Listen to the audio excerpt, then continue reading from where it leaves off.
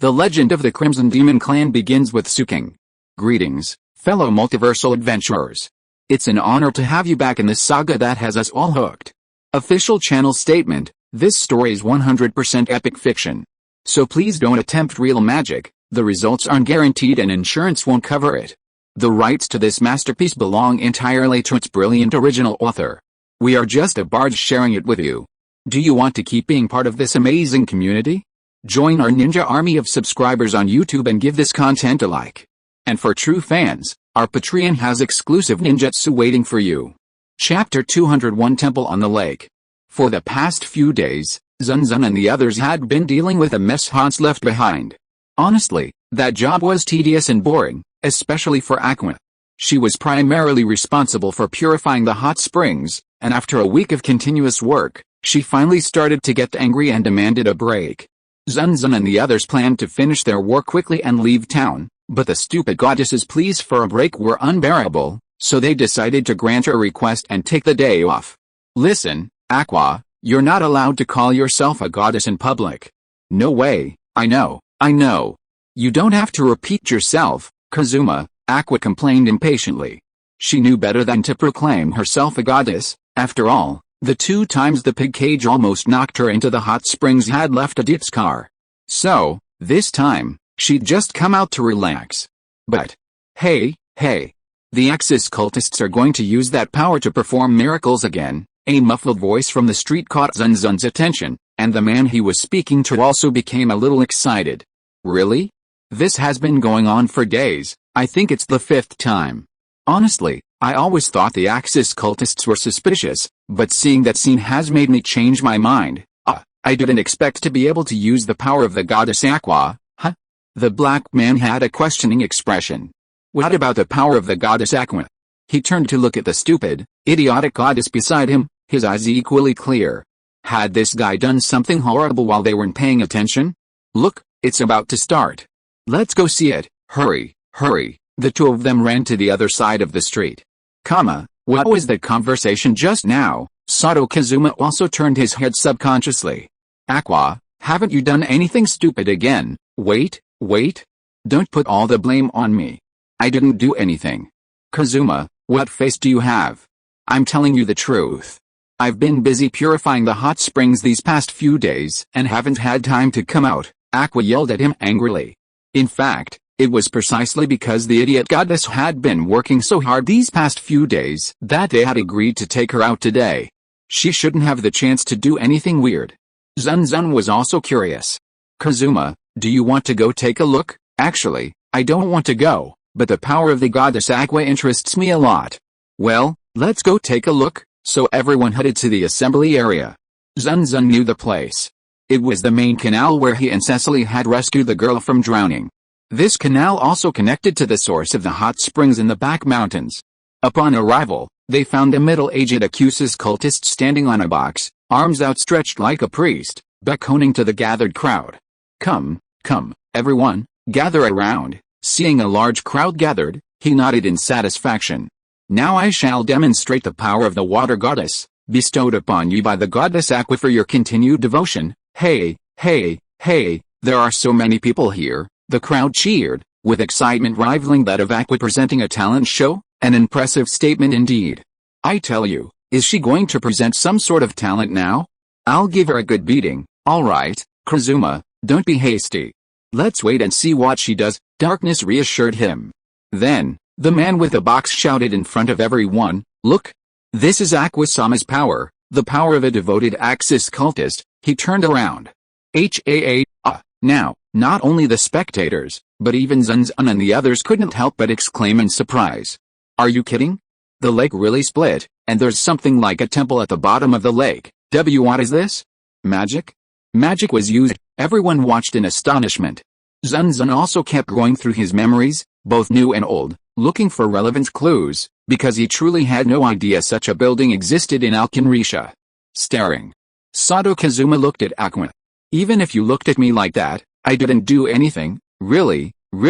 For once, he believed her. Sato Kazuma looked at the Crimson Demon fortune teller beside him, who was also surprised and deep in thought.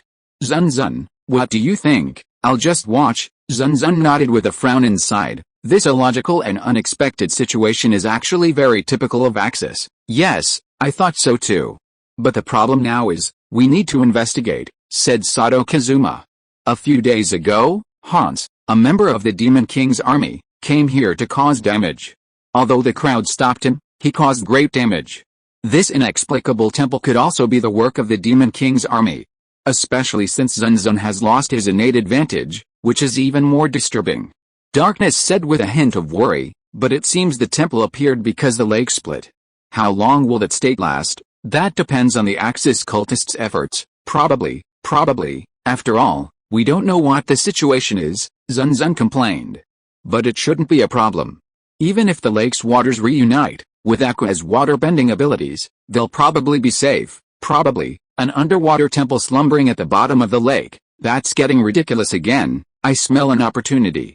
I have a feeling something's waiting for me inside that temple. Megumin, you don't know how to make flags. The team seemed to plan to explore. Zun Zun grabbed the idiot goddess's arm and reassured her. Hey, Aqua. Let me ask you again, is it really none of your business, the lake water splitting? I don't know anything, but if it had nothing to do with Aqua, how could an Axis cultist have split the lake? Didn't he say so himself? He awakened its power thanks to his devout faith in me. How proud, Aqua said triumphantly. I felt like punching her. Is she serious? It's because of her excessive devotion that so many weird things have happened. If they could tone it down a bit, the Axis cult's reputation would improve a lot. And most importantly, Zun Zun doesn't remember anything like that happening. It's completely absurd no matter how you look at it. Just as Zun Zun was about to scold her, two female Axis cult members whispered behind them. Is that guy acting on the streets again? Seems so. The lake splits automatically at a certain time, and he insists it's his own power. If that attracts followers, all well and good. But what's the point? Who knows? I heard that a while back, the Demon King's army attacked, and someone summoned water to redirect the flow, causing the lake to split at this time every day and reunite at sunset. Of course, I don't know the details, but wouldn't it be fine if we used it? Yes, we have to do our best to persuade followers. The two of them walked away. Everyone's gazes unconsciously fell on the stiff and stupid goddess. Hey, Aqua, what's wrong, Kazuma-san? Let's go. We have to explore. We don't have time to fool around here. Wait a minute. Did you hear what the believer said just now? I didn't hear anything. Aqua, afraid of being blamed, quickly covered her ears, pretending not to hear anything, and turned to run towards the lake temple. This girl, was she the one who had caused all this mess? They reached the bottom of the lake. The others, fearing danger, hesitated to approach. Of course, the members of the Axis cult didn't allow anyone to get close either. If it weren't for the Crimson Demons and the heroes who saved the city, they probably wouldn't have been allowed to approach. Stepping on the stone slab slightly softened by the soaking, they arrived at the temple gate. Then let's go in. What is it, Megumin? Aren't you going ahead? No, I was just going to go in. What is this? There seems to be a barrier. Megumin, eager to venture in first, suddenly stopped. Her hands floundered in the air, unable to move forward, as if groping for a wall of air. Barrier, leave it to me. Zun Zun took a small device out of his pocket. Damn. Barrier breaker. This was the second one Zun Zun had made. He had sold the previous one to Eris. It was so useful that he always kept it on hand. After manipulating the barrier for a while, with a dry crack, the barrier was completely destroyed. Okay, let's go. X and the group's adventurous spirit burned brightly. Chapter 202 The Law of Conservation of Smiles. Wow. Isn't it beautiful? It's the real temple of Alkenrisha, Aqua exclaimed. After breaking through the barrier, they arrived inside the temple. It wasn't as neglected as one might imagine. Although moss and weeds grew in the corners, and lake water dripped down the walls, the interior, as Aqua had said, was truly beautiful. Perhaps even the less mentally resourceful Axis cultists had no problem with aesthetics. The blessing of the water goddess, Zun Zun looked around.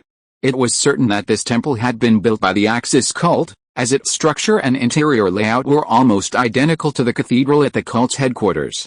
No, to be more precise, the cathedral and this temple were identical. Suddenly, his arm was hugged, and a warm, gentle caress followed. Wow, what's wrong, Yunyun? Water dripped on my head. Careful. This is not a place for leisure. Megumin offered this sermon as she calmly carried on out. Sato Kazuma also sighed, looking around. Come to think of it, this temple has sunk to the bottom of the lake.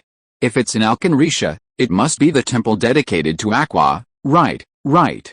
Look, my statue is enshrined there as well. Ah. Wait, why is my statue so tattered? Aqua pointed in the direction of a statue. It was about 5 meters tall.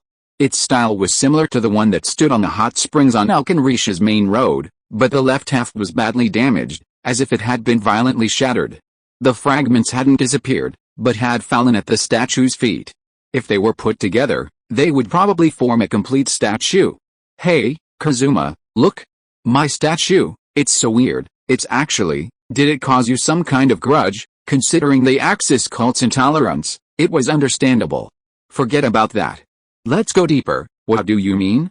You're saying it's okay if my beauty is ruined. Okay, what's wrong, eh? The space inside was vast, with numerous paths stretching out. However, most of them were flooded and inaccessible, so they could only follow the steps over the water.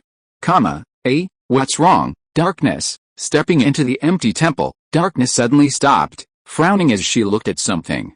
No, I feel something moving in the darkness. Is it a monster? Kazuma, be careful. Really? There's no trace of it anywhere. Just as Sato Kazuma, completely caught off guard and looking suspiciously, a dark shadow sprang up with lightning speed, enveloping his head completely. What's this? It's a squid. The squid has wrapped itself around Kazuma's head. It was a huge, turquoise-blue squid. 2 powerful tentacles caught Sato Kazuma's head, and the rest of its tentacles continued to wrap around him, their powerful suction cups deforming his head. Sato Kazuma continued to pull at the squid, letting out muffled cries of anger. What a big squid! And it's so slippery. Damn, it's wrapped around my face and I can't get it off. No matter how hard he pulled, the huge squid wouldn't come off, making it difficult for him to breathe. Leave it to me. Darkness hurried forward, saying, okay, Kazuma, bend over. It's stuck in the suction cups. Pull slowly. It hurts, Sato Kazuma cried in pain. The perverted female knight's grip was incredibly strong, but even with that, she couldn't get the squid loose. Even she was desperate. Can't you take it off like this? It's so frustrating. Didn't I tell you to pull slowly? You're using so much force that I'm almost bald. Perhaps dissatisfied with Sato Kazuma's shouts, Darkness puffed out her lips and pulled again, making him grit his teeth and cry out in pain, but she was helpless. Aqua suddenly covered her mouth with her hands and chuckled. PFFT. Getting tangled up with a squid is outrageous. It's because of your carelessness that you got attacked. Serves you right. You should pay more attention to your surroundings in the labyrinth, huh? Before she could react, a squid fell from the ceiling and tangled itself around her head. PFFT, the smile didn't fade, it merely changed.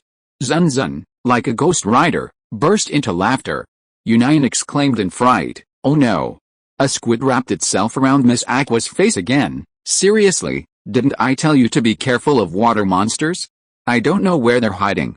I have to be careful. Megumin, as a veteran adventurer, lectured the idiot goddess Aqua, who had gotten carried away. Aqua fled back and forth like a headless chicken, her fangs bared. It was likely that she hadn't taken Megumin's words to heart.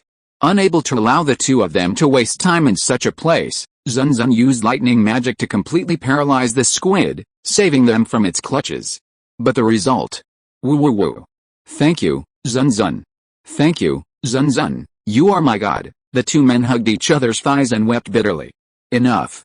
They could leave these two idiots there. After that, Aqua kept clamoring to return, but didn't make a move, probably because this was her temple. Sato Kazuma didn't order them to leave, but activated his enemy detection and clairvoyance abilities, diligently acting as a scout. After a while, they were finally able to move. Onward. They arrived at the next room. What is this? It looks like an altar. There's a hole in the base. It could be a trap. Best not to touch it. It doesn't look like anything will fly out. Is there something I can plug in? Megumin looked at the hole in the base of the altar, thinking it might be a trap. Darkness suddenly understood. So that's how it works. If we find something that can be inserted, we'll come back here to take a look. Well, let's explore other places first, Zun Zun said. Everyone started looking around. Perhaps the original Axis cultists knew that the temple would sink to the bottom of the lake, or perhaps the Axis cult of that time was simply impoverished, but they found nothing in the rooms they passed through, not even a trace of information. It felt completely empty. Until one room. Within this flooded room, a path led to the next. As the others hurried toward the next room, Zun Zun, walking behind, caught a bright reflection out of the corner of his eye. Hey, that's it. Kazuma, wait a moment, huh? What's wrong, Zun Zun? Hey. Where are you going? Under Sato Kazuma's bewildered and confused gaze, Zun Zun dove into the water. I found something good. Wait a moment, he said, and swam to the bottom. You dove in without hesitation. Hey, are you okay? Sato Kazuma was a little worried. Everything there was unfamiliar. What if there were monsters? With a bunch of idiots like them, there was no guarantee they could be of much help. Just as he was getting nervous, Yunyun pointed underwater and said, "Ah, you're back, how fast?" Sato Kazuma was stunned. Zun Zun emerged from the water, touched his wet hair, and held something in his right hand. Ha, is Zun Zun alright? You jumped in so suddenly that you scared me. Sorry for scaring you. He grabbed Sato Kazuma's hand and climbed up the edge of the passageway. Megumin offered him her cloak. Do you mind? No, the water's clean. It's so cool when I dive in. Perhaps thanks to Aqua's constant purification of the hot springs, Alkenrisha's water is now incredibly clean, never bothersome. That doesn't matter. Zun Zun held out the item in his hand. Look. There's something glittering in the water. I was wondering what it could be. Is this a ceremonial dagger? Everyone was a little surprised. The dagger in Zun Zun's hand was about 30 centimeters long, silvery white with intricate and mysterious carvings. A turquoise gem adorned the hilt, blade, and tip. The overall appearance was remarkably ornate, like a work of art. Weapons like these are usually decorative. Using it in combat would be downright suicidal. Wow, how beautiful. I think it's probably part of the temple. It's a little dirty, but it should be wiped clean. Zun Zun smiled. Aqua exclaimed in admiration, it's amazing you noticed it. I don't think most people would notice anything in the water. I just happened to see it. Zun Zun waved his hand. Compared to that, weren't we talking about this dagger just now? Ah, it's the altar, X, and everyone reacted. If you are listening to this novel on a channel other than Fanfic World, it means it was downloaded and re-uploaded without effort. We warmly invite you to visit our channel, Fanfic World. There you will find the original version of this story and many other novels of various genres. We look forward to seeing you dive into a world of incredible novels. Chapter 203 Swimsuit Back in the room with the altar. This sword should be the mechanism inserted here, right? Well, let's try it. Anyway, why are you all so far away from me? Zun Zun looked at his companions at the door. They were leaning their upper bodies inward and their lower bodies outward, acting as if they were ready to escape at the slightest risk. It was a little irritating. This is so we can escape quickly if something unexpected happens. You really said that out loud. Aqua seemed to have little self-control, and her stupid retort was a little hurtful. But it was darkness. Zun Zun. How about I take your place? If there's any danger, I can defend myself for a while. Encountering danger in the dungeon, being abandoned by my companions, and finally drowning in the lake. Ha. Thank you for your kindness, but no thank you. Darkness seemed to be eager for that to happen. Zun Zun would never give her the chance to get her way. Frustrated by his companion's retreat, he didn't hesitate. He immediately plunged his silver dagger into the lower hole of the altar and instinctively twisted it to the right. With a click, the sound of the mechanism activating reached his ears, faint but unmistakable. This was followed by a huge jolt.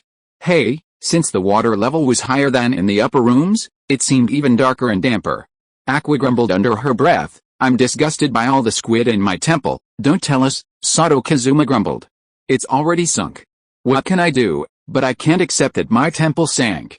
Thanks to this, it's filled with slimy monsters, frogs, squid, all sorts of creatures. Ugh, it's become a den of slimy monsters. What's going on? He stepped back in disgust. Zun Zun was curious too. Why would such a magnificent temple sink? But considering it was those Axis cult members, perhaps they provoked some powerful figure and sank it in a fit of rage. Yes, it's quite possible. Zun Zun. Come here. Oh, I think I found something, Megumin called from a distance. His companions were gathered there, and he hurried over. They thought they'd found some useful clue, perhaps treasure, a magic item, or something, but no, they'd merely discovered a room. What is this? This large room is filled with water, blocked by debris. And there seems to be nowhere to go. This must be the end, no way out, Sato Kazuma sighed softly. They had thought that exploring the hidden map would net them a fortune, like in the anime or novels, but now it looked like they were going to return empty-handed. So, you want to explore, what? You seem so reluctant. You want to go in and explore, Zun Zun's words startled Sato Kazuma. He didn't say anything, but he was clearly interested. Aqua smiled slightly and said, in that case, the things I brought are perfect. What are they? When I decided to go to Alkenrisha, I thought it might be useful, so I brought everyone's things. Aqua, as if by magic, took out several pieces of clothing.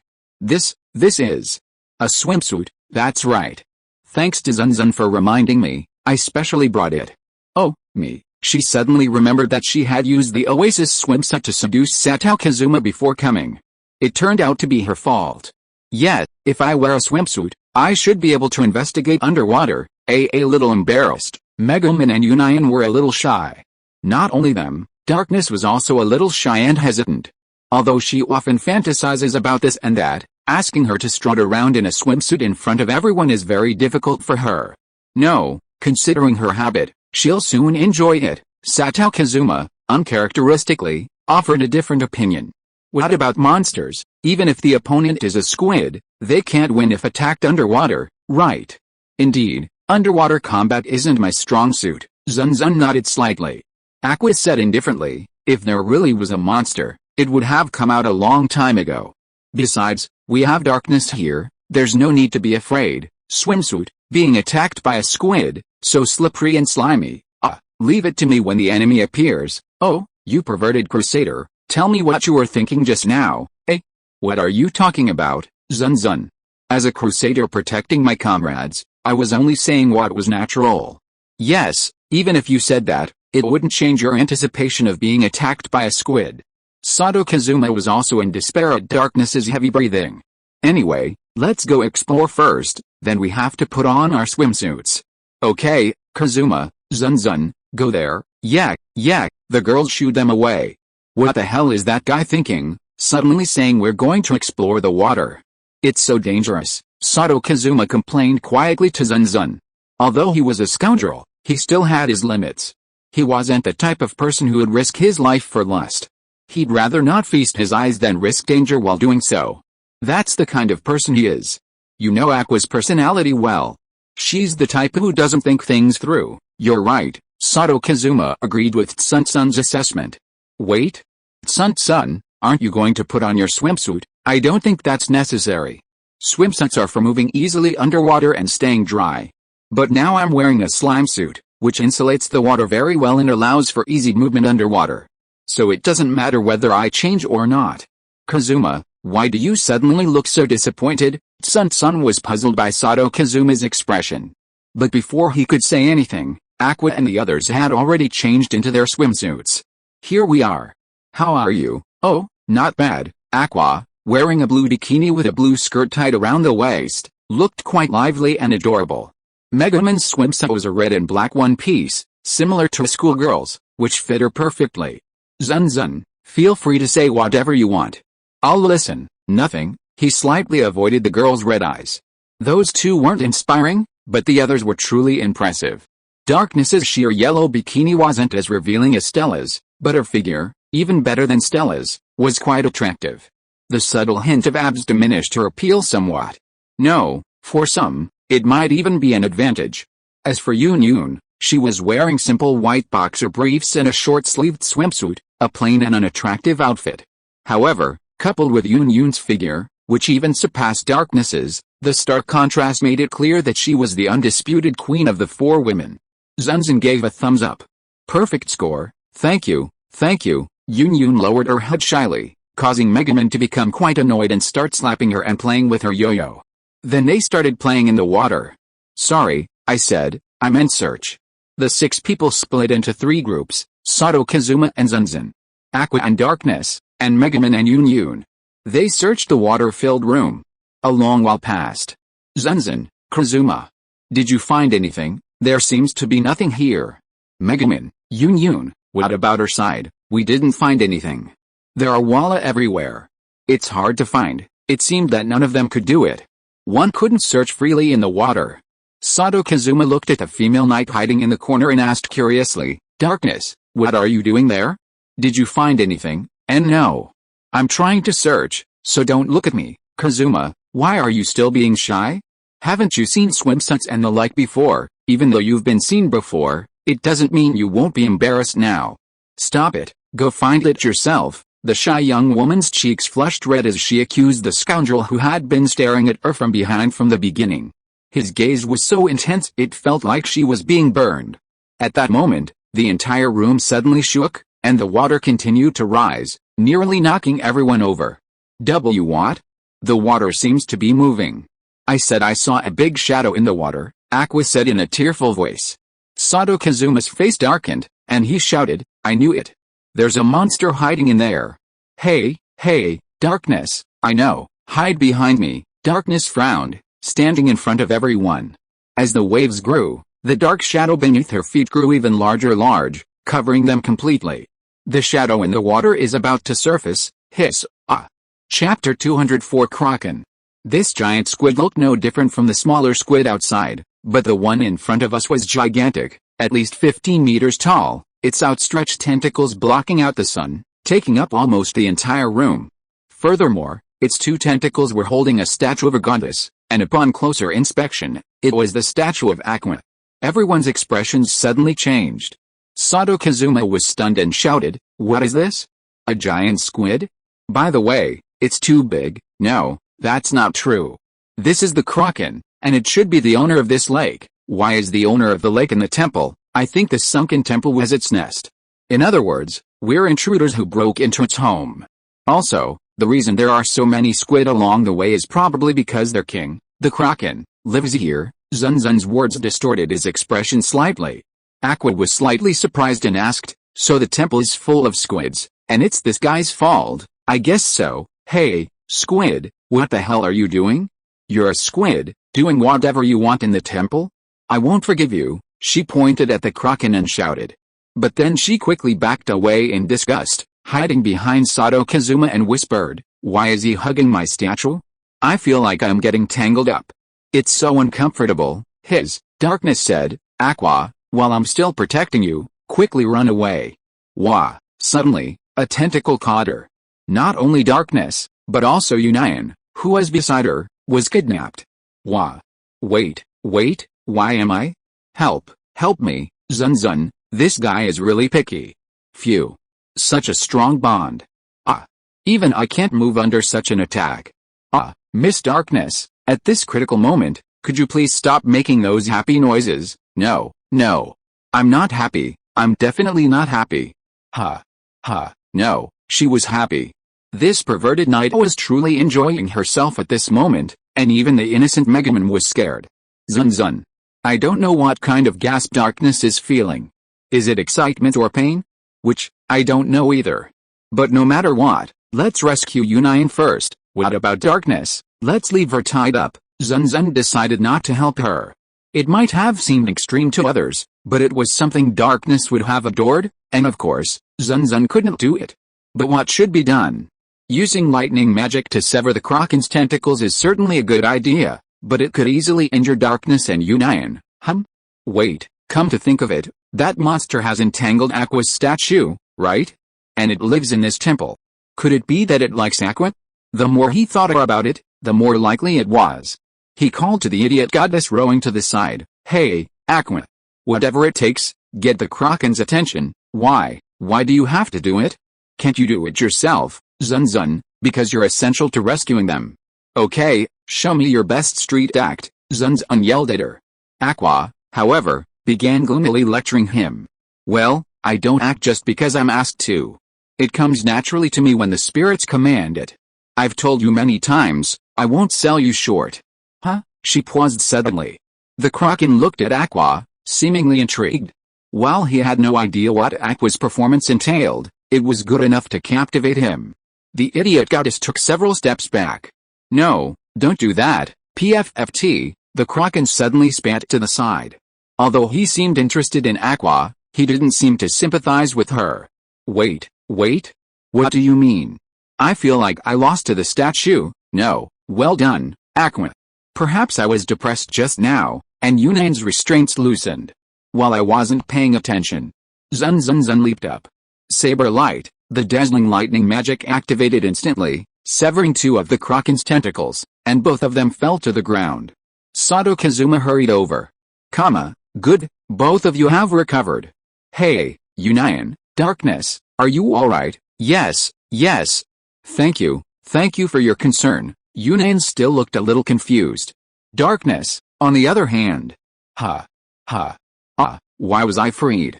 I was tied up so tightly, it seemed she was still very dissatisfied with the bondage game just now. I saved you, and you still feel bad about it? Sato Kazuma scolded her, then said to the others, alright, let's head out already, I get it. Okay, Aqua, hurry up too, then why is a stone statue better? A mere squid, Aqua was dragged away with a look of indignation. The group fled the temple, avoiding the raging Kraken, only to stop a long way away. We've finally escaped. What do we do now? Let's go. There's no need to confront it head-on. That's the Kraken's lair, so there's probably nothing worth exploring. Sato Kazuma was starting to give in. He was usually the first to flee in case of danger. Expecting him to fight a powerful enemy for no reason was pure wishful thinking. But then Aqua started again. I don't want it. This is my temple, why should it be occupied by a mere squid? Do I still have the dignity of a goddess? Hey, at this point, do you still have the dignity of a goddess? Why? The stupid goddess, outwitted by Sato Kazuma, screamed and struggled with her, while Megumin also seemed reluctant to leave. I don't accept retreating like this either. It'll look like I had to escape. Also, that Kraken guy just bullied Yunyun, and I have to get revenge. Megumin, Yunyun looked at her excitedly. Darkness, a little worried, asked, are you trying to defeat that Kraken? The Kraken is incredibly powerful. With our current strength, I'm not sure we can defeat it. Darkness is right, Zun Zun nodded. It's unrealistic for us to defeat the Kraken now, especially in the water where it's most adept. After all, my magic can't be used underwater. Lightning is water's nemesis because water is a conductor. But if you were also a conductor, you wouldn't be able to use magic. This is common sense. We have to find a way to weaken the Kraken. Water. How about just getting rid of the water? Sato Kazuma pondered. Hey, Aqua, can you summon the water in the room? Of course you can, but the Kraken in the room will be summoned as well. With more water outside, it's obviously better to defeat it there. His point made so much sense that I was speechless. Then let's try another approach. Zun Zun, do you have any good ideas? Think about it carefully. If the water in the room is caused by debris, if we can remove the debris, the water will drain immediately. That way, the now aggressive Kraken will probably become more docile. Get rid of the water if there's water. That makes sense. Zun Zun's idea seemed to be shared by the entire team. Darkness nodded and said, to do that, we need to clear the debris from the flooded room. Okay. Let's begin the flood protection operation, Sato Kazuma shouted. Although they said they were clearing the debris, they didn't actually need to remove it piece by piece. They just needed to move the debris at the door and drain the water from the room. That's it. Darkness, Zun Zun, I'll leave it in your hands. No problem, leave it to me. The two approached either side of the massive rubble. Yunyun quickly warned, everyone, step back a bit. The water's going to suddenly burst forth. Following his advice, Aqua and the others moved a considerable distance away.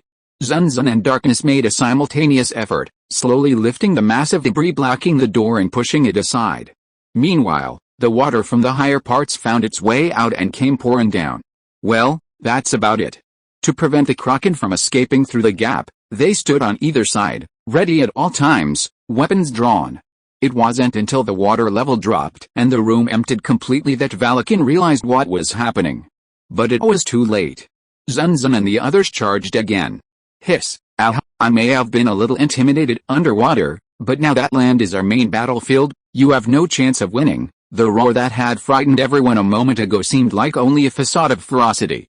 Alright, everyone, a meter-long lightning bolt shot out from Valakin's hand. Zun Zun, Sato Kazuma, Darkness, and the others drew their weapons, staring at him menacingly. Let's attack side by side. Oh, they all shouted, Rushing forward. Chapter 205, Traveling Through Time Again. Did you do it? Did you do it? Yunyun gasped, her magic drain running out. Yes, Zun Zun nodded, staring at the lifeless giant kraken.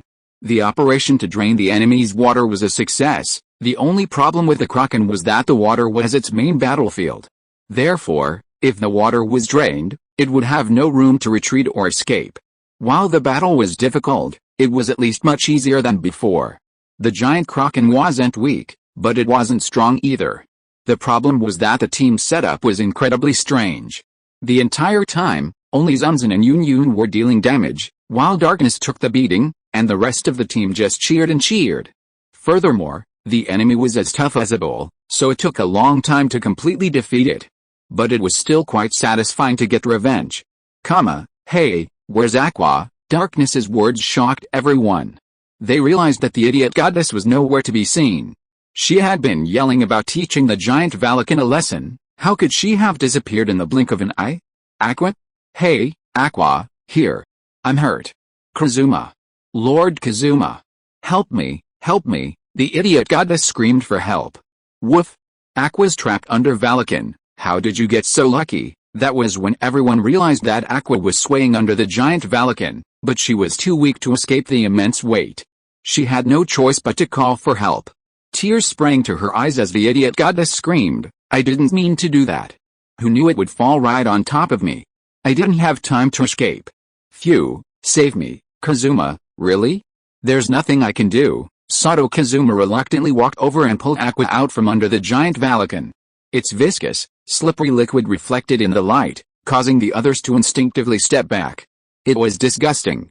Aqua wiped her tears and gasped, really? Why does this always happen to me? I've had enough, huh? At that moment, she realized she was holding something. It was a hexagonal crystal, about the size of her palm. It looked perfectly regular, bright blue and transparent, like glass. The faint light filtering through the temple floor reflected a beautiful glow. The others noticed it too. Sato Kazuma was slightly taken aback and asked, Aqua, what's in your hand? What is this? It looks so familiar. I feel like I've seen it before somewhere. Where is it? Aqua stared at the hexagonal crystal in her hand, deep in thought. This was the temple dedicated to her. If there was something there, she would surely know about it. However, Zun Zun doubted that with his brain full of water, he would be able to extract anything useful. The only thing he knew for sure was that the palm-sized hexagonal crystal contained a considerable amount of magical power. A true treasure. Aqua, let me see. Alright, Zun Zun examined it for a moment, only to discover that it contained a great amount of magical power and that its magical attribute was water, much like the highest level material, the water magic stone. He knew nothing else. He looked up and saw everyone staring at him. What? I was wondering if you've discovered something, Zun Zun, shouldn't you ask Aqua about this? This is her shrine, that's true, but, Sato Kazuma looked at Aqua beside him, and her eyes, appropriately, had a clear and foolish expression. Me? I don't know anything, that's just the way it is, Zun Zun pursed his lips. He had completely lost hope in the idiot goddess. He was also an idiot to have harbored hopes for it. So he shared his speculations with him. Water magic stone? What's it for? It's a rare material for high-level magic tools. Some complex, sophisticated, and large magic tools are prone to being overloaded by the red temperature and even exploding during use. The water magic stone can release large amounts of water. It can be used for cooling, like a refrigeration device. Correct, 100 points. Sato Kazuma was indeed quick-witted. But none of that mattered. As a master of non-magical items, he didn't care about rare materials. What he cared about was, how much can this sell for? This size is very rare. At least 10 million eris, and there might even be a shortage. 10 million, and everyone cried out subconsciously.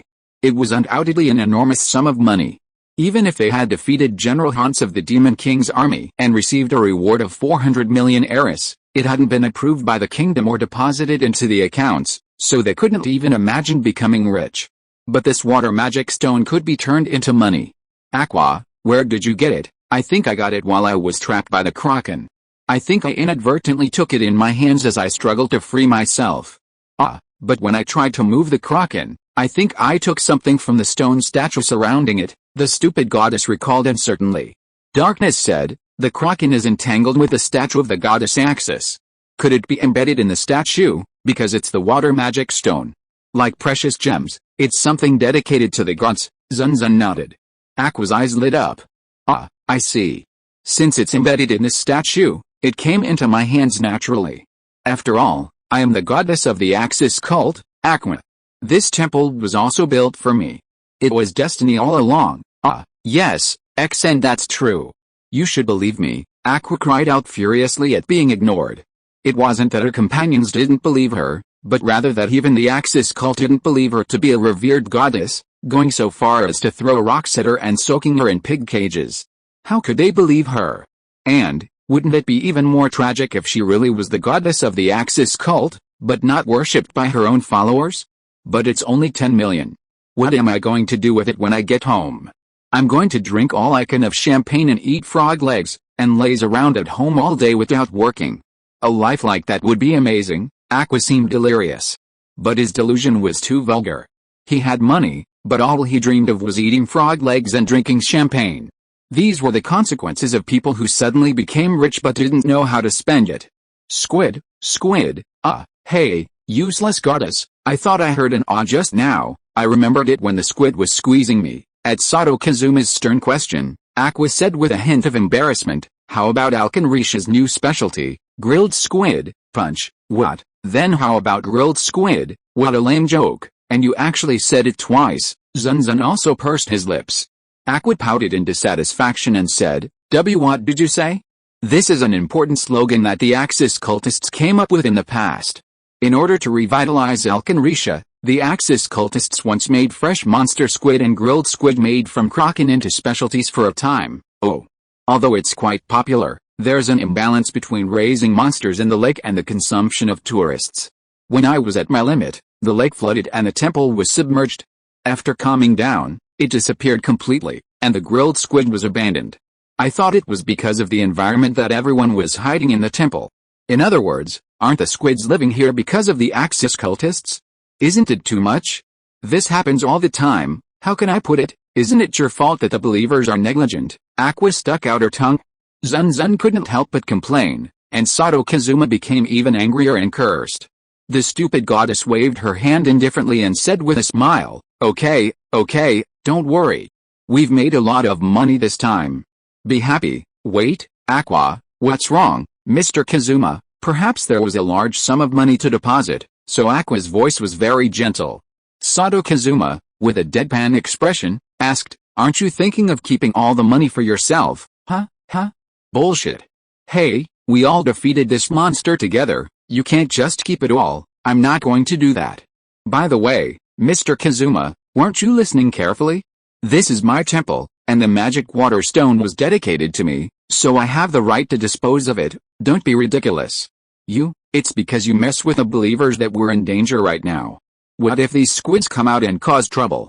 So only we can take the water magic stone as a reward after finishing them off. That's too much. The two started arguing again, and eventually took the fight to Zun Zun, who asked for his opinion. It doesn't matter what happens in this matter. After all, there's the bounty on the Demon King's general. It's only 10 million heiress. Yes, I forgot. Suddenly, they became indifferent again. I don't understand what these two are thinking, but they are the ones who have been arguing the whole time. Darkness, Megumin, and Yunyun were waiting impatiently at the door. The sun was about to set, and if they didn't come out, they would be trapped in the lake, so they asked them to leave quickly. And just then, the hexagonal crystal in Zun Zun's hand suddenly burst into brilliant blue light, spreading outwards and completely covering him like a little blue man. X2 Sato Kazuma and Aqua stared at the shining Zun Zun in stunned silence. What's wrong, Mr. Kazuma? I'm Cher again, and you ask me? I don't know. Anyway, isn't this the jewel they offered you? Don't you remember it? Me neither. Aqua was completely scared. She was already clueless, and the more panicked she felt at a time like this, the more confused she became. Sato Kazuma shouted at the little blue man, Zun Zun, hurry up and let go of that water stone. No, I can't let go of it. Zun Zun had wanted to throw the water stone as soon as he felt something was wrong, but a magical channel had formed between the stone in his hand and the orb on his forehead, connecting it to his body and preventing him from doing so. Hey, Aqua, Kazuma. What's wrong with Zun Zun? We don't know either. Darkness and Zun Zun's two childhood friends, noticing something was wrong, rushed over to ask, but they could only wait anxiously beside Aqua and Sato Kazuma, who were equally clueless. Suddenly, a black vortex appeared behind Zun Zun, and before anyone could react, he was sucked into it. And then the vortex closed completely. Everyone looked bewildered. Megumin cried out even more excitedly, Zun Zun, but he was nowhere to be seen, and the mystical feeling had completely vanished, as if it had never happened. What do we do, Kazuma-san? I don't know. Sato Kazuma's mind was also agitated. He had some intelligence, but it wasn't much, and he had no idea what was going on. Zun Zun might still be somewhere in this temple. Let's hurry and find him. No, Megumin, we're running out of time. Darkness signaled for everyone to look outside the temple. The sun was setting. Although the lakebed hadn't yet submerged, the waves on either side were already unstable. It was clear they didn't have time to linger. But Zun Zun, I know, Megumin. Yunyun stared at her friend in disbelief, unable to believe she would say such a thing. We can't leave our comrades in danger, can we? Besides, I don't think anything will happen to Zun Zun. I trust him. Megumin's face was firm. Her voice was gentle, but her faith was undeniable. Yunyun was silent for a moment, then nodded reluctantly. Aqua said cheerfully, it's okay. You two, don't worry too much. Even if something happens to Zun Zun, I can save him, idiot. Sato Kazuma smacked her upside the head, earning a glare from the idiot goddess. It was understandable that she was trying to reassure them, but her words were completely out of context. However, as Aqua had said, even if Zun Zun died, he could be resurrected countless times. This had already been proven with Sato Kazuma, so Megumin and Yunyun's worried expressions softened somewhat. Elsewhere, Zun Zun, in his Ultraman Tiga guise, appeared on a busy, bustling street. The street was lined with carriages pulled by humans, orcs, and even giant lizard-like monsters. It was clearly a bustling urban area. But it wasn't the familiar Alkan Risha or Axel. He stood up, bewildered, and looked around. What the hell is this? Is this still Mahuru? Chapter 206 starting from scratch. The dragon-loving kingdom of Lugnica. This kingdom is so named because it signed an alliance with the dragon Pokenica 400 years ago and is still under its protection.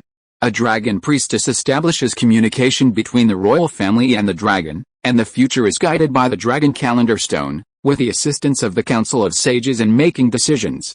But now, all known members of the royal family have passed away due to illness, and the council of sages has begun to temporarily assume governing duties. According to the guidance of the dragon calendar stone, a new dragon priestess and king must be selected from among 5 candidates to sign a new alliance with a dragon. At this time, the 5th candidate has yet to appear, and the king's selection ceremony has yet to begin. Guest? That, guest. Sorry, uncle, the one who called out was the green-haired, 3-scarred fruit stand owner, known as the Save Point. It was just a casual glance, but upon seeing him, Zun Zun had an uncertain idea and walked over to ask. Sure enough. Is he from Re-Zero, a customer? No problem. What's more, thank you, uncle, for helping me learn about this realm. This is your reward. Casting aside his anxiety, Zun Zun tossed a gold coin. Uncle clumsily took it, saying with some apprehension, Guest, it's too much? You just gave me money, and everyone knows it. I didn't. It's okay, take it. He was given the Suqing coin, which shouldn't circulate in this world, but because it was gold, it only depreciated to a certain extent. Unable to refuse the generous offer, he took the bag of apples the boss gave him and took his leave. Despite his ferocious face, was he actually a surprisingly kind person? It didn't matter.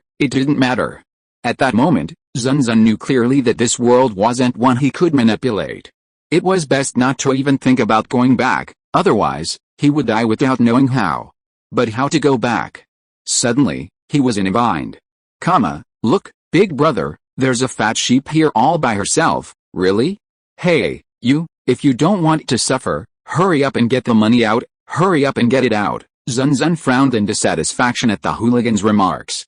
Only then did he realize that he had been so absorbed in his thoughts that he had wandered into a dark, secluded alley alone, leaving them with the opportunity to commit a crime.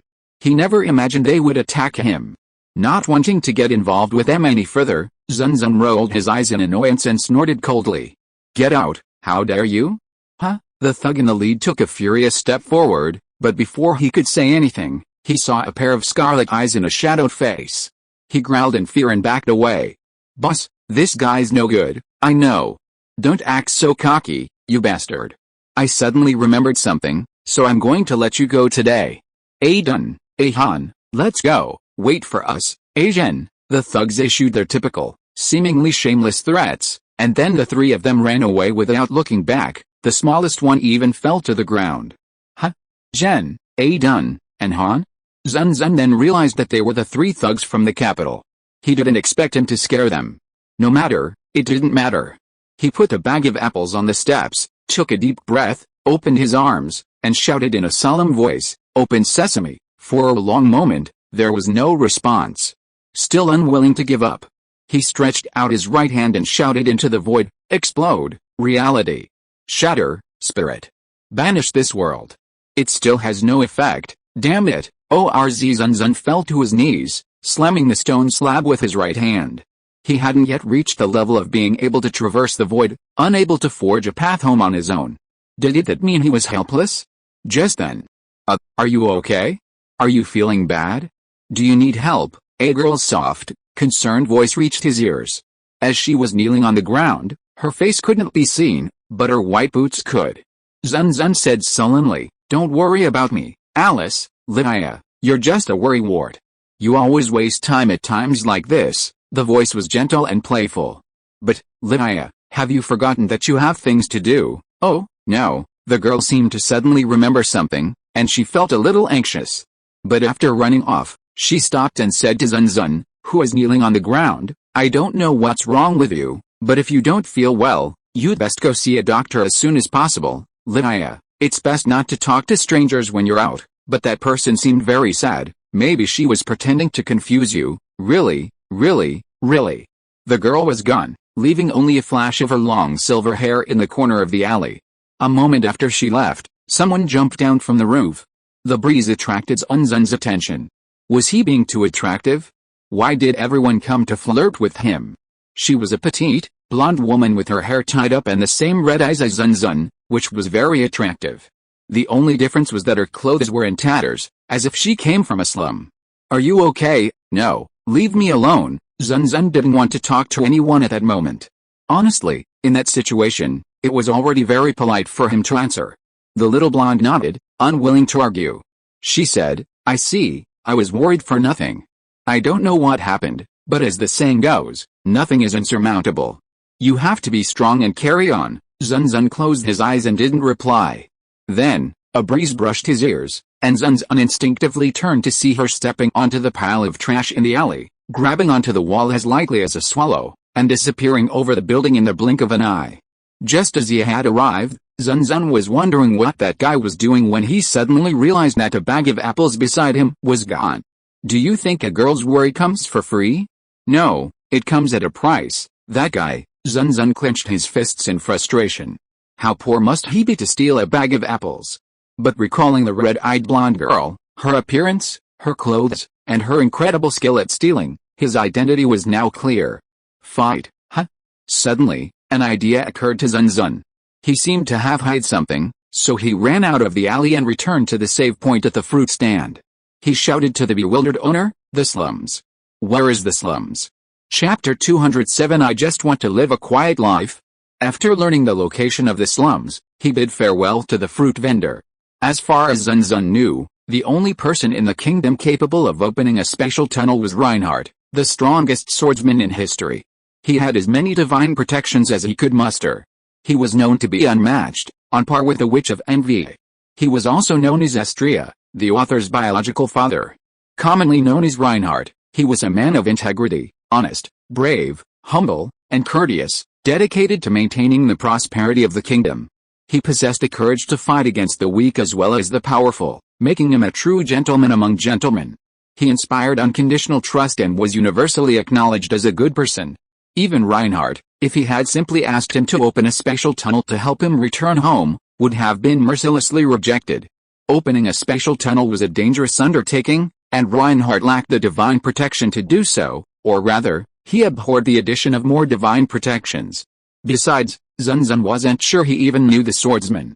However, there is a way to meet Reinhardt and ask him to open the dimensional tunnel. It's doing him a favor. He is the almighty sword saint, capable of accomplishing anything on his own. So what constitutes a favor? Exactly. It's Ferret. The blonde, red-eyed girl is the royal orphan he has so long sought, the fifth dragon priestess. She holds the key to the sword saint's family's participation in the royal selection and the restoration of royal rule. And if nothing unexpected happens, Ferret is about to meet her end. She has been commissioned by the gut hunter, Elsa, to steal the dragon emblem from Emilia. Upon completing the task, she will be killed.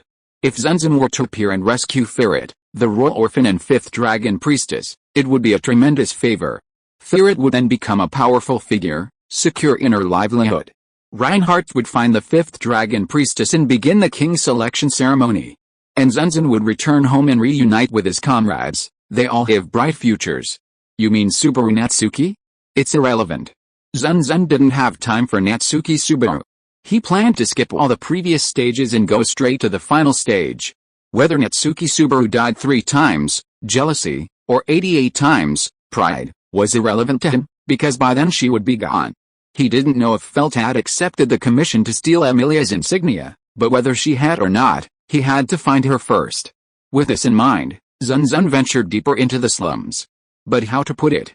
Zun Zun felt the gazes of everyone around him, but none of them were friendly, not even vaguely hostile and malicious. It was a little strange. Zun Zun hadn't killed his horses or done anything wrong, so wasn't it strange to be rejected? But at least these people were keeping relatively restrained and didn't seem to be planning to attack him. After wandering deeper into the slums for a while, Zun Zun quickly realized that he had no idea where Ferret lived or where the supposed vault of stolen goods was. He couldn't search like a headless chicken, that would take forever. So, resolutely, he approached a middle-aged man sitting under a ruined wall. He was wearing ragged, coarse clothes and was staring at him with an equally hostile gaze. "Uncle, can I ask you something?" The middle-aged man didn't speak, he simply stared at him silently, making no secret of his hostility. "Uncle, why are you wandering around here in such nice clothes?" "You're a bogey man," he said coldly and without compassion. So that was why. No wonder they looked at him with such hostility. He hadn't expected the slums to have their own exclusionary streak. Perhaps they thought Zun Zun was the son of nobility, or something like that, which was why he was so repulsive. The middle-aged man looked at the young Zun Zun and pursed his lips. "You'd better leave here quickly. You didn't even bring a guard. No, you should have ignored the guards and slipped away. People like you aren't welcome here. Besides, it's very dangerous." He spoke his last words in a low voice. It was clear he meant well in warning her, but because of their situation and the hostility, he spoke with reluctance. Zun Zun smiled. "Thank you for your concern, uncle. But I want to find Ferret. I wonder if you know where she lives, Ferret." "Ah, I see." After a brief pause, Uncle Zun Zun's lips curved slightly. It wasn't mockery or malice, but rather deep gloating. "You must have come because she stole something, right? But unfortunately, I won't reveal the information about my compatriots." "What do you mean by that?" A gold coin appeared in his arms. "Nothing, I just believe anything is possible, but even so, I hope you can be flexible on that matter, uncle." Zun Zun tossed another gold coin. "In the slums, we survive by supporting each other. Ferret is also family to us. How could we easily share this information with outsiders?" Although Uncle Zun refused righteously, his expectant gaze kept falling on Zun Zun's hand. "Are you also a layman who gives money?" He tossed another gold coin. "Continue forward, turn left at the 3rd intersection, and head up the mountain. The shop halfway up the mountain is Ferret's home. The stolen goods warehouse is on the other side. That's Rom's territory, and she has a close relationship with Ferret. If you want to upset her, think twice." Before she could ask, Uncle spilled the beans, even revealing the location of the stolen goods warehouse, something she hadn't asked about.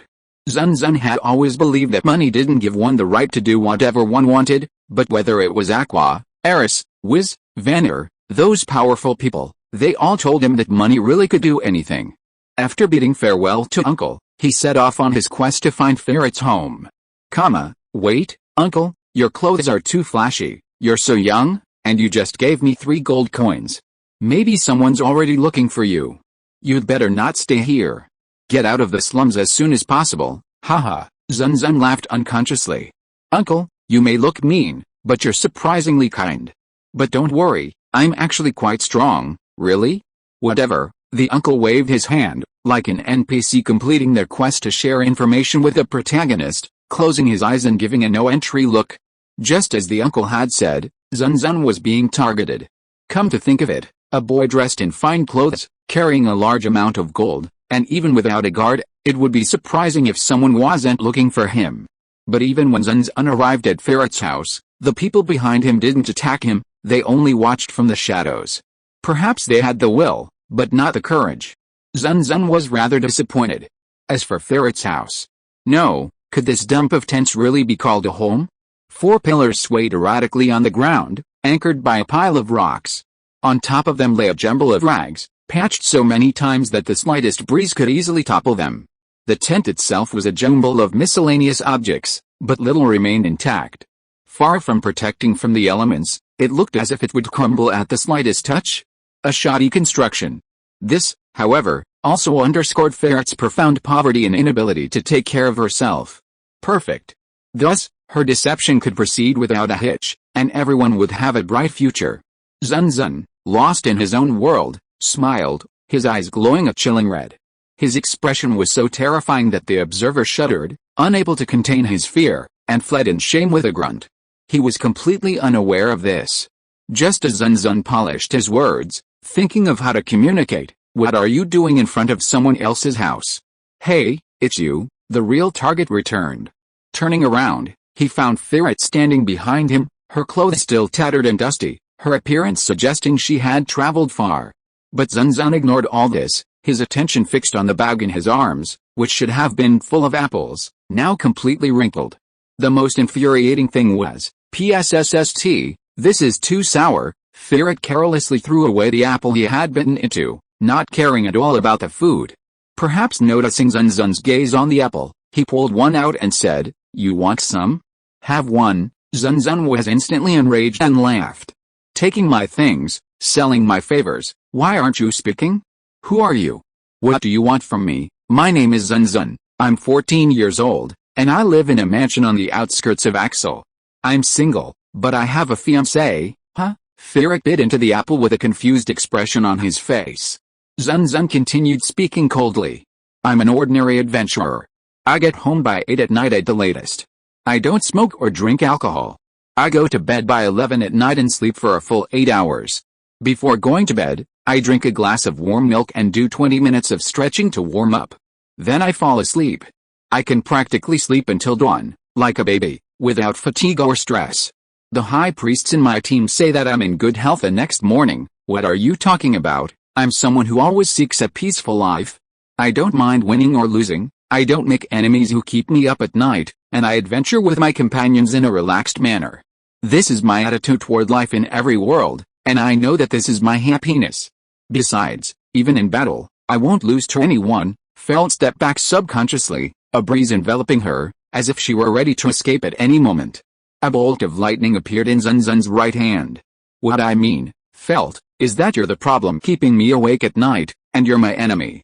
I must catch you before you escape so I can sleep peacefully tonight." Chapter 208 The Death Star shines above. Deal with the rats, use poison. Deal with the white whales, use hooks. Deal with our noble dragons, go eat shit. This series of insipid questions and answers made one sigh at the brilliance of whoever had invented that singular code word. "We're here, come in." Felt raised her pretty face to Zun Zun's with a hint of pride. At her signal, Zun Zun squeezed through the narrow gap and entered the room. In short, it was dirty and messy. The room had no windows, or rather, they were deliberately sealed shut. The walls were covered with equipment and props, and the corners were cluttered with miscellaneous objects. Add to that a tall, black, ragged, and fawning old man standing in the gloom, and it could easily be called a demon's lair. Here, in front of Zun Zun was a glass of water, milk. In short, it was clear but strangely cloudy.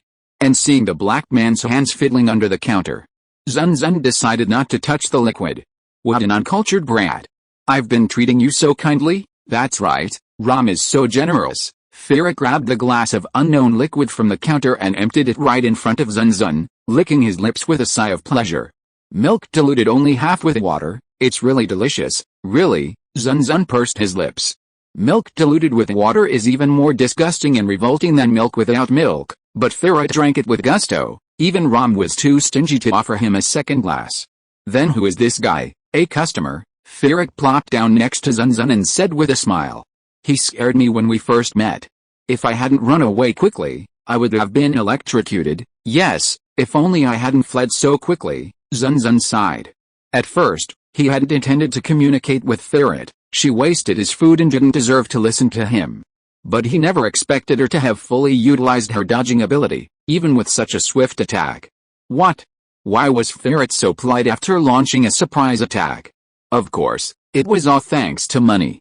After paying 5 large gold coins, equivalent to 500,000 eris, as an apology, Ferret generously forgave Zun Zun.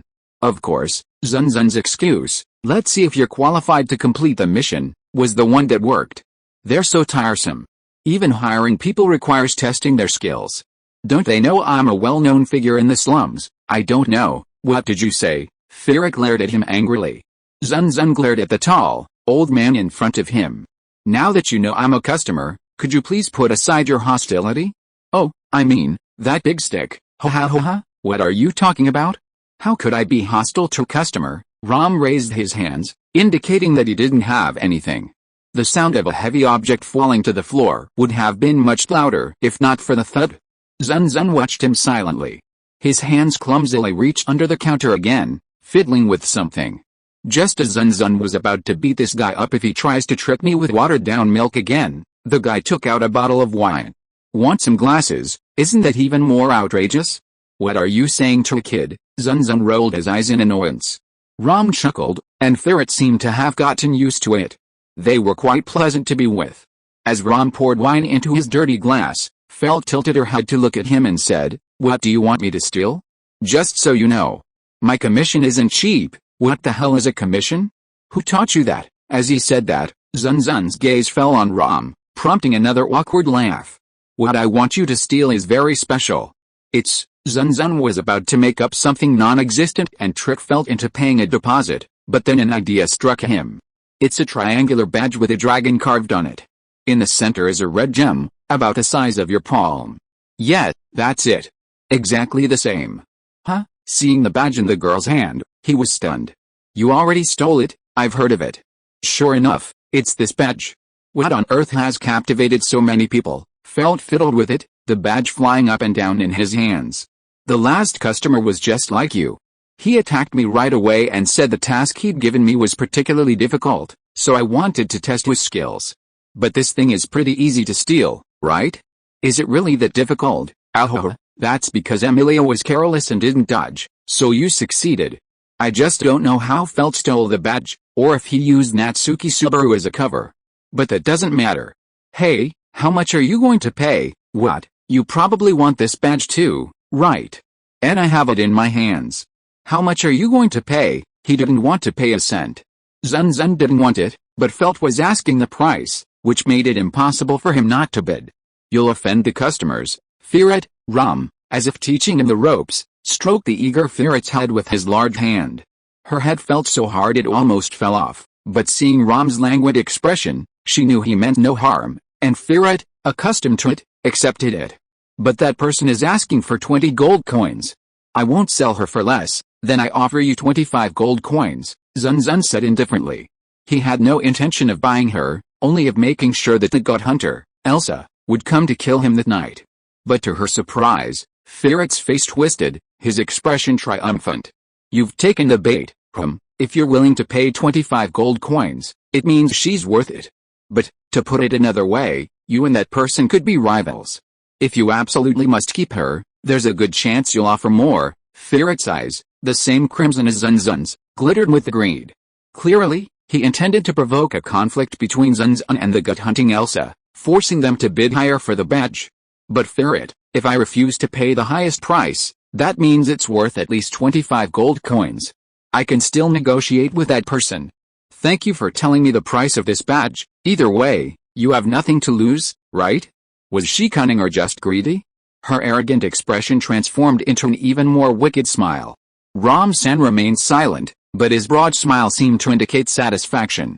There was something of an act in their interaction.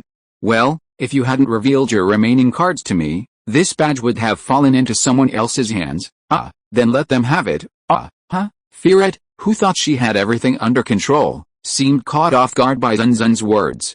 She looked at Zun Zun with a blank stare, then at Ram-san. What's wrong? I'll just back out. It's not essential to me. And like you said, it's fine to haggle with that person, right? That's right, Felt pursed her lips. If she haggled with that person, she would be the one who would end up being the target of hostility, whereas if Zun Zun haggled with that person, he would be the one who would end up being the target of hostility. There was a big difference between the two. What's wrong? Deals often fall apart because the price doesn't meet the expectations of both parties. Just give the badge to the other party. I hope you'll offer a high price. But a word of warning, greed leads to death. Your Death Star is shining. Well, I'm taking my leave. Zun Zun stood up and prepared to leave. Of course, he wasn't really leaving.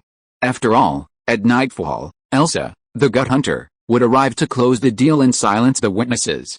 He just needed to step in to save them, scare Elsa away, and enjoy the benefits of saving her life. Wait, Felt appeared in the doorway like the wind, blocking Zun Zun's path. What do you mean? I can't let you go now. Our deal fell through, but that doesn't mean you knew what I'd do with the plaque. So I won't let you go. Don't worry, I won't hurt you. Wait patiently until our deal is finalized, and I'll let you go when it's all over. Zun Zun laughed angrily.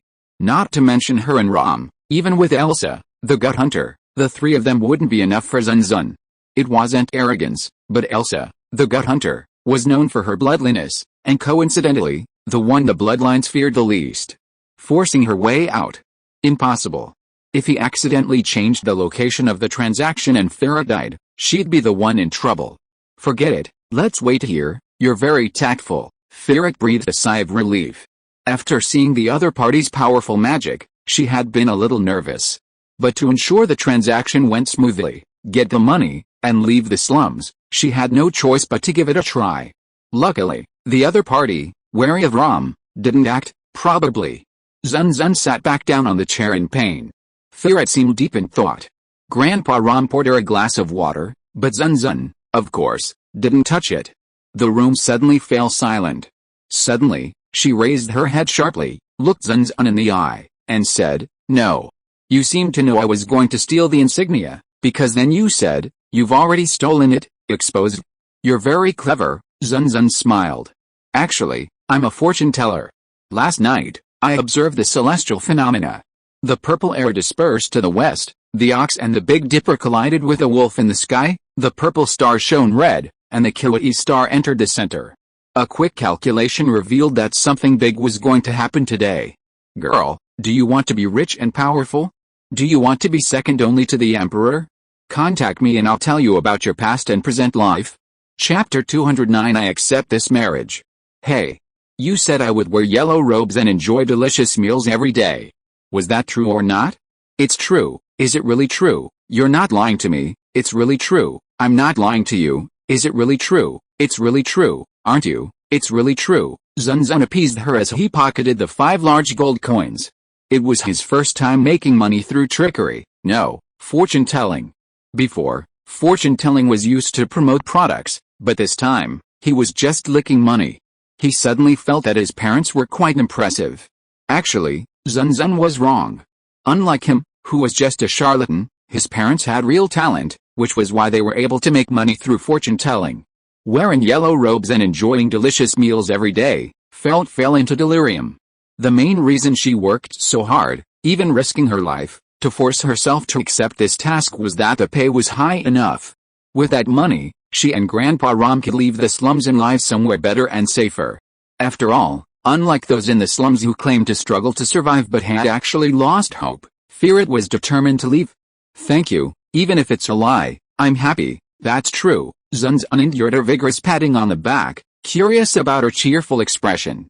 This little girl, so obsessed with money, would actually pay for a fortune-telling. Was she a master of deception or just looking for psychological comfort? Ferret narrowed her eyes and abruptly changed the subject. Come to think of it, you said you could tell everything, right? So you know who my parents are, of course. But, Zun Zun rubbed it with 3 fingers, and Ferret was stunned for a moment. What for? This is a different price, you. Ferret bared her fangs, ready to pounce on Zun Zun and fight to the death. But perhaps knowing that she couldn't defeat him, or perhaps a deal was imminent, her expression changed, and she finally held back. How much? 20 gold coins. Why don't you rob someone? What are you talking about? How can you make money faster by robbing? Zun Zun's serious expression infuriated Ferudo, but she felt powerless. She slapped her head, looking very annoyed. What a bad decision. I got carried away. I actually gave my money to a liar like you. Damn it, how could I have been so naive? This is probably the same as buying PCs. The poorer you are, the more you want to get rich quickly, but in the end, you lose everything. What is it like? Zun Zun was in a good mood after seeing her suffer a setback. Don't you want to know your origins? For a mere 20 gold coins? Oh, I forgot. You're just a slum thief. You don't have that much money. But, oh my. For some reason, there's a badge here worth 20 gold coins. If you give it to someone, you might receive an unexpected response. I don't want it. After a long silence, Felt suddenly raised her head and glared at Zun Zun furiously, clenching the badge tightly. Zun Zun raised an eyebrow. Oh, you're beating around the bush, so you must want this badge, but I won't let you. And I've learned from talking with you that this badge is actually quite important. It's worth more than 20 gold coins. So I must bid high and get at least 20 gold coins. It seems Felt shows money after all. How strange. I thought she'd be more interested in learning about her parents and her past. Did the slums teach her to strive for the possible rather than the uncertain? Then I'll ask you to tell my fortune for 20 gold coins. Huh? Hey, you just said you could tell my fortune for 20 gold coins. Are you going back on your word? PFFT. Haha, haha. She'd just scolded herself for handing over the money, and now she was willing to take a chance and ask for 20 gold coins to tell him about her past. It was really funny. But it also indirectly showed that she still cared. Ferret, perhaps realizing she'd gone too far, looked embarrassed at the laughing Zun Zun and threatened, after the deal is made, I'll ask you to tell my fortune for 20 gold coins, but if the fortune-telling fails, don't blame me for being rude. Another raucous laugh greeted her. Ram San didn't interrupt. He continued drinking, starting with a pretentious sip from a dirty glass, then pouring it freely into his mouth, his brown face flushing red. Ferret said she drunk too much, but ignored her. Compared to this, Ferret fiddled with the badge in her hand, her red eyes fixed on Zun Zun. What exactly is this badge? Why do they want it? They're not on the side of the client or the person whose property was stolen, and yet they want it. I mean, what's their purpose in wanting the badge? Purpose? Purpose. Zun Zun had no purpose. He didn't need the badge in the first place, so if he had to cite one. To give it to you, for me, Ferret pointed to herself, and Zun Zun nodded. After all, this badge was the only proof of her identity as the Dragon Priestess. If Zun Zun dragged Ferret before Reinhardt and told him she was the Dragon Priestess, she would probably be suspected or even dismissed as a troublemaker. But with a badge, it was different. Making it shine was enough to prove that Ferret was the Dragon Priestess, the 5th candidate for the king's election. A badge worth 20 gold coins, for me, yes. After reconfirming, Felt and Ram exchanged a glance and... Is it a proposal, Lolita? Huh? Zun Zun was stunned. He had no idea how they had come to that conclusion, jumping faster than the stupid goddess Aqua. Wait, why did you jump to that conclusion? Right. This badge is worth 20 gold coins, a treasure. At least I don't have anything of that value among my stolen goods, and you say you're going to give me a badge worth that much, even buying it and giving it to me. You're going to all this trouble, there's definitely something more to it, X2 said in unison. Zun Zun gasped unconsciously. The whole process was wrong, so why was the answer correct? Let's be clear, I have a fiancé. And? Ferret, who taught you the term lolicon? It's about a middle-aged man who falls in love with a girl older than him, and I'm only 14, I'm not a lolicon, Zun Zun yelled at the two of them. Ram, stroking his beard, pondered, 14, about Ferret's age? Well, I accept this marriage, Ram, ha ha ha ha, just kidding, he laughed shamelessly. But this guy doesn't seem to be lying, Ram, don't be fooled. This has to be a joke, right? You're spending a fortune buying it for me and then giving it to me? What nonsense. Better tell me you're buying this badge to return it to its owner. That was unnecessary. Whether it was Emilia or Natsuki Subaru, to Zun Zun, who had already reached the first stage, waiting for the arrival of the boss, fear it was far more important than either of them. If you're going to lie, make it sound good. Even if you seem serious, I won't be fooled. If not, it's true. They won't fool me. Fight, said hoarsely, as if waving goodbye.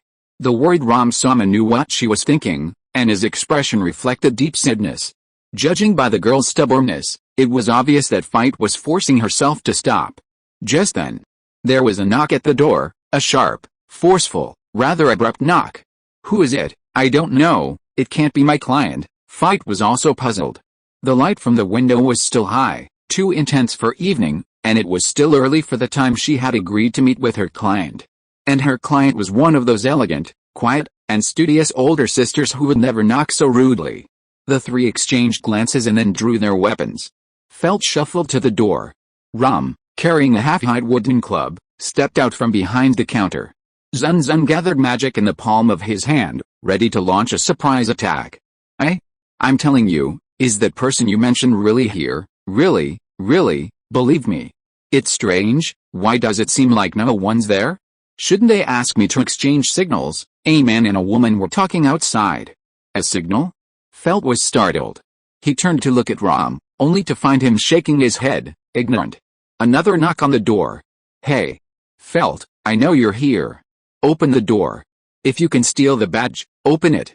Open it. Open it. Open it. The slam shook the dust. That guy's arm strength was incredible. Ram motioned for Felt to back up a bit, then put his massive hand on the doorknob and, as if irritated by the noise, yanked the door open, shouting at the top of his lungs. Stop it, kid. This loud knocking at night is killing me. Do you have any sense of public morals? At night. I don't think it's night yet, and your voice is much louder than mine. Ram-san. The man who spoke was startled, but quickly relaxed, speaking as if he knew Ram-san very well. Felt looked at him, then at Ram-san. I don't know him, came the reply. If you are listening to this novel on a channel other than Fanfic World, it means it was downloaded and re-uploaded without effort. We warmly invite you to visit our channel, Fanfic World. There you will find the original version of this story and many other novels of various genres. We look forward to seeing you dive into a world of incredible novels. Chapter 210: A Gathering of Storms. I'm glad to see you here.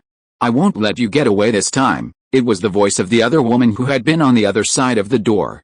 She felt strangely familiar. Long silver hair, a long white dress, soft features that were both beautiful and childlike. Her violet blue eyes, full of intelligence, stared fixedly at Ferret. This person was none other than Emilia, one of the candidates for the royal election, whose badge Ferret had stolen. Ferret's expression was irritated, her lips twisted in anger. You are such a dependent woman. It's time to give up. I'm sorry, but I won't give up. Be honest, and I won't do anything to you. The girl's voice was icy cold. With a perfectly natural movement, she blocked the black-haired, black-eyed, tracksuit-clad man who was following her. Blocking the door, she reached out toward the retreating Ferret. A faint cracking sound echoed in the air, and as numerous icicles formed, the temperature of the room dropped with his icy voice. I only have one request. Return the plaque. It's a very important item. 6 icicles floated in the air. The tips were blunt, their sharp spikes not meant to hurt anyone, but if they impacted, they would undoubtedly inflict a blow more severe than a stone. The 3 people in the room were targets. You? Emilia was momentarily surprised to see Zun Zun sitting calmly at the counter, but a flash of disappointment soon crossed her eyes. As expected, Parker was right. Are you in cahoots with him? That was a disgusting insult. Ferret's eye swirled, malice growing in her heart. She shouted at him in a panic, "It's over, boss. The owner is here. What do we do? What the hell?" Zun Zun quickly waved his hands, saying, "No, I was forced. I'm a good person, boss. You're too cruel, even though you're trying to involve me in this. Ferret, it seems you've forgotten something. You don't seem to know who I am. If you know my name, tell me." Ferret gulped. Suddenly, she realized that after all this time, she still didn't know the man's name. Instead, her and Ram's information had been exposed, even the color of his underwear was known. Emilia's face filled with confusion. Aren't they in the same group? It's irrelevant, she said this with firm resolve. But she seemed to believe Zun Zun was deceiving her, so she remained somewhat skeptical and didn't move the icicles that were pointed at Zun Zun. Since they're not on the same group, as long as they don't do anything treacherous, I won't attack them. Zun Zun raised his hands in greeting, indicating that he was harmless. Ferret gritted his teeth. Rams, don't move. Not only did you bring trouble, but you brought troublesome people with you. And you're so cruel. Didn't you just propose to Ferret, huh? X3 shot a sharp glare at Zun Zun. I didn't do it. Don't talk nonsense. Despite her desperate denials, Emilia's gaze remained unconvinced, as if saying she would say something like that just to save her life. However, Emilia was more concerned about her badge than the relationship between Zun Zun and Felt. Okay, give it back. Hey, Master Ram, stop arguing. Master Ram was clutching a massive wooden club half the height of a man, and his towering figure made him look quite intimidating. However, her expression and movement seemed lost and perplexed, her clenched hands opening and closing repeatedly. Haven't you given up yet? If I were just a magician, I wouldn't give up either, but this opponent is formidable, she warned Felt provocatively. Master Ram narrowed his gray eyes and stared at Emilia. He looked at the silver-haired girl, holding her gaze with intense wariness and astonishment, and asked with a trembling mouth, Miss, are you an elf? True, half-elf. I'm only half-elf. Emilia's touching confession of her tragic fate made Natsuki Subaru frown. Felt's reaction was particularly intense, pacing as she backed away. Half-elf, and silver hair? Could it be? It's just a coincidence. I'm the one who's worried. Natsuki Subaru didn't understand, but he sensed Emilia's reluctance. However, with a tense situation, he could only suppress his inner turmoil. No, it seemed unnecessary. He realized that Zun Zun, also removed from the battlefield, like an outsider, had snuck in during the three-way confrontation. Hey, I don't think I saw you before. Why do you sound like you're good friends with everyone here except me? Zun Zun looked at Natsuki Subaru, who came over to talk to him without distancing herself. She didn't seem arrogant. Although he didn't mind, he was honestly a little disappointed. I do know them. Did you say something? It's okay. It's okay. Natsuki Subaru laughed heartily, even patting Zun Zun on the shoulder, like a good brother. Enough. Just as Zun Zun was wondering what this guy was up to, he suddenly approached me with a gossipy look. By the way, did you really propose to Ferret? That wild girl, how is that possible? Zun Zun rolled his eyes. How could she believe it so easily? Anyone with a discerning eye would realize that he had just said that, deliberately to confuse Emilia.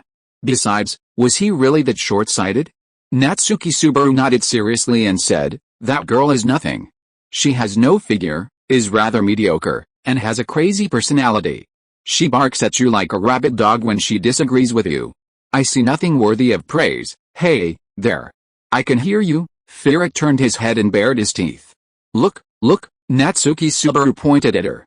If Emilia hadn't kept throwing her icicles at him, the irritable Ferret would undoubtedly have come over to give him a taste of his own medicine. Oh, I forgot to introduce myself. Perhaps noticing Zun Zun's strange gaze, Natsuki Subaru quickly adopted a very strange pose, right index finger pointing to the sky, left fist clenched, arm bent toward the ground, lower body tilted to the right, and buttocks slightly raised. I am Natsuki Subaru. As you can see, I am an ordinary person seen everywhere. Thank you for your guidance. After saying this, he bared his white teeth. This strange introduction would probably leave people speechless, and they might even wonder if this guy had a mental problem. But Zun Zun stood up and threw away his cloak.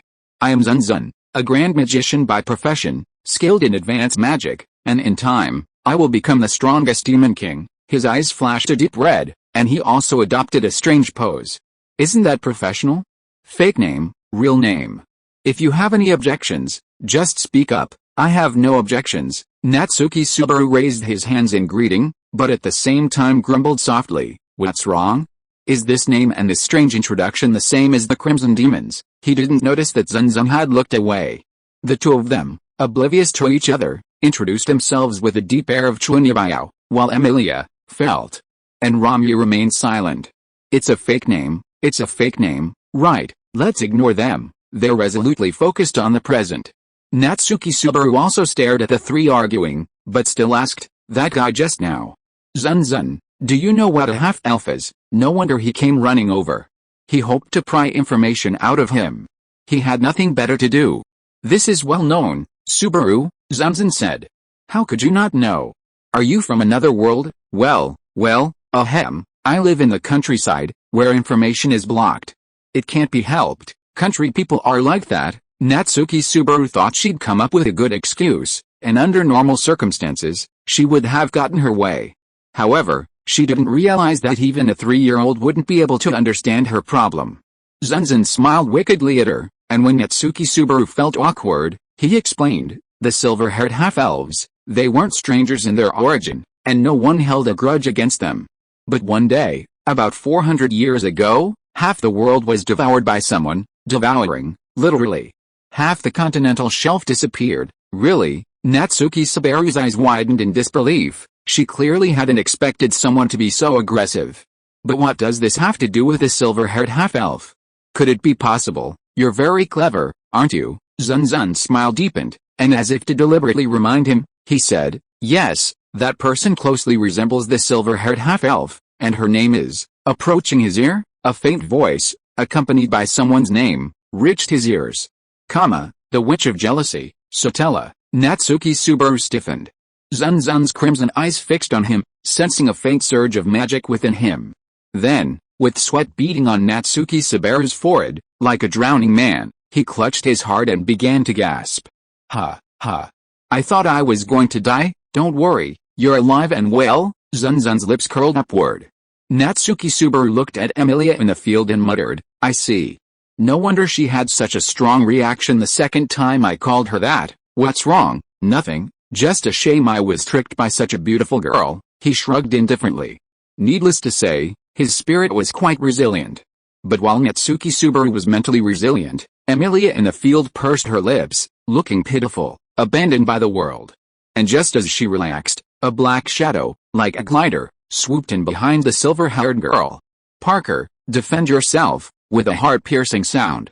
Before Natsuki Subaru could finish her words, a brilliant flash of lightning beside her, seeming to pierce through space, crossed the distance and blocked the cunning, strange, and insidious scimitar. Chapter 211 Sex is a bone scraper. A crisp sound. Not the sound of steel cutting bone, but rather the clash of steel against steel, making one's eardrums vibrate. No one expected it to be Zun Zun who blocked the attack. Not only Natsuki Subaru and Emilia, but even the attacker flinched slightly and gave a menacing smile. After missing her target, the attacker immediately distanced herself and approached the door of the stolen goods vault. Although Zun Zun and the others might have thought she was preparing to flee, her rising killing intent actually conveyed a message that no one present could escape. So close. Just a little bit. Thank you. A small gray animal floated in Emilia's silver hair, its pink snout moving slightly as it uttered words of relief and gratitude, though it also seemed prepared. Wow, how terrifying. I didn't expect it to run so far in an instant, Natsuki Subaru exclaimed. It may be a world of swords and sorcery, but jumping that far in the blink of an eye is even more impressive than an elite athlete. She would definitely win the Olympics with ease. It's incredible. Jumping that far in the blink of an eye is even more impressive than an elite athlete. She would definitely win the Olympics with ease. Yes, he had said it. But Zun Zun ignored Natsuki Subaru's antics. Instead, he focused on the battle at hand, staring intently at the good hunter, Elsa, who was also watching him. Her black hair fell to her waist, braided like a ponytail, radiating a glowing aura. She possessed clear, crystal clear skin. A serene beauty with a serene face and hooded eyes. Though slender, she had curves where they should be. Simply standing there, she exuded a mature and charming aura unmatched by any of the other women present. She was a true beauty.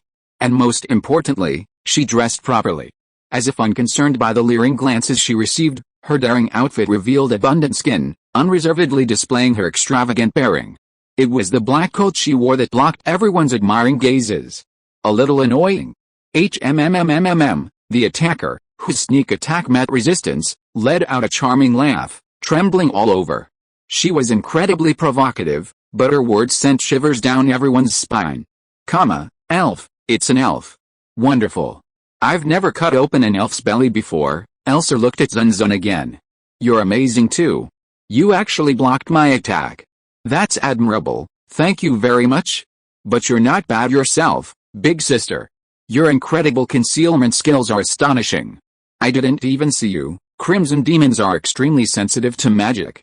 Magic tools and those possessing magical powers are easily detected.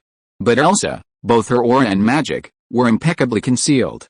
As expected of an exceptional assassin, she possessed a gift. The sudden arrival of this visitor put both Mitsuki Subaru and Emilia on alert, but it was others who reacted to Elsa before this. Hey, what do you want? Felt pointed at her, lashing out in anger. Pulling the badge from her chest, she shouted, your job is supposed to buy this from me, right? You're actually planning to turn this place into a sea of blood. Are you mistaken? Buying stolen badges is my job, but bringing the owner here is out of the question. So I've decided to change my plan. Kill everyone here and then retrieve the badge from the sea of blood. Elsa smiled. The killing intent in it made Felt gasp. Elsa looked at her fear with love, a motherly smile in her eyes, but her eyes were cold.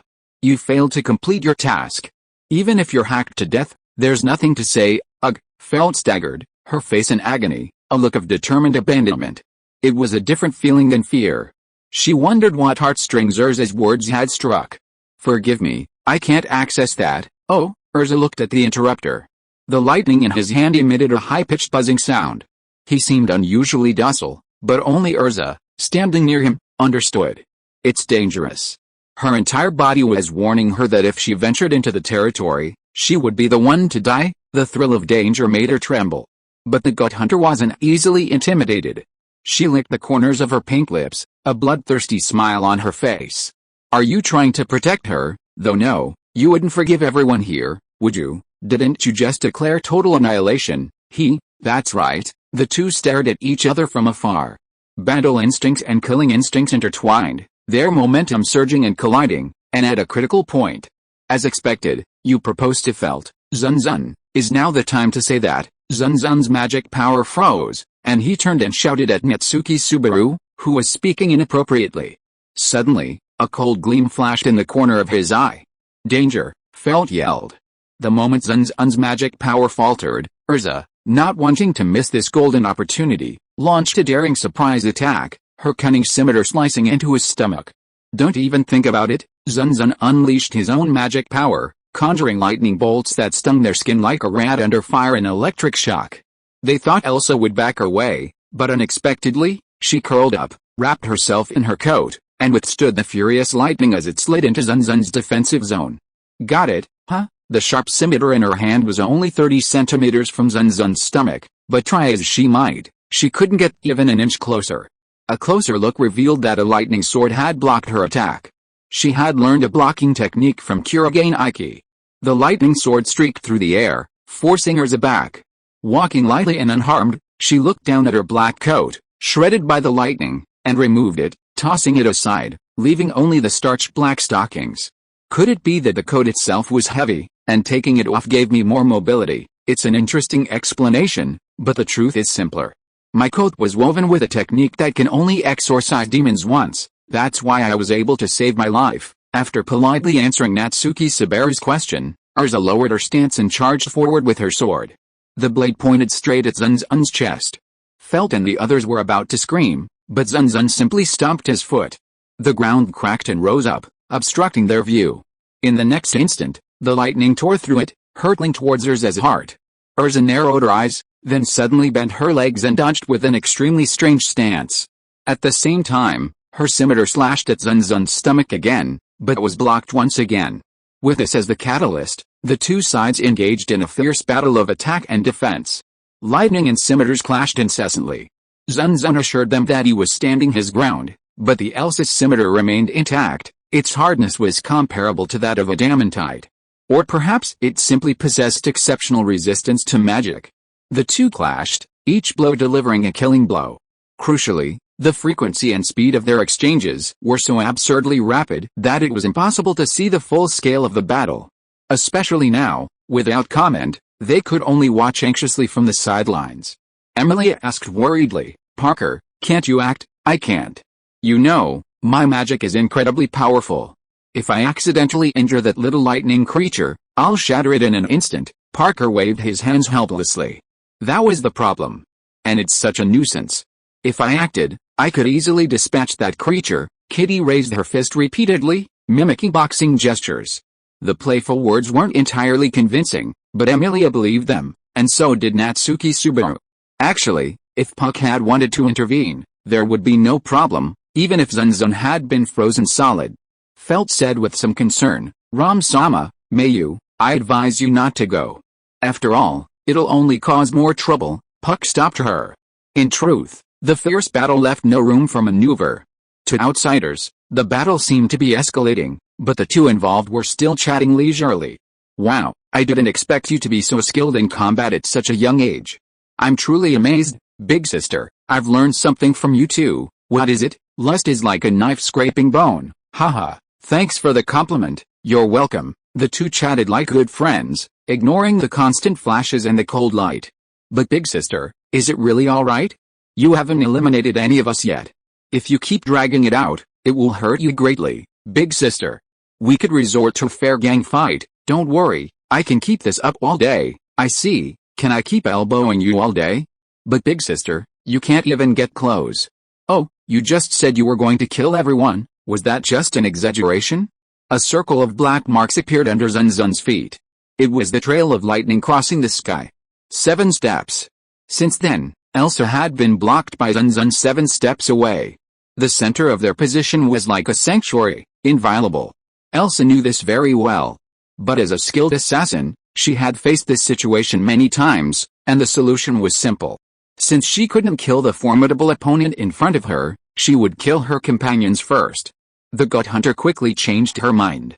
After another failed sneak attack, she stepped onto the eaves of the building, taking advantage of the recoil from Zun Zun's block to leap up powerfully and pounce on the defenseless ferret and the others behind her. No. She must not be harmed. A bolt of lightning from behind, like a ferocious beast, pounced on Elsa's back. Seeing that her surprise attack was failing, the gut hunter brandished her scimitar in the air, aiming straight for a ferret's slender waist. Chapter 212 This is too hard to kill.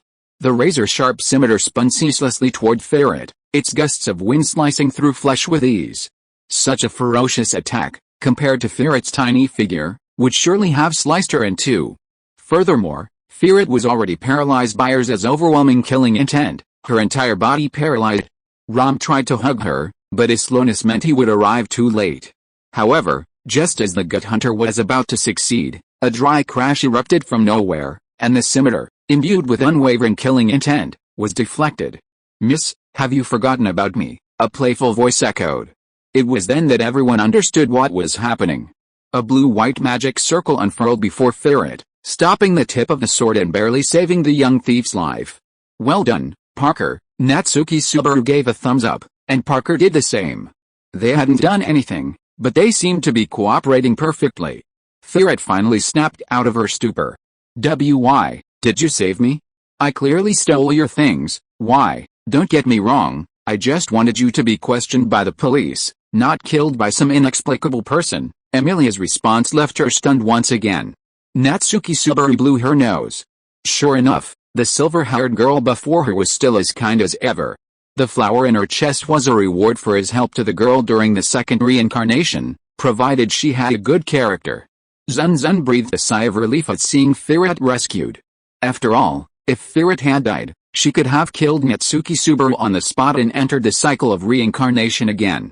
In the center of the battlefield, the violent lightning that had just struck Erza should have killed anyone under normal circumstances, but killed her. Why are you saying that now? Natsuki Subaru yelled at Ram-san. Under everyone's gaze, Erza trembled and struggled to get up from the ground. Her body was charred black, and even emanated a faint smell of flesh. But in just a few breaths, the charred skin flaked off, revealing skin as delicate as an egg. She seemed completely intact. Only her clothes were in tatters, her hair disheveled, and she looked hideous. A monster, Natsuki Subaru sighed in disbelief. Perhaps her words had irritated Erza, but the outspoken and frivolous man earned her a glare filled with murderous intent. Puck looked at her thoughtfully, as if he had noticed something, but remained silent, watching the battle in silence. Great, really great. Elsa gently caressed her chest, her curves pressed down, her cheeks flushed, and her body trembled slightly, as if savoring the glow of the electric shock. If it weren't for the wrong hair color, Zun Zun would have mistaken her for darkness. What a pervert. Elsa licked her lips, her eyes shining with lust as she stared at Zun Zun. It was lust, but not possession or devastation, just a desire to rip out his insides. The gut hunter flicked her wrist, another scimitar in her hand. No further explanation was needed. She stomped her feet and continued charging, while Zun Zun's lightning bolts followed one another in rapid succession. The battle shifted from attack and defense to pursuit. She spun and jumped, her body so close to the ground that she seemed to be crawling, sometimes ignoring gravity by going up and down walls to dodge. If even that proved impossible to evade, she would use her scimitar to block the lightning bolts, responding to her opponent's attacks with overwhelming skill. Her combat skills were unparalleled. Her strength surpassed even that of a moment ago. Zun Zun fired magic continuously, sometimes with large-scale attacks, pushing Elsa back, ever closer. Even after being repelled, she refused to give up, repeatedly charging forward, becoming more and more annoying. It was undoubtedly a stalemate. Natsuki Subaru bit her finger, saying anxiously, if we could keep using sheer numbers to wear them down, we might be able to win, but the problem lies in the amount of magic power. I didn't expect that little guy's magic power to be so formidable, almost as strong as yours, Leah, Puck praised him softly. Zun Zun was a genius of the Crimson Demon clan, after all, so he naturally possessed great magic power. But as both of them had said, this battle was a battle of attrition between magic and physical strength. But why didn't Elsa run away? This was the reason for Natsuki Subaru's curiosity. Zun Zun's magic continuously pummeled Elsa. The enchanting beauty was almost electrocuted on a barbecue. With her speed, honestly, no one could stop her, but she still persevered. Could it be Super Doom? After all, look, Zun Zun is attacking, and even if there is a surprise attack, Parker is defending. It's impossible. Wait, Parker's defense? Natsuki Subaru suddenly looked up and looked out the window, as if an idea occurred to her. Elves strictly adhere to work hours. Even if the sky falls, it won't change their 9-to-5 work schedule. They leave work as soon as they're run out of time. The battle started at night. Zun Zunner's war of attrition has been going on for a long time. 5 p.m. is. Natsuki Subaru quickly took out her flip phone. The time displayed was 4:58 p.m. Coincidentally, Parker stretched and yawned loudly. Normally, Natsuki Subaru, who loved furry things, would have praised Parker's cuteness, but now she just wanted her to hold on a little longer. But Alice, I'm so sleepy. I really want to sleep. Beside the silver-haired girl, the kitten floating on her shoulder glowed dimly, blurry and almost fading, which meant time was up. Wait. Parker, you haven't done anything, have you? Try harder. I'll have Suddy, your master, pay you overtime later. So, as an adult, will you please work a little harder? Okay, please, I sense a lot of malice from you. But I can't. I've used too much magic power today. Parker shook her head helplessly. Emilia said, I'll find a way. You can rest for today. Thank you. If you need anything, I'll fulfill the contract. If it's urgent, call me even if it costs me my soul power. Following this warning, Parker's body suddenly dissipated into mist. Natsuki Subaru bit her lip, watching him fall unwillingly. However, someone was even more disappointed and frustrated. He's gone. What a pity, elder sister. Even if you say that, you've been waiting for this moment. The lightning in Zun Zun's hand forced the hunter back once more. He had become too arrogant. While it was true that in a one-on-one duel, Zun Zun didn't fear Elsa at all, and could even fight her for 3 days and 3 nights, Elsa refused to fight him. Her target was always focused on Natsuki Subaru and the others following her. In order to protect them, Zun Zun had to expend large amounts of mana casting spells to repel the enemy. And whether Elsa had evolved or developed resistance, the lightning gradually lost its ability to deal effective damage. It was a formidable situation. I'll help you, Emilia said, her face full of determination, clearly unwilling to stay in the background and watch the spectacle unfold. Honestly, instead of asking for her help, she'd be better off staying back, doing Puck's work. Don't forget about me, your opponent. The ice cubes attacked from behind. Without even looking back, she swung her scimitar, striking each ice cube. Elsa's superhuman senses caused Natsuki Subaru's throws to momentarily halt, drawing a raucous gasp. I'm almost tired of this game. It's time to end it, big sister. Your harsh words are great, but your escape is so embarrassing. You can't even get close to me, Zun Zun sneered at her. Elsa smiled and didn't argue, but it seemed she discovered Zun Zun's weakness. Natsuki Subaru stepped forward. She deliberately stepped between Zun Zun and Emilia, as if to separate them.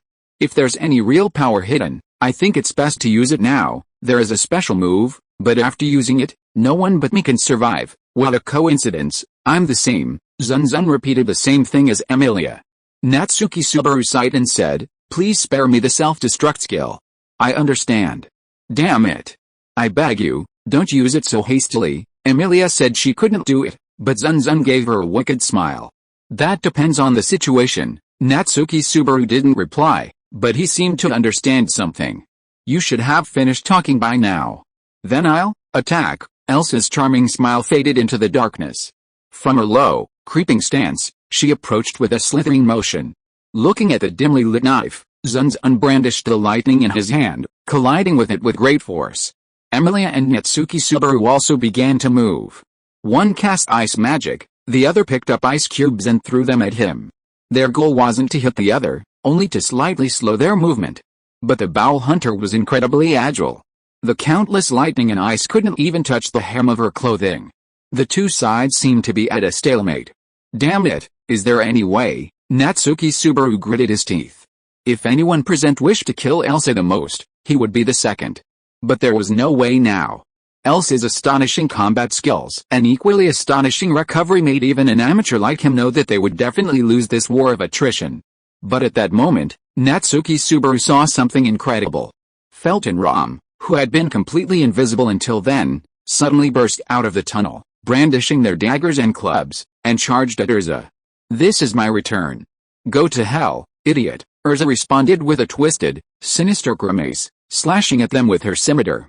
Unable to dodge in midair, the two of them would surely be ripped apart, their intestines spilling scorching red onto the intestine hunter. But not before. Saber light, a bolt of lightning from behind struck Urza's back, so fast that no one could react, successfully blocking its attack. Meanwhile, Felt and Rom's attacks also impacted her seemingly fragile body. Upon their successful strike, everyone fell back. But Urza simply stumbled, pulled her dagger from her chest, and regained her composure. Big sister, I know it's rude to say this, but you're incredibly hard to kill, Zun Zun gasped.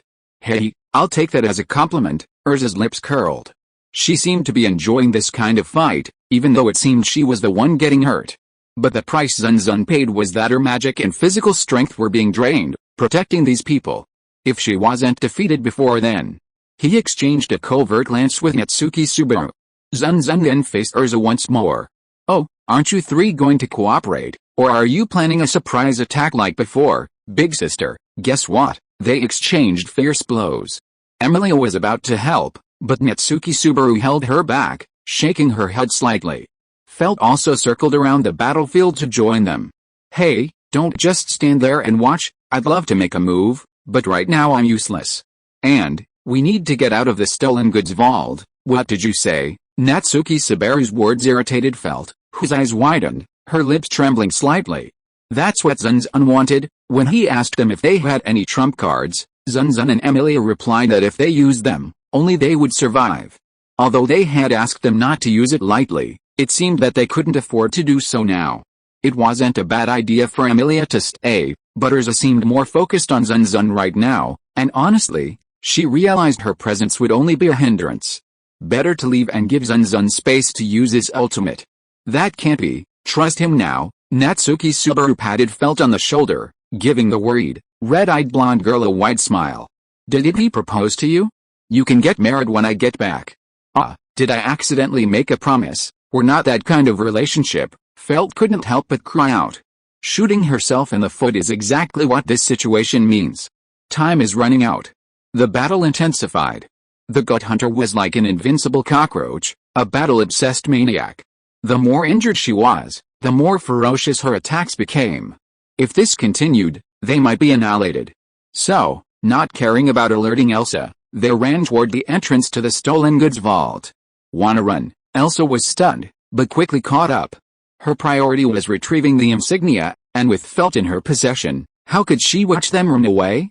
Big sister, are you abandoning me now? You're the one being abandoned by your comrades, aren't you?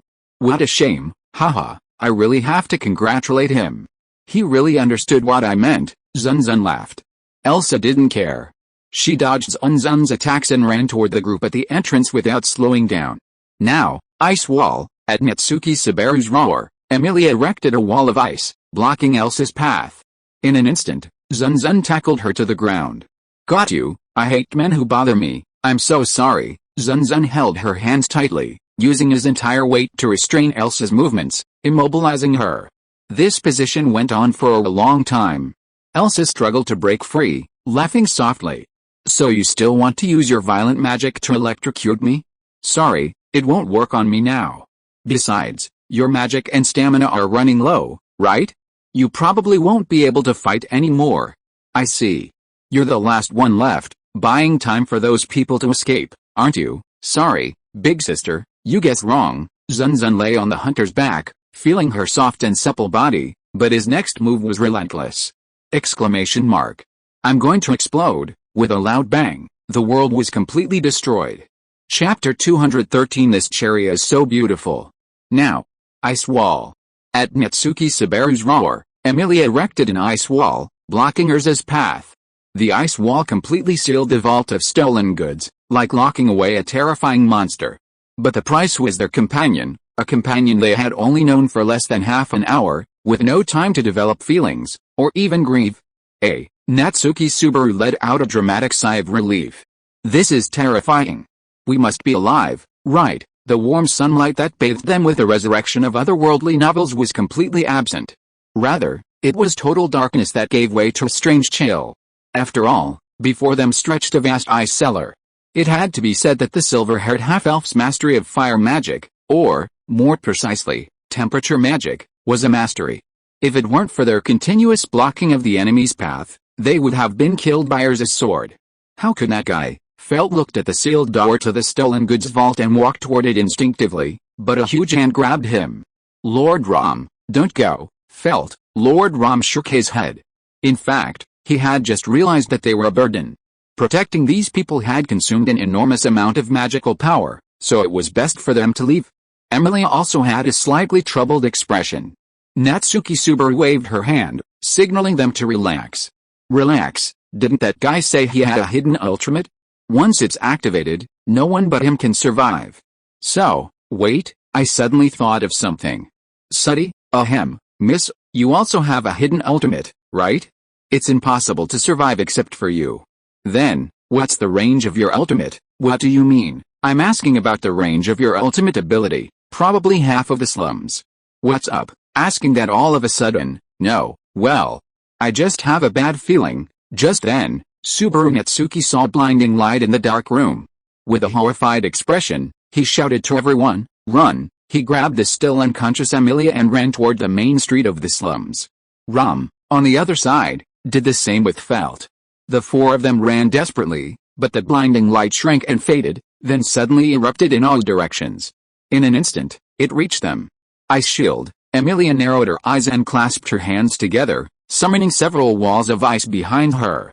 However, the ice walls, designed to withstand Urza's sudden attack, melted away as if they hadn't existed. How could this happen? The silver-haired half-elf stood bewildered as the brilliant light gradually enveloped her. Natsuki Subaru rushed toward her, his expression agitated and howling. Sotella, meanwhile, Felt, oblivious to the situation, was being tightly hugged by Ram. But they were unable to withstand the immense force, and after a brief moment of resistance, they were sent flying. The blast of universal equality continued to rage, obliterating everything in the slums. Luckily, Ram's loot vault was at the deepest peak of the hill, so it didn't affect anyone else. However, noticing the anomaly, those following him frantically fled into the slums. A massive plume of magic reached into the sky. Not only the residents of the slums, but even the citizens of the royal capital noticed something unusual. Also drawn to the light was a sword master who had just left the slums. The beam of light lasted for a full minute. When everything dissipated, the dark clouds above them also dispersed. And as they looked up, they couldn't help but marvel at the beauty of the starry sky. Suddenly, a hand stretched out from the ground. Natsuki Subaru pushed aside a triangular wooden board that was pressing down on him and emerged from the ground, covered in dust. Despite this, he remained optimistic and said, I was so scared. I thought I'd see that old man's face again. I don't know who this old man is, but could you please stand up first? Oh. I'm sorry. He quickly stepped aside and pulled the silver-haired half-elf, who was also covered in dust, but unharmed, from the ground. Are you all right? Yes, except for a little pain in your arm. The moonlight illuminated the girl's fair skin, which was slightly swollen. Perhaps she had just been struck by a heavy object? Although a little distressed, compared to the surrounding situation, this small wound was much better. What is this? It's real. Natsuki Subaru's eyes widened. It was no wonder he was startled, but the scene before him was completely different from half an hour ago. The stolen goods warehouse was completely gone. The wooden planks protecting them were only a corner away. Not only that, the entire hilltop had been completely flattened, as if someone had opened their mouth and taken a deep bite. The peak had become a deep, curved pit, and he and Emilia were at the deepest part. Is this their ultimate attack? It destroys the entire map, right? Indeed, it's really amazing. Emilia nodded. Their hidden ultimate attack was ice, which alone could freeze this area completely. In terms of destructive power, Zun Zun was even more powerful. Wait, where are Felt and Ram-sama, huh? The two looked at each other and hurriedly scanned their surroundings. Fight. Master Ram. Fight. Master Ram. Hey, where are you? Say something. Are you alright? Here. Hey, come here. Natsuki Subaru heard Fight's tearful cry and rushed over with Emilia. Fight, like the others, seemed unharmed, save for being covered in dirt. But Master Ram was different. A 5 centimeters diameter broken wooden stake pierced his chest and abdomen, and blood flowed out steadily, forming a small pool beneath him. Natsuki Subaru noticed that Fight's hands were stained with blood, but it was clearly Master Ram's blood. He lowered his head uneasily. And beside them was a beam. Judging from the broken wooden stake, they were lucky to be protected by the stolen goods vault. But the stake. Speaking of which, fighting the enemy without getting hurt, but being wounded by one of our own, how is that possible? Please save Ram, leave it to me. Emilia stepped forward to provide emergency care. Natsuki Subaru, seemingly unable to help from there, said, I'll go see.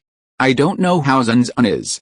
I wanted to ask him to use his ultimate skill, but it would be terrible if we both died. If that happened, he would definitely choose reincarnation again. Sacrificing others for his own sake, he didn't want that. Stepping onto the devastated and crushed earth, Natsuki Subaru felt a mixture of familiarity and strangeness. Familiar, he had seen it in textbooks; unfamiliar, he had never experienced it. But he also sighed. That's too much. He couldn't imagine the intensity of the battle at the center of the battlefield, but given the circumstances, Natsuki Subaru believed that both of them would perish together. At least his small body wouldn't be able to withstand it. Arriving at the vault of stolen goods, or rather, where the vault once stood, Subaru Natsuki, using the moonlight, saw Zun Zun, pale and red-faced with exhaustion, leaning against a pile of dirt. He lowered his head slightly, wearing a smile that held no regrets. Hey, it seems you finally defeated a powerful enemy and died without regrets. Don't scare me. He rushed over. He placed a finger under Zun Zun's nose, trying to feel his breathing, but his trembling fingers made it difficult to detect accurately. Then he leaned his head against Zun Zun's chest, trying to listen to his heartbeat. What are you doing? Listening to his heartbeat? Of course, really. I thought you'd do something horrible to someone who couldn't resist. No way. I'd love to, but I'll also consider the situation and the environment, okay? Subaru Natsuki looked up and saw Zun Zun smiling at him. You're still alive, it's too much? I saved their lives, and yet you still say that? That's not what I meant. Even though I didn't die, I was completely exhausted. That big sister is not to be underestimated. Zun Zun was helped up trembling. Now, both his physical strength and magic power were completely exhausted. It's better to leave regret for morality than to leave hidden dangers for life. Zun Zun has never been an indecisive person. Once he decides to act, he will be ruthless. Elsa's strength lies in her resilience. Since the competition is numerical, Zun Zun naturally won't be stingy with magic power. He not only used his own magic power, but also the magic power of the cherry bomb. As a result, most of the warehouse of stolen goods was destroyed. I tell you, while I understand that ultimate attacks are meant to be devastating, I still hope you can hold back a little. I was almost killed with a blast. How dare you ask that? I saved you, Zun Zun was also shocked by Natsuki Subaru's audacity, but that was his nature. It would be rather awkward if he didn't. Speaking of which, where are Ferret and the others? No. I was lucky. Ferret is well protected. Ram-sama, he had a stake driven through his chest and abdomen, and that silver-haired woman is treating him. I see. He understood why Natsuki Subaru was complaining. The two of them stumbled down the mountain, intending to meet up with Emilia and Ferret. But just as they relaxed their conversation, a dark figure bared its fangs like a poisonous snake. It was the inferior dagger that had previously been everywhere in the stolen goods vault, but had now been turned into a deadly weapon. It was Urza. She's not dead yet. Danger. Natsuki Subaru subconsciously stood in front of Zun Zun, closing her eyes tightly, anticipating the burning pain of her stomach being ripped open and her intestines flowing out. However, the crunch of steel colliding was heard, but Natsuki Subaru felt no pain. She slowly opened her eyes and discovered that a pair of cherries had blocked the attack. Elsa's surprise attack failed, and she retreated again. She stared at Zun Zun deeply, like a cold, poisonous snake, as if she were completely jealous of him. Without saying anything harsh, she turned around and fled without waiting for Cherry to attack again.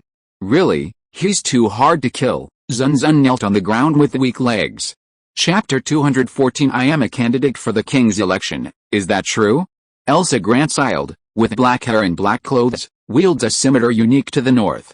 Because she likes to cut open the abdomens of her targets, she is nicknamed the Gut Hunter. She is not only a dangerous person, but also a well-known figure in the royal capital. Really?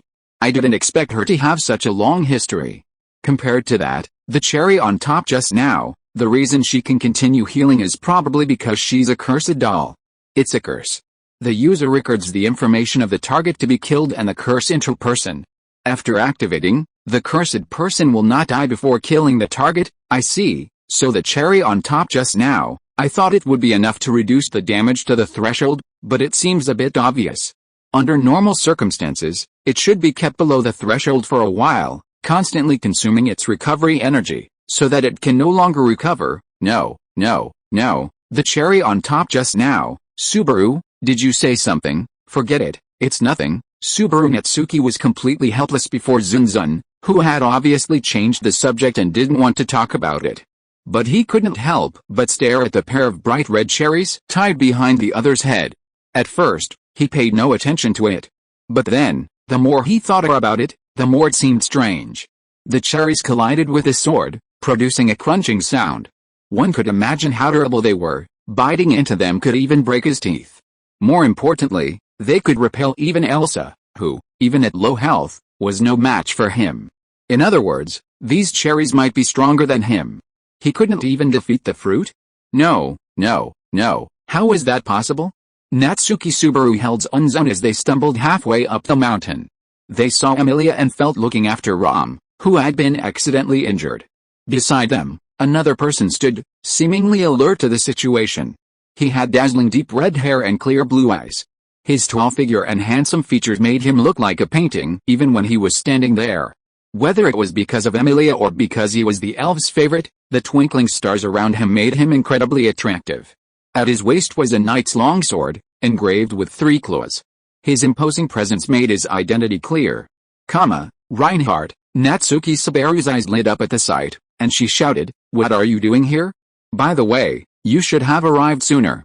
We were almost wiped out." "I'm sorry." Subaru, Reinhardt, faced with the inexplicable complaint, scratched his face in distress and apologized. "I noticed the explosion and rushed here, but by the time I arrived, it seemed like it was all over. The deceased guards had all the necessary supplies." Natsuki Subaru, realizing that she was losing her temper for no reason, apologized to the tall swordsman and demanded to know why he was there. In fact, he'd encountered him before, when he and Emilia were heading to the stolen goods vault.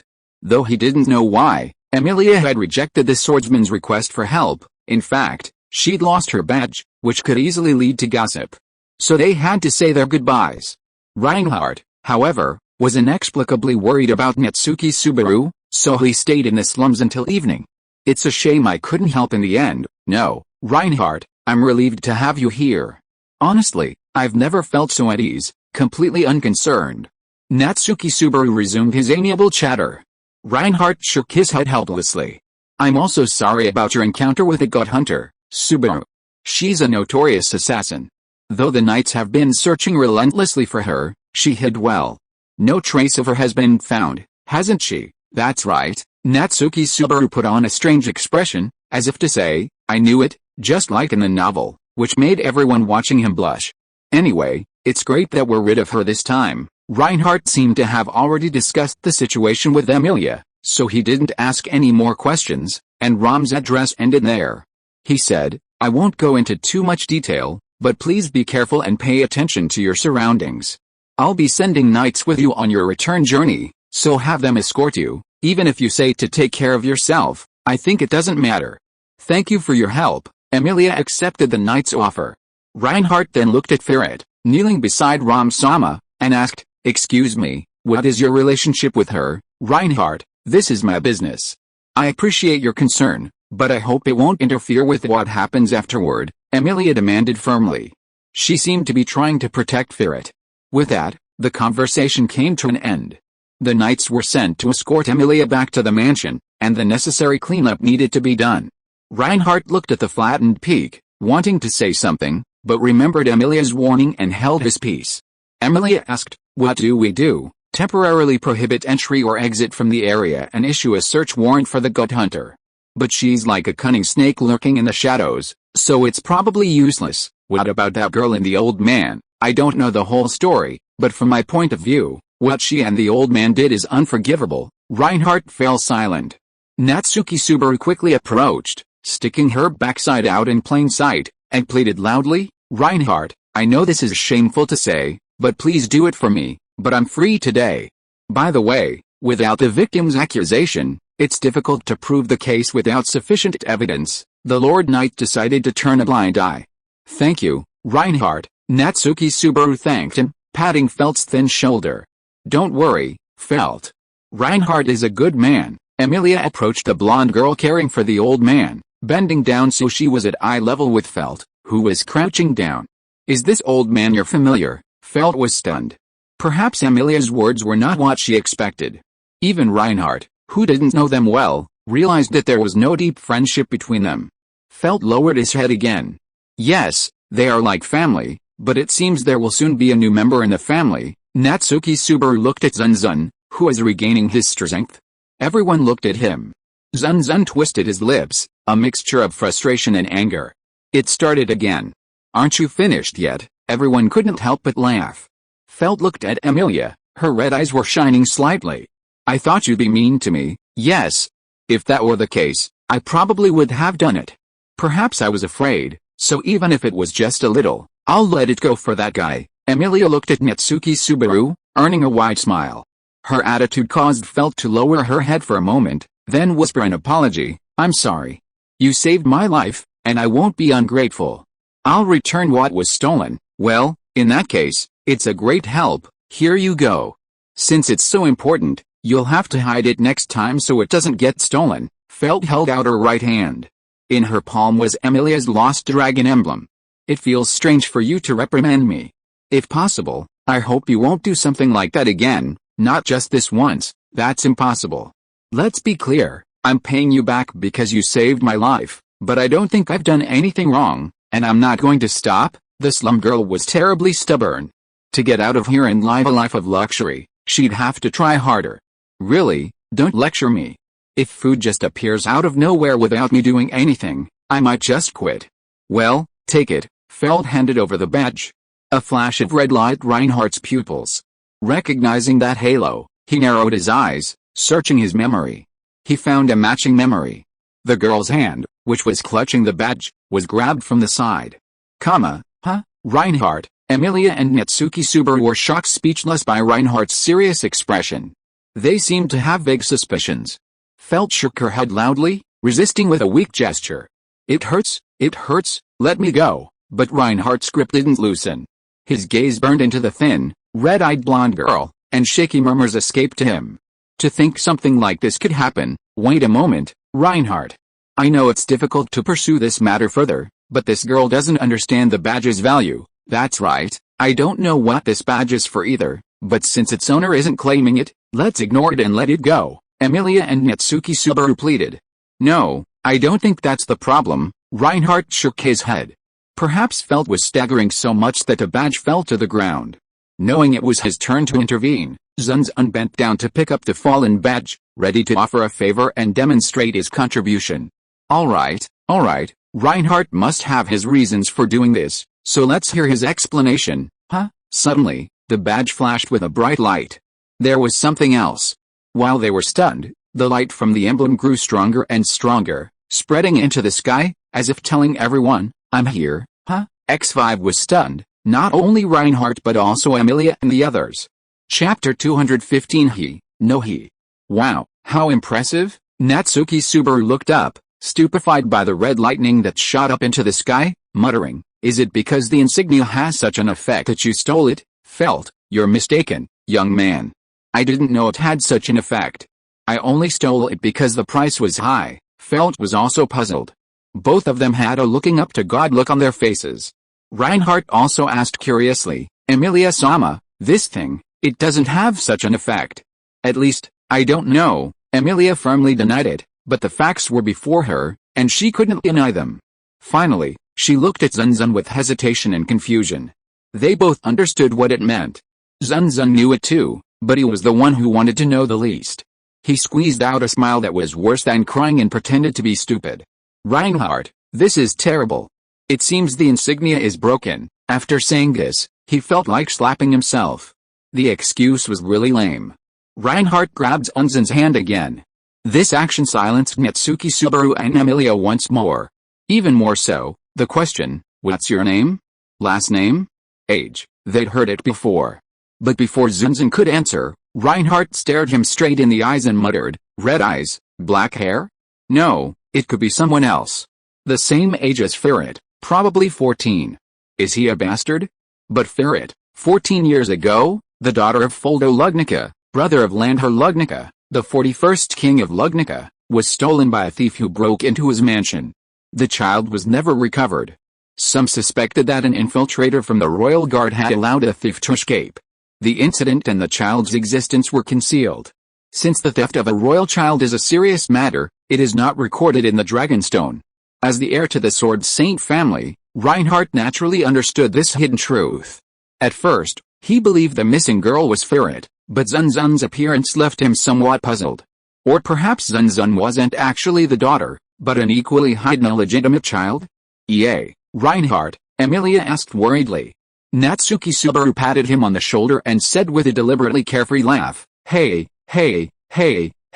Master Reinhardt, you don't have any strange thoughts about children, do you? Why do you say that, Subaru? At first, I didn't believe it, but Ferret doesn't mind, but you caught Zun Zun too. I know you're both young and inexperienced, and easily attract bad people, but Reinhardt, don't you think the same? It's not like that. This was the worst slander Reinhardt had ever suffered. He took a deep breath and addressed the silver-haired girl, Lady Emilia, I cannot keep my promise. I will leave you two alone for now. Really? Emilia remained silent. If it were Felt, she might have demanded further explanations, but the silver-haired girl, innocent as she was, knew the reason for the visions Zun Zun had just provoked, hence her complex look. Huh? Are you not going to persuade me anymore? Natsuki Subaru looked at the girl beside him, waiting for her to try again. Reinhardt, may I ask why? You are not seeking punishment for stealing the insignia, are you? It is certainly no minor offense, but it pales in comparison to the sin of turning a blind eye to what is happening right now. Confused and incomprehensible, Emilia and Natsuki Subaru frowned. Zun Zun also clenched his fists. He knew it would end like this. He sensed it even as the badge glowed. Well, if that's the case, then let's prove it. Show Reinhardt my Armstrong spin accelerator cannon. Come with me. Hey, wait a minute, what are you trying to do? I'll show you something. Zun Zun grabbed Reinhardt's hand and walked toward the back of the hill. Felt steps faltered slightly, tempted to slip away, but seeing Ram lying on the ground, her expression changed, and she finally sighed and didn't leave ungratefully. God knows how much temptation she resisted. I hope the sword master keeps his word and doesn't punish her. Soon, their attention turned to the other side. And they couldn't help it, because the conversation between the two of them was so wrong. Wait a minute. What do you mean by taking off my clothes? Of course I want you to see my body. No. Take care of yourself. Besides, I'm not who you think I am. Enough. Open your eyes and see. What are you ashamed of? The three of them exchanged puzzled glances. Subaru Natsuki wanted to go over and find out what was going on, but Emilia and Felt stopped him. They looked at each other in silence. A long time passed. Zun Zun returned with quick steps, while the sword Saint, who was a few steps behind, remained uncharacteristically silent. A look of confusion and bewilderment appeared in his light blue eyes, and an expression unbecoming of him, doubting life, appeared on his face. Subaru Natsuki couldn't help but ask, Reinhardt, could it be that you really did something irreversible to Zun Zun? Did I misjudge you? He said this to calm the atmosphere and let Reinhardt explain. However, the sword saint remained confused and asked a very strange question. Lady Emilia, is the dragon priestess a child? Huh? Hey, Reinhardt, are you crazy? A priestess job has to go to a woman. No, considering the game's unique features, there are male priestesses too.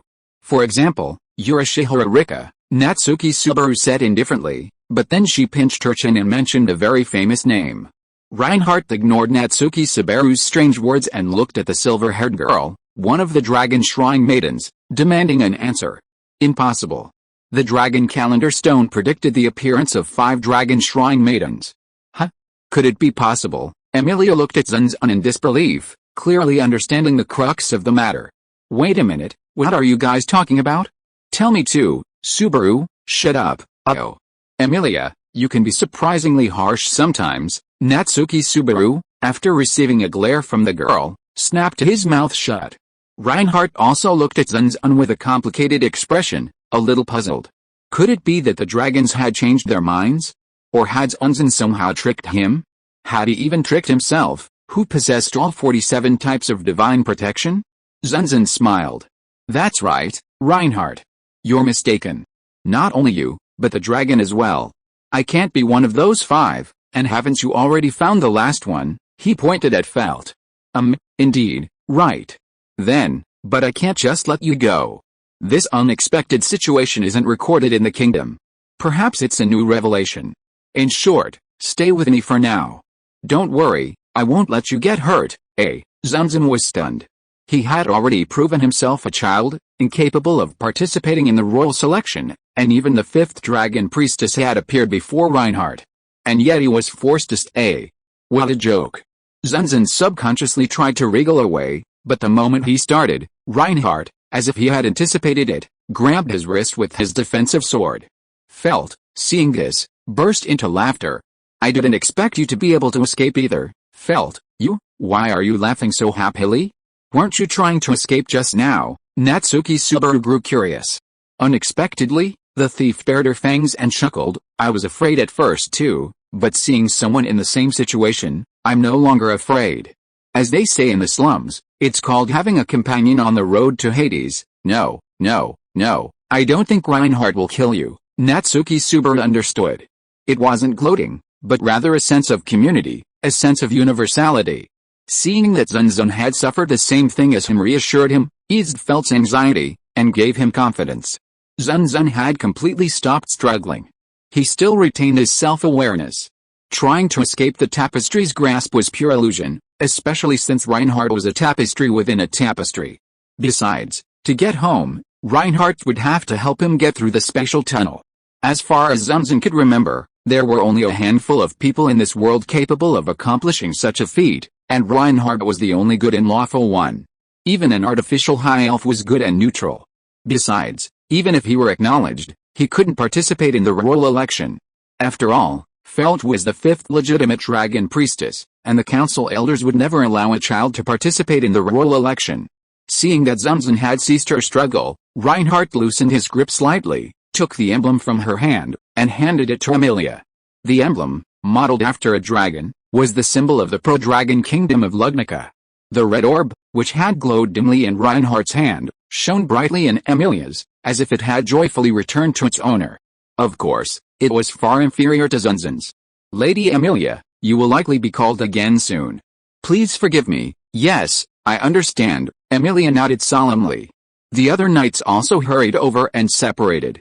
Naturally, Subaru Natsuki followed Emilia, who was always thinking of him, to border Count Roswell's residence. Zun Zun, Felt, and Master Ram, who was lying on the ground, followed Reinhardt to the Sword Saint's residence. A strong wind was blowing. Reinhardt looked up at the clear sky.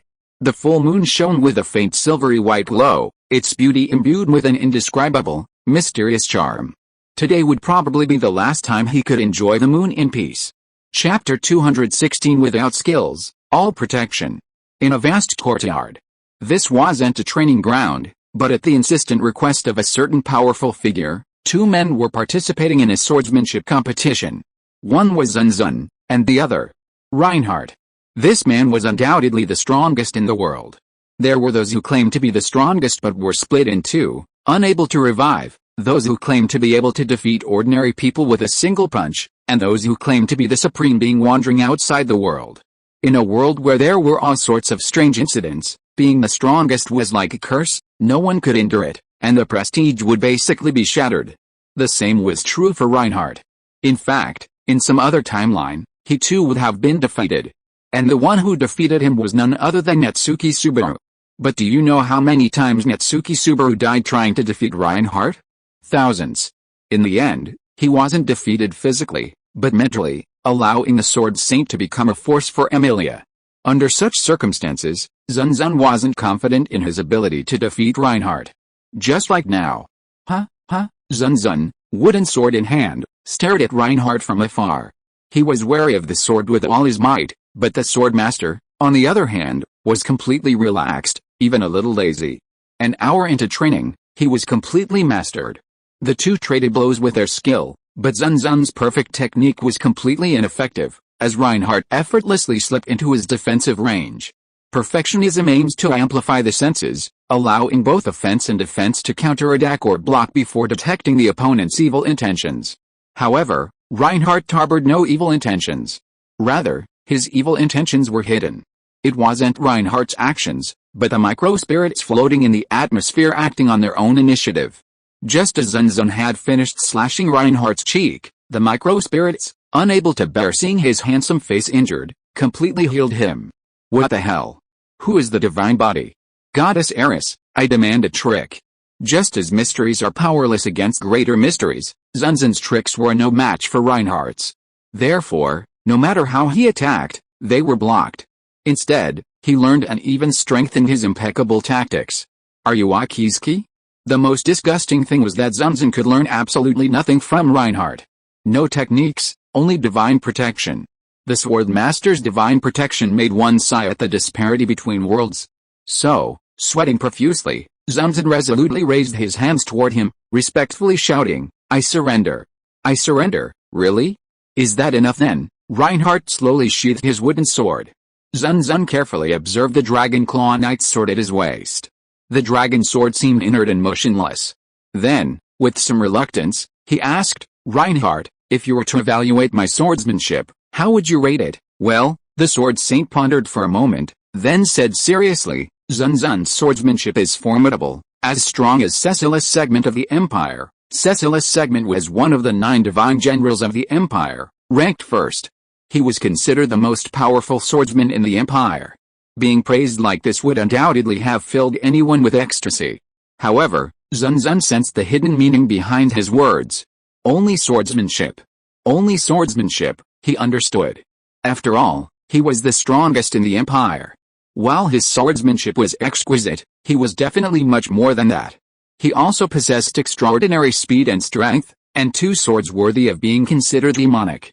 Perhaps he concealed even more powerful abilities, but when facing the invincible Sword Saint, he knew that exposing them would only bring him humiliation, so he chose not to use them. Zun Zun was not discouraged. His swordsmanship was impeccable. He could not defeat the Sword Saint, it was simply a matter of statistics.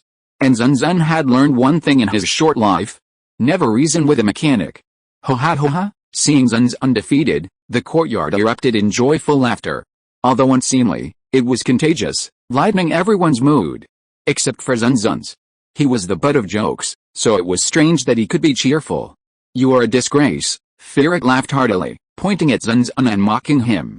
I thought you were so powerful, but I didn't expect you to be so strong. What a chatterbox. Zun Zun rolled his eyes. How dare this guy say that? He had saved her life, and now he was mocking her like this. Zun Zun understood that Ferret was expressing her dissatisfaction with her. Fight, stop it. I don't think I lied to you. What did you say? So you're already wearing yellow robes, enjoying delicious meals, and even having waiters. Even if you say you want a grand feast here, I'll grant it. What else can you complain about? Ah, thank you, Fram. Zun Zun took the white towel from the short girl with peach-colored side bangs. But Ferret snatched it away. You're joking. I said I wanted to live a rich life, but I don't. What's the difference between me and a captive canary now? Tell me. The red-eyed blonde girl raised her leg and kicked Zun Zun's head, but it was easily blocked. Ducking her head slightly, she could see the white landscape. If she can't beat the sword saint, can't she beat you? Lord Ferret, please don't do that. The short girl with the same peach-colored hair but straight bangs, seeing Ferret's unruly behavior, screamed and tugged at her skirt. Her name was Glassy, Fram's younger sister. The two sisters were maids of similar age, specially hired by Reinhardt to look after Zun and Ferret, in the hopes of easing the awkwardness between them. Zun was very comfortable being looked after. Ferret, on the other hand, was very resistant. Whether it was the light, flowing skirt or the need to maintain aristocratic etiquette, it made her uncomfortable. You should learn to be content, Ferret, huh? She asked in a displeased tone. Indeed, Ferret was wearing a gorgeous light yellow dress and expensive jewelry that he coveted.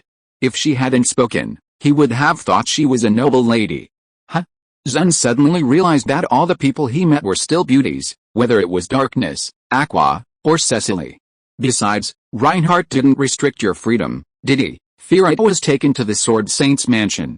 Of course, she vehemently resisted, clamoring to leave from the start, but Reinhardt wouldn't agree. However, Ferret was too stubborn, and Reinhardt set a condition: as long as Ferret could escape without being discovered, Reinhardt wouldn't chase after her. However, for the past week, Ferret hadn't succeeded. Even as soon as she reached the mansion's wall, she bumped into the Sword Saint, who was waiting for her there. So come help me. With your help, if I destroy the mansion completely with that trick, I'll be able to escape easily. Forgive me for refusing. What if I hurt others? Even if I can't hurt anyone, it's wrong to harm flowers and plants.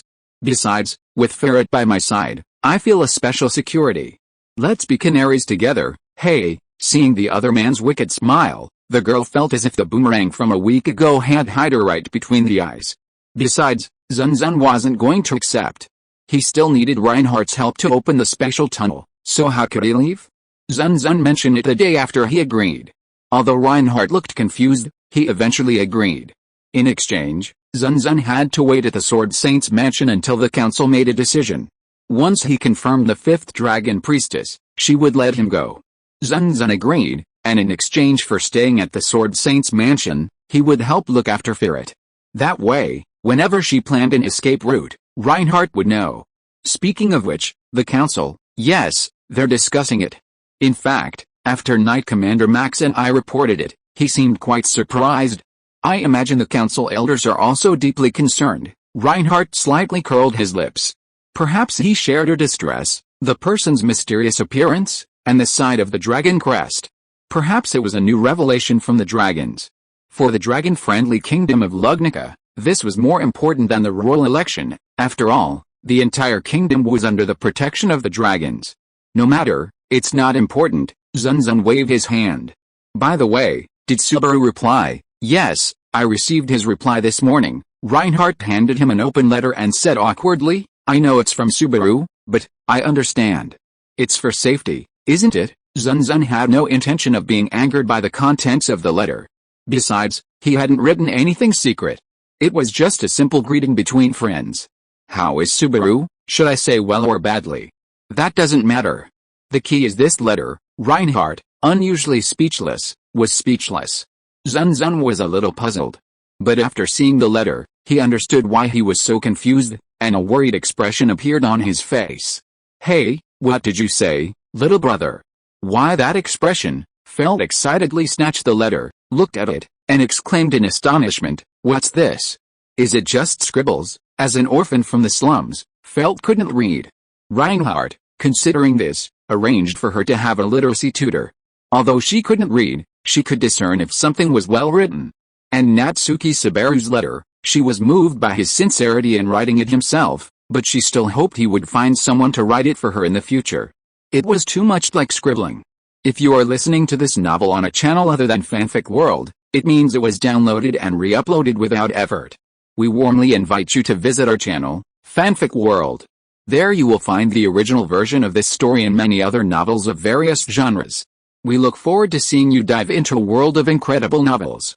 Chapter 217. We agreed to be canaries together, but you left first.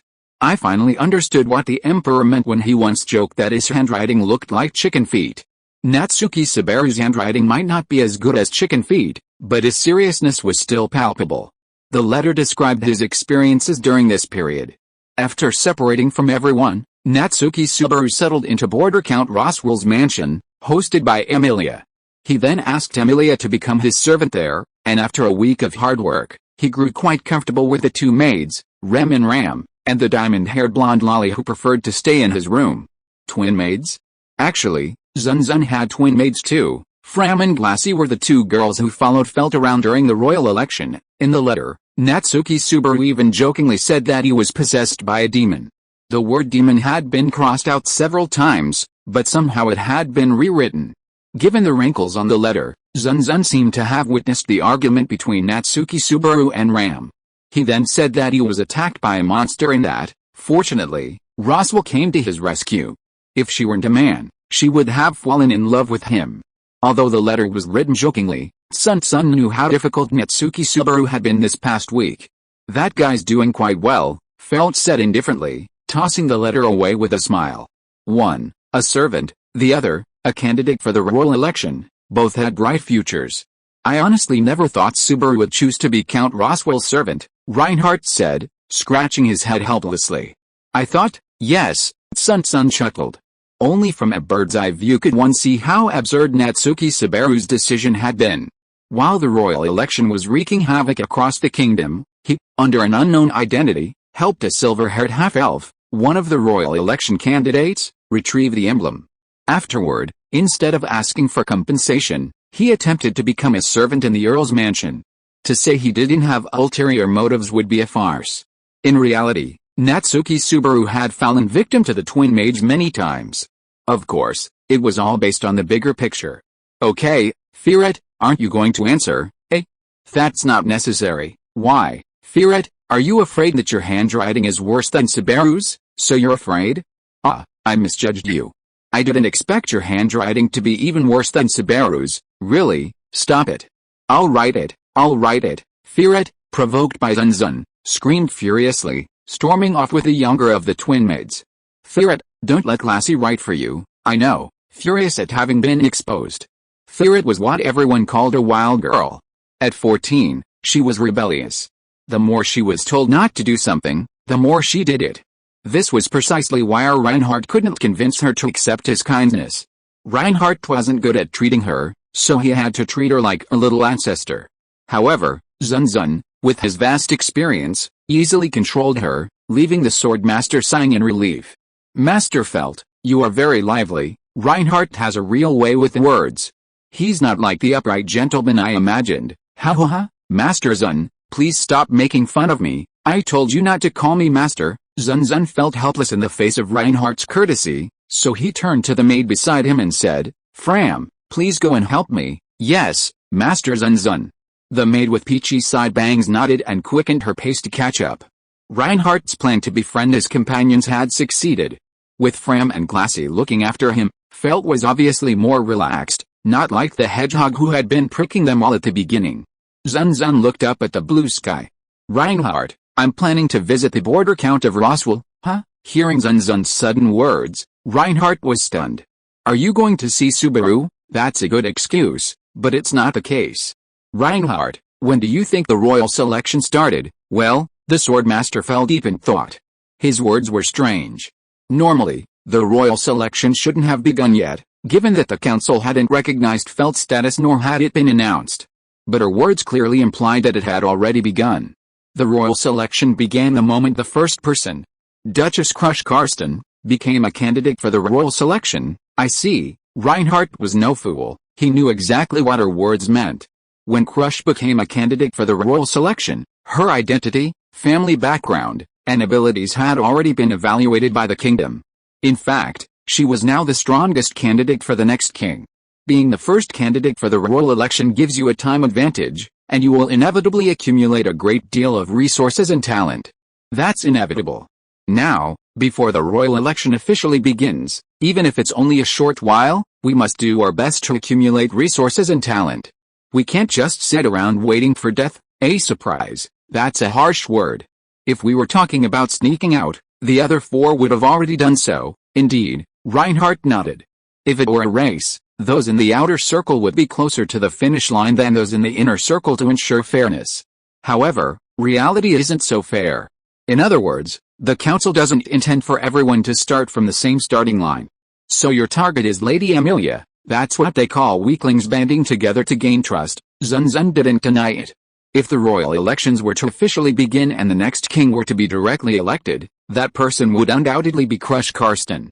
He was the most outstanding, both in status and talent. Only the other royal election candidates. Priscilla Barrio, with her inherent pride and insolence, disdains alliances. Anastasia Hezon is a true businesswoman, reluctant to accept an alliance without benefit. Finally, Amelia. Despite the presence of the ghost of civil war, the explosive boy, the troublemaker, and the autistic high-elf, she is currently the most valuable partner. Of course, that's assuming she's qualified. Reinhardt gave a slight bow. Your Excellency, you've truly considered this carefully. It's just my job, Zun Zun said with a wave of his hand. He wasn't doing this for himself. This was basically a favor, all to lay the groundwork. Even if Zun Zun couldn't arrange everything perfectly, it would give Felt a better starting point once the royal selection began. This would make it easier to ask Reinhardt to open the spatial tunnel.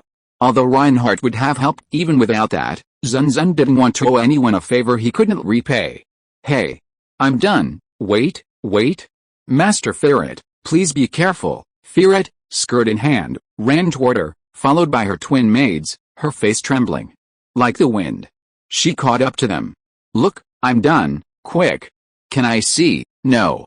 Wait, didn't I tell you not to? Ferret lunged at Zun, who had already opened the letter. But her attempt to snatch it from his hands was useless.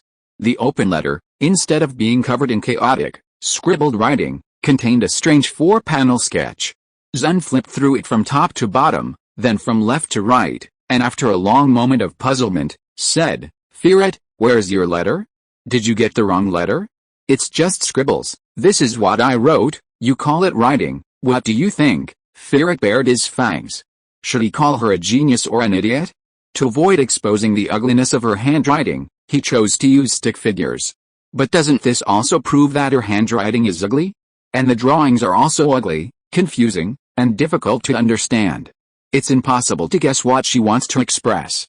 It seems that Master Ferret needs to study more. I agree, stop insisting. I don't want them to care, Ferret yelled furiously. If it weren't for the two maids stopping her, she would have undoubtedly been her. That's it. Reinhardt, I'll leave the carriage with you. Yes, sir. The conversation between the two made Ferret feel something was wrong. Wait? The carriage? Do you want to go, Zun Zun? Yes. Thanks to someone's scribblings, I, as a messenger, have no choice but to go explain things to Subaru in person. Hey. What are you talking about? In that case, let me come talk to you in person. Unfortunately, I won't accept a wild girl who can't even read, who has no manners or education. If you want to go out with me, you'll have to learn the rules of etiquette. Zun Zun ruthlessly rejected her. We agreed to be canaries together, and you're leaving first. Felt gritted her teeth in resignation. After all, Zun Zun had learned to read in 3 days and etiquette in 7. It was hard to tell if he had any special protections in those areas. Reinhardt, is it really alright to let him go? What, he might run away and never come back? Haha, I'm sure Zun Zun wouldn't do that. Reinhardt laughed heartily. He was right. Zun Zun had no intention of escaping until he found another way home. Tisk, Ferret gasped in dismay. Seeing this, Zun Zun quickly beckoned. Ferret, if you can study hard while I'm gone and gain your teacher's approval, I'll bring you along upon my return. What do you think? Really? Alright, Reinhardt. Ferret looked at the sword saint with immense anticipation and, after a moment's thought, nodded. Alright, since Zun Zun said so, deal. Don't lie to me. Okay, let's go to class now. With that promise, Fearet ran to the classroom to find her etiquette teacher. The twin maids hurriedly chased after her. The two who remained behind exchanged glances, each seeing the resignation in the other's eyes. Chapter 218 I need talent like you. Chapter 218 I need someone like you. Since they were going to participate in the royal selection, Reinhardt, along with Zun Zun and Ferudo, settled into the Sword Saint's residence in the royal capital, awaiting the convening of the council. Therefore, the journey from the royal capital to the border would take approximately a day and a night. Sorry, I can't go with you, I understand. A necklace, right, yes, Zun Zun pointed to his neck. Reinhardt was taken aback for a moment, then gave a helpless smile. 4 or 5 months ago, the Sword Saint Reinhardt had signed a non-aggression pact on behalf of the kingdom and the empire. It was a futile decision. The kingdom was in turmoil, and without a final decision on the upcoming royal selection, it had to fear an imperial invasion. Fortunately, a serious rebellion had also occurred in the empire at that time, which indirectly facilitated the success of the treaty. The price of the treaty's success was that Reinhardt was detained and not allowed to leave the kingdom. The Mez's territory borders the kingdom. The arrival of a self-propelled humanoid nuclear bomb like Reinhardt at the border would not only disrupt the empire, but also force the kingdom to reconsider its intentions. The chain reaction it would set off would be enormous, so to avoid alarming those with ulterior motives, it had to remain in the capital for the time being. In a sense, Reinhardt and Felt were imprisoned canaries, though Felt's cage was larger. Then what about the people traveling with us? Let's leave that to Steward Green Remedios, steward of the Sword Saint's family and grandfather to the twin maids, was a close friend of Reinhardt's grandfather, Wilhelm. He had short white hair, a strong jaw, a wispy white beard, and a piercing gaze. A white scar on his neck, a product of the Demi-Human War, left his voice hoarse, forcing him to communicate only through messages. Honestly, he didn't understand why Reinhardt would even consider participating in the royal selection. The only talent he'd recruited so far was the elderly butler and the 2 young maids, just 3 people. To say they were old, weak, and sickly wouldn't be an exaggeration. Although he knew Reinhardt could handle things alone, he could easily stand before the council and shout, "Everyone here is trash," but the royal selection wasn't based on martial prowess, but on the ability to lead the kingdom to new heights. The Sword Saint, however, had his own difficulties. Zun Zun expressed deep sympathy, but he didn't understand. Reinhardt quickly prepared the carriage for him. The old butler, Green, sat at the wheel, waiting for the departure, and the maid, Fram, was also waiting. "I don't think we're in danger. Just in case, have Fram come, I understand." Zun Zun didn't refuse his offer. Fram wasn't that strong. By Natsuki Sabaru's measurements, he only had about 15 kamikazes, significantly weaker than Zun Zun and Green. But he has the power of telepathy, allowing him to speak to his sister, Graces, no matter how far away they are. This opportunity is limited to once a day. If you're in danger, please ask Fram.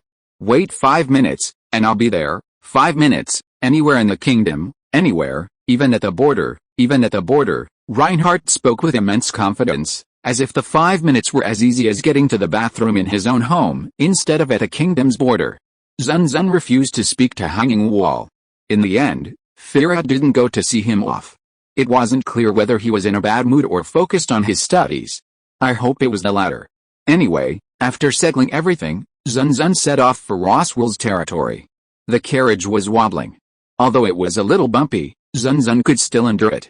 Aren't Earth dragons blessed with wind, allowing them to run faster and more steadily? Why are they wobbling so much?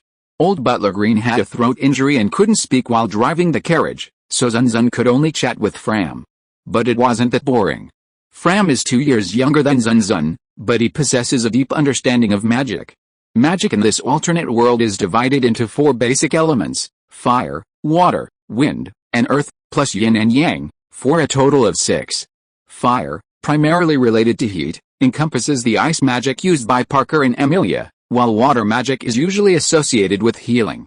Yin and yang are less common. Yin magic is usually used to obscure the opponent's vision and induce abnormalities, while yang magic is the opposite, providing benefits.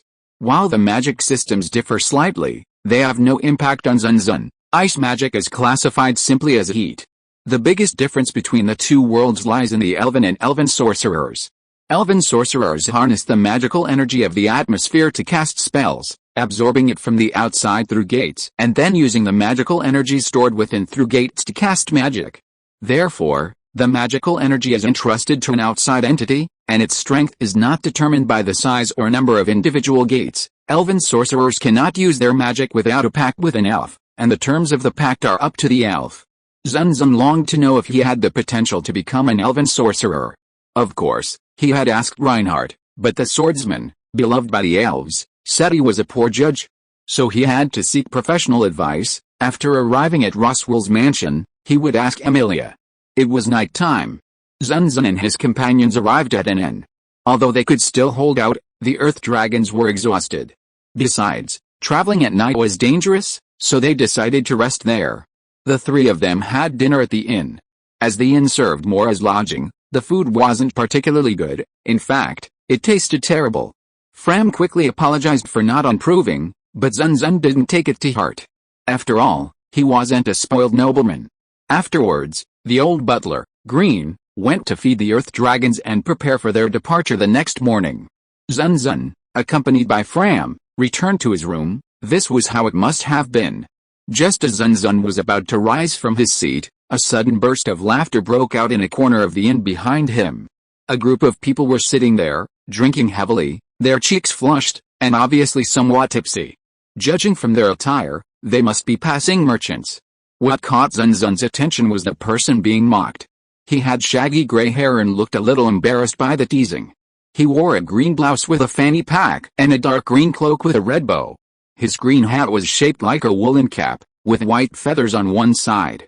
He was slightly hunched over, giving the impression of being easily bullied. And most importantly, his name. Ha. Otto, you idiot. You really chose to spend your entire fortune on oil? It's not a rare commodity. If you lose it all, I won't care. Trouble. My judgment is completely correct. The capital urgently needs supplies, and oil is a key commodity, so I'm buying it in bulk. I must seize this opportunity to make a fortune. You always say that, but every time you only make a small profit, it's just a waste of effort. How can a merchant's work be considered a waste of effort? The gray-haired boy, no, Otto, he joked, his cheeks flushed with anger. He shouted garbled words as if this were a business venture. Profits and losses were normal and inevitable. The inn was filled with a cheerful atmosphere. Otto wanted to fight back. But as they said, he always made little profit, and sometimes even lost money. Transporting fragile goods, encountering bad weather, taking shortcuts and being attacked by bandits, and being the only one to lose things among the merchants, his luck was incredibly bad. But he had been born with a talent for business, so he rarely lost a bet or incurred a significant loss in a business deal. This time, he was determined to win big and impress these people. Otto couldn't help but sigh. He had been unlucky for 4 years. When would he finally get it? He wished some powerful figure would appear and say to those who had been mocking him, I'm impressed by your business talent. Become my employee, and then slap them. No, how is that possible? Otto shook his head, pushing the unreal thought out of his mind. But then he noticed his companions had stopped laughing. Their shocked expressions were comical, and their eyes were fixed on him, or more precisely, behind him. What new way have you come up with to mock me? Otto slowly turned his head, his voice trailing off as he saw the person behind him. Good evening, excuse me. Are you Otto, a nobleman, dressed in finery, accompanied by a maid with pink side bangs, spoke to him. I am Zun Zun, may I speak with you? Yes, Otto was completely speechless, staring at the person behind him like a fool. Zun Zun was a little confused. Well, I thought my greeting was very courteous. Was it still abrupt? Not at all. Master Zun Zun has a noble upbringing. It's the person before me who should be considered uneducated, Fram said respectfully. Otto also nodded deeply. Although he was also frightened, it wasn't because of the abruptness, but because a noble was speaking to him. Although merchants could speak to nobles, most nobles looked down on profit-seeking merchants and were therefore reluctant to speak to them. Really? Excuse me if I frightened you. The man in front of him gave a slight bow in apology, something absolutely unheard of among nobles. And, excuse me, are you planning to purchase a large quantity of oil and ship it to the capital? Yes, I see, that's right. Otto saw a flash of amusement in the man's crimson eyes, as if he had foreseen his tragic future. Oh, My apologies." Just when Otto thought the nobleman, like his companions, was mocking him, he suddenly saw the man reach out and say, "Let me get this straight. I value your talent. Become my subordinate." Huh? Otto was startled again. P.S. Sorry for the late update. I made a mistake with Otto's settings, so I urgently made some changes. Chapter 219. You must consider whether this is your only chance in this life. As soon as Otto entered the inn, he noticed the duo of an old man, a young man, and a handsome knight. He couldn't avoid his gaze. They were seated in a corner, but their elegant and majestic attire, their aura of restrained light, instantly attracted everyone's attention. They were nobles, without a doubt. And high-ranking nobles, at that. Noticing this, everyone in the inn was eager to act, especially the traveling merchants who stopped by. They knew full well that if they managed to strike up a conversation with the nobles and sell their wares, they would undoubtedly do a brisk business. Furthermore, the nobleman in the lead looked quite young, making him easy to deceive. However, the elderly butler, always at his side, dressed in a butler's uniform more elaborate than his own, swept around the inn with a sharp, unapproachable gaze, quickly dispelling any unfounded thoughts. Everyone understood one thing: this elderly butler was no ordinary person. Otto was especially so. Not to mention that he still didn't buy oil, even if he had. Otto, too shy to speak to the nobles. Besides, Otto felt nothing for them. It all started with his affair with the nobleman's daughter, the false accusation, the public outburst, and the subsequent persecution.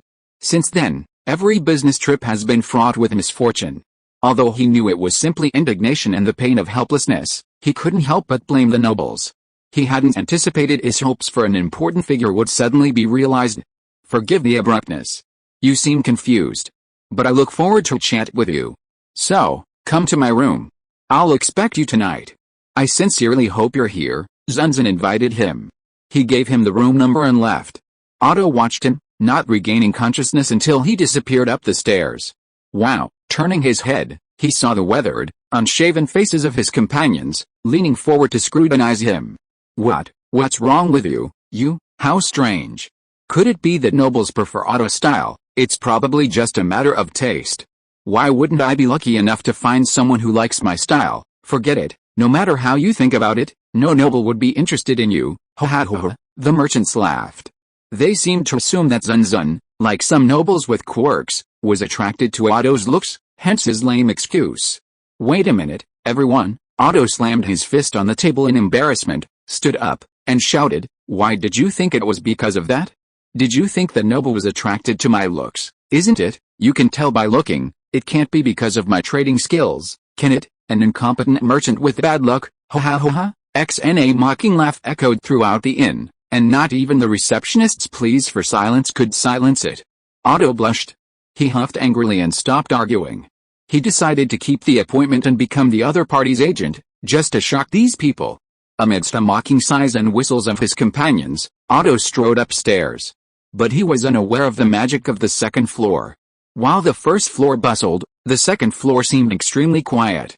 Otto subconsciously slowed his pace. The closer he got to the agreed-upon room, the slower he became. His heated mind gradually calmed down, and even his natural shyness began to wander. The heavy psychological pressure made him hesitate at the door.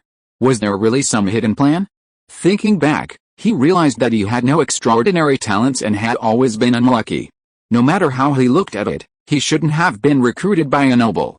Was it possible, as they said, that the noble had only desired him? Otto instinctively clenched his hips. He was already starting to back out. He wanted to return in disgrace. Although his companions would ridicule him and perhaps even scold him for wasting such a great opportunity, at least he wouldn't be in danger, and his fate wouldn't worsen. Worse? Suddenly, Otto remembered Zun Zun's playful gaze, as if he had foreseen his tragic future, and a deep unease filled him. He gritted his teeth. Just as he made up his mind and was about to knock on the door, "Come in," an invitation came from inside. At that moment, Otto again thought about escaping. But the person inside, as if reading his mind, pushed the door open first. A young maid with peach-colored bangs greeted him. She led him to her room. It was an ordinary inn. Even among inns, it was of lower quality, chosen for its affordable price. But the hotel suite, supposedly shabby, had acquired, thanks to someone staying there, a touch of distinction. The expected aristocrat in strange attire hadn't shown up. Zun Zun was still wearing an exquisite, well-tailored suit. Otto breathed a sigh of relief, but he didn't feel complacent, having seen many aristocrats with various fetishes. "Please sit," Zun Zun gestured to Otto. Black tea was poured on the room's only table. Otto sat down shyly. "Don't be so formal. Treat it as a conversation between friends." Zun Zun chuckled and joked, "I thought you'd stay a bit longer, but you arrived so quickly." "Of course, that doesn't count the time you stood waiting by the door," Otto blushed. "Why? Because I can see magic with my eyes." "Otto, you're of the earth attribute, right? I saw you in the lobby, so I knew it was you." "Is it a divine protection?" "I guess so. This is the inherent magical perception of the Crimson Demons, but in this world, it's not bad to be considered a divine protection. While those who possess divine protections are considered the world's favorites, there are actually quite a few who possess them. While the percentage is small, the sheer number of people who possess them also means that there are a large number of people who possess them." Otto grew slightly uneasy. Normally, they would exchange pleasantries, but Zun Zun had no such intentions. The best way to deal with someone as kind-hearted as Otto was to be firm. "Otto, become mine." Sorry, I don't have any special hobbies, so, you have extraordinary talents, just that you don't use them properly." What did you say?" "And nothing." Otto, realizing he had misunderstood, waved his hands excitedly. Zun Zun looked at him suspiciously, feeling he had offended him. But knowing Otto was like this, he didn't get angry. "Well, let me think about it." Yes. Otto wanted to nod without hesitation and run back to brag to his friends, but the moment he got the words out, he forced himself to stop. He couldn't be impulsive. Should he have given in at the last minute, or should he have thought better of it? As his friend said, Otto had been unlucky these past 4 years as a merchant. His work had been in vain or ended with a small loss, not to mention the difficulties he encountered along the way. Becoming a nobleman's trade agent would certainly improve things. But if bad luck continued to plague him... "I'm sorry, I greatly appreciate your kindness, but please allow me to decline." He racked his brains for words, trying to use elegant language. "I know it's foolish to refuse, but ever since I became a merchant, I've been transporting fragile goods and running into bad weather, or being attacked by bandits when taking shortcuts, and I've always encountered all sorts of difficulties. If I were your merchant, surely..." "What are you talking about?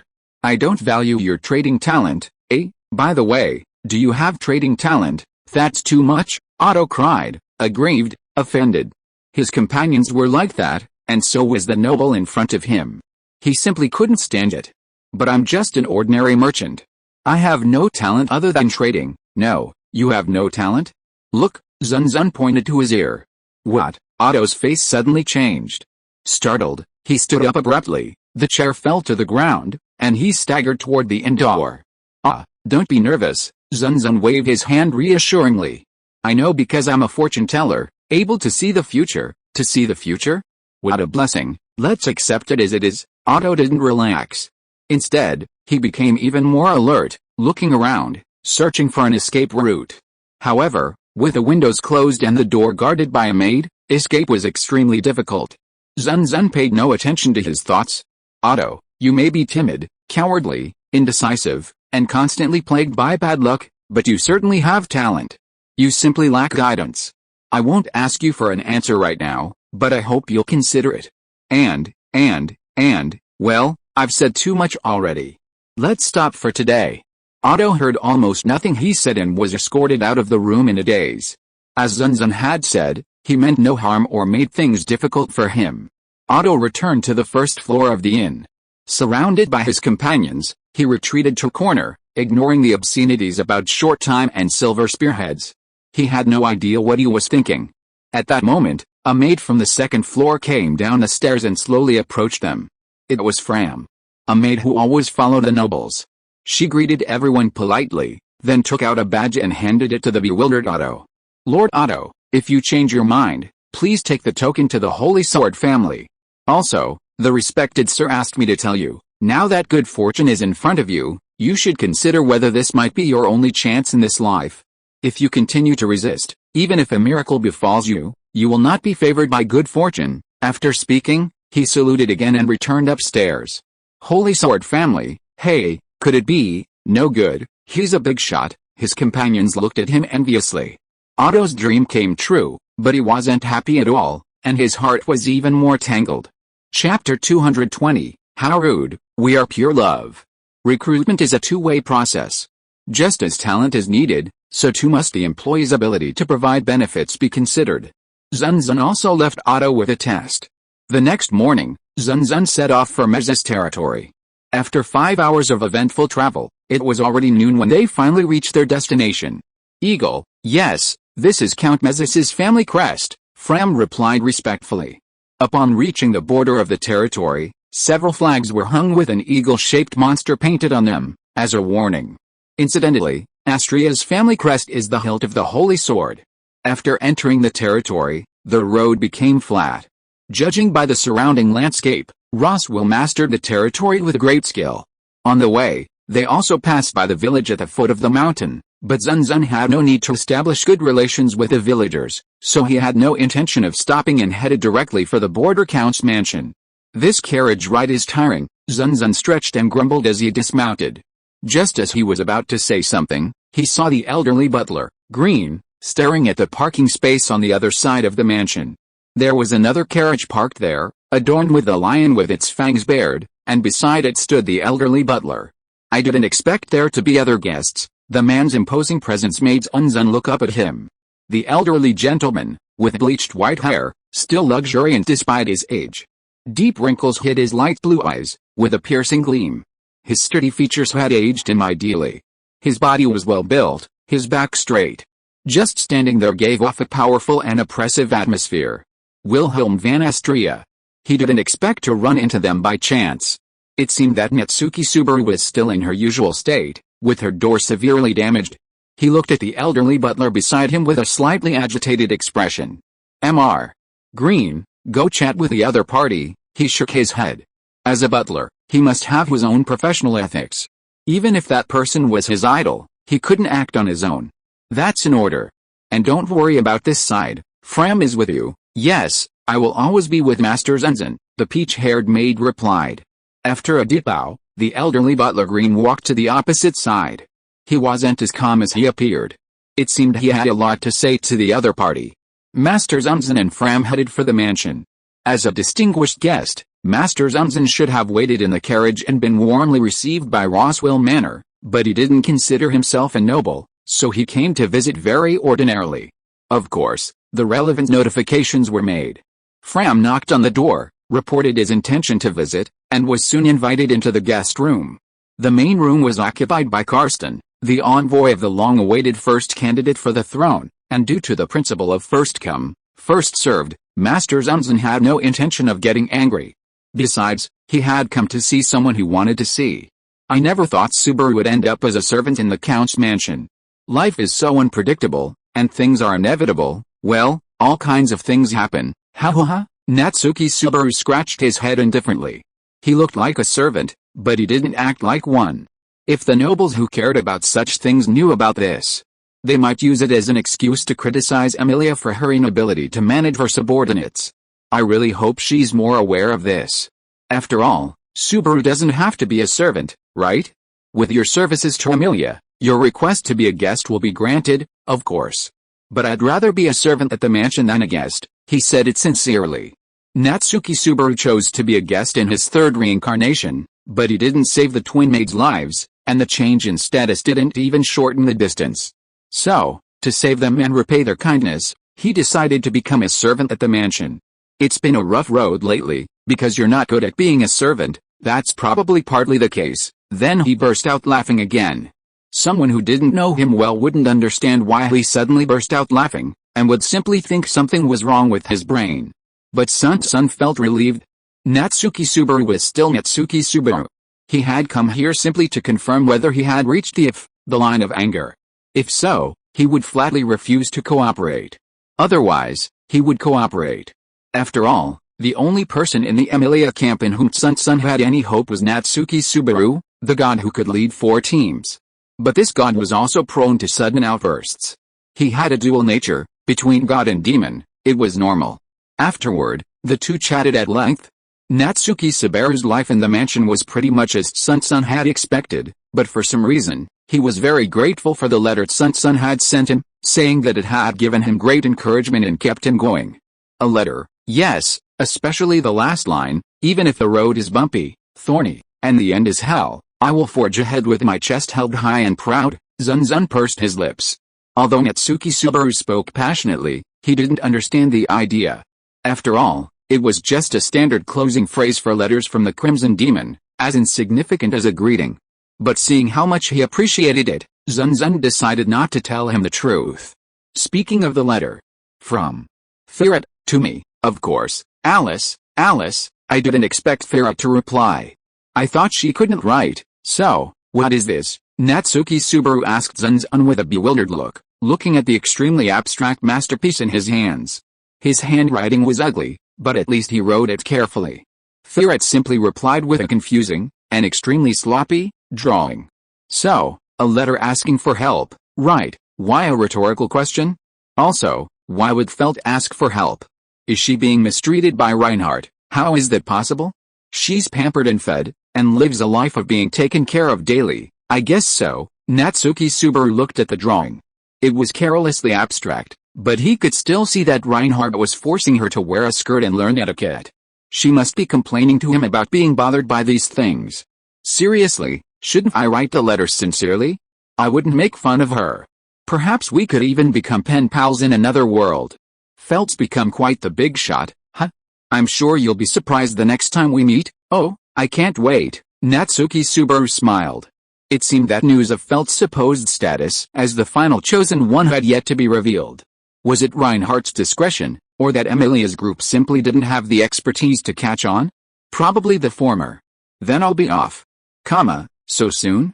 I wanted to treat you.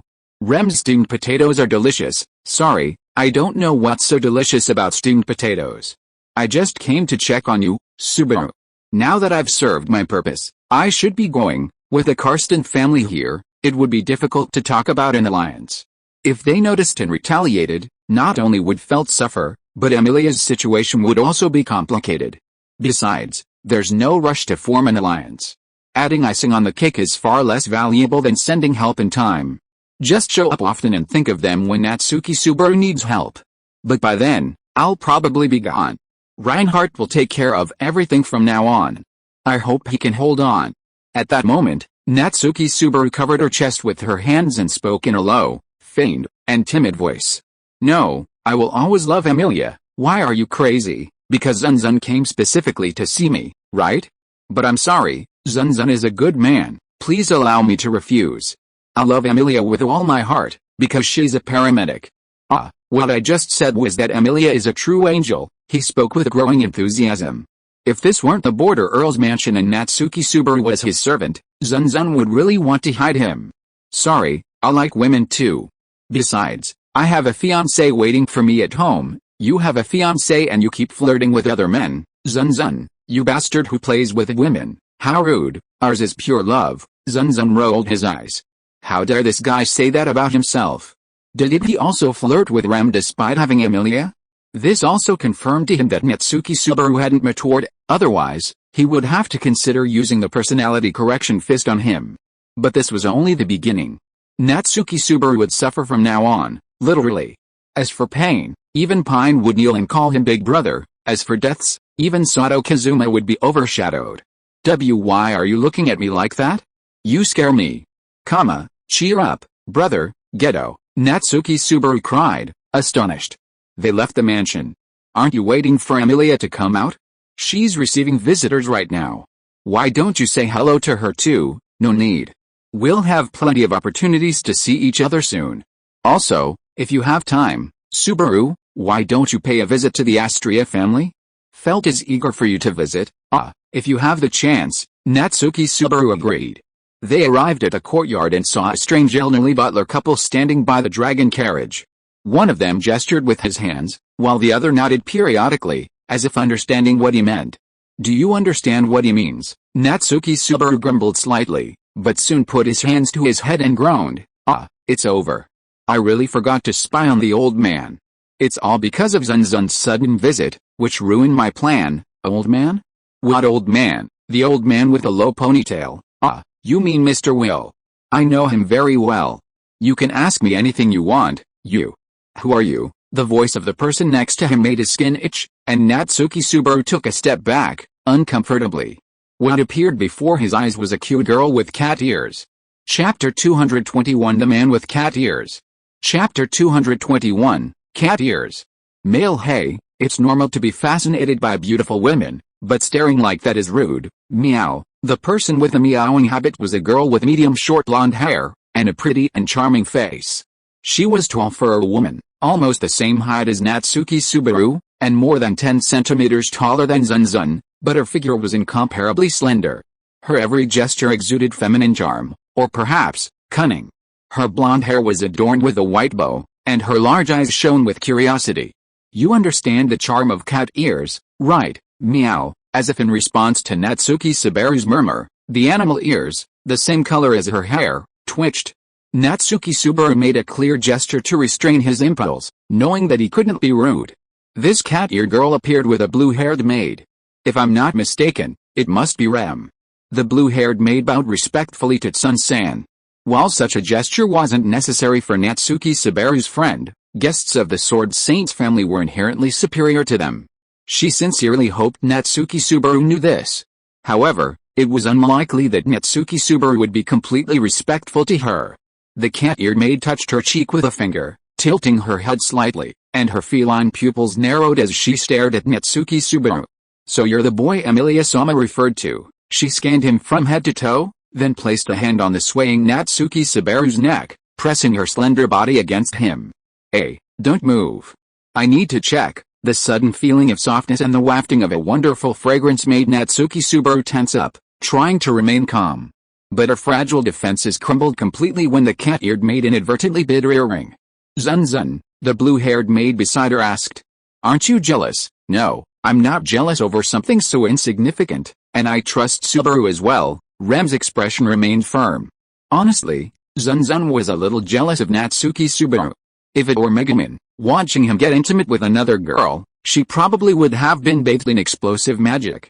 Giggling at Natsuki Subaru's adorable squeal, the cat-eared girl released the hug with satisfaction. Natsuki Subaru staggered backward, falling flat on his face. What are you doing? What a cute reaction. Don't worry, I'm just checking your body out. A gentle bite is a courtesy. The cat-eared girl winked playfully at him. Natsuki Subaru was still confused. Although he knew he was being mocked, he couldn't complain in this situation. Zun Zun was still the one. Stop, please, you've gone too far. He pulled Natsuki Subaru to his feet, expressing his displeasure with the cat-eared girl. Wilhelm, who was trying to stop her mischief behind his back, stopped upon seeing this. Oh, are you? Sorry, it's Ferris's fault. The cat-eared girl. No, Ferris clasped her hands, apologizing. It was as if someone had seduced another's boyfriend and yet was deliberately feigning ignorance, putting herself in a vulnerable position to garner sympathy. It was truly horrible. That was it. That was why Zun Zun was so annoyed with Ferris. Ferris's gaze darted over, and out of the corner of his eye, he spotted the carriage parked on the other side, with a family crest clearly engraved on it. Are you Reinhardt's friend? What a coincidence. I know him too. Didn't he tell you about little Ferris? Unfortunately, no. It seems you two aren't very friendly. Too bad. I guess I'll have to complain to Reinhardt later. I wonder if he'll listen to me. Although they both smiled, the tension was palpable. Everyone held their breaths, knowing that a battle would soon begin. And then, Ferris was the first to speak. Reinhardt. No, could it be that the Sword Saint family is considering pledging loyalty to Emilia-sama? Normally, this would be speculation, but he said it boldly to her face. Though I would love to live up to your expectations, Subaru, it is a shame. Zun Zun shook his head, disappointing Natsuki Subaru. Then he added, I'm only here for you. After all, I don't even know Emilia, and Emilia, since we're friends, I don't think honorifics are necessary, Zun Zun repeated. A difficult man, he knew this would arouse suspicion. After all, news of Emilia's loss of the insignia and Natsuki Subaru's return had already reached the council. Information about the insignia phenomenon that night and Reinhardt's kidnapping of the three men had undoubtedly reached them as well. Crush's side was different from Emilia's, who were kept in the dark. The Duke, with his headquarters in the royal capital and controlling a vast army, had a formidable intelligence network. No matter, let's leave it at that. Ferris backed down. It only took them a moment to understand his true nature. Just as they were wondering why he was backing down, Ferris chuckled and said, "The young man will stay with me for a while, and then I'll give him a thorough interrogation." With that, he blew Natsuki Subaru a kiss, gave her a seductive look, and gave Zun Zun a provocative smile. The naive Natsuki Subaru couldn't contain himself. "Wait, why did this suddenly turn into a brawl?" Natsuki Subaru uttered belatedly. Furthermore, he clasped his hands in a defensive gesture and spoke righteously. "Although this situation is lovely, I'm sorry. I'm deeply in love with Emilia Tan, and I can't reciprocate your feelings." "Subaru, brother, shut up." X2, in unison, Natsuki Subaru shouted, feeling like a pawn in a fight. Zun Zun was secretly grateful. Luckily, he hadn't revealed his true intentions to Natsuki Subaru. If he had told him that the Philip faction was interested in an alliance with Emilia's, Natsuki Subaru, who couldn't keep a secret, would have been found out immediately. Actually, Ferris should have picked up on something. Zun Zun's excuse was clever, and the tone of his visit as a friend made sense. As he had said, he didn't even know Emilia. But at this critical moment, any sign of trouble would alert others, and even more so someone as intelligent as Ferris. What I just said was a sign to him. I'll keep an eye on Natsuki Subaru. But there's a saying, what hasn't happened doesn't count, so, with a clear conscience, Zun Zun looked directly at the inquisitive Ferris, his gaze steady. It seems I misunderstood." Ferris nodded. Wilhelm chimed in, saying, "That's enough, Ferris. Time's running out, Wilhelm, you fool. I'd like to play some more." After the brusque exchange, Wilhelm bowed, looking sharply at Zun Zun and then at Mr. Green beside him. They said nothing, but it seemed they'd already said everything.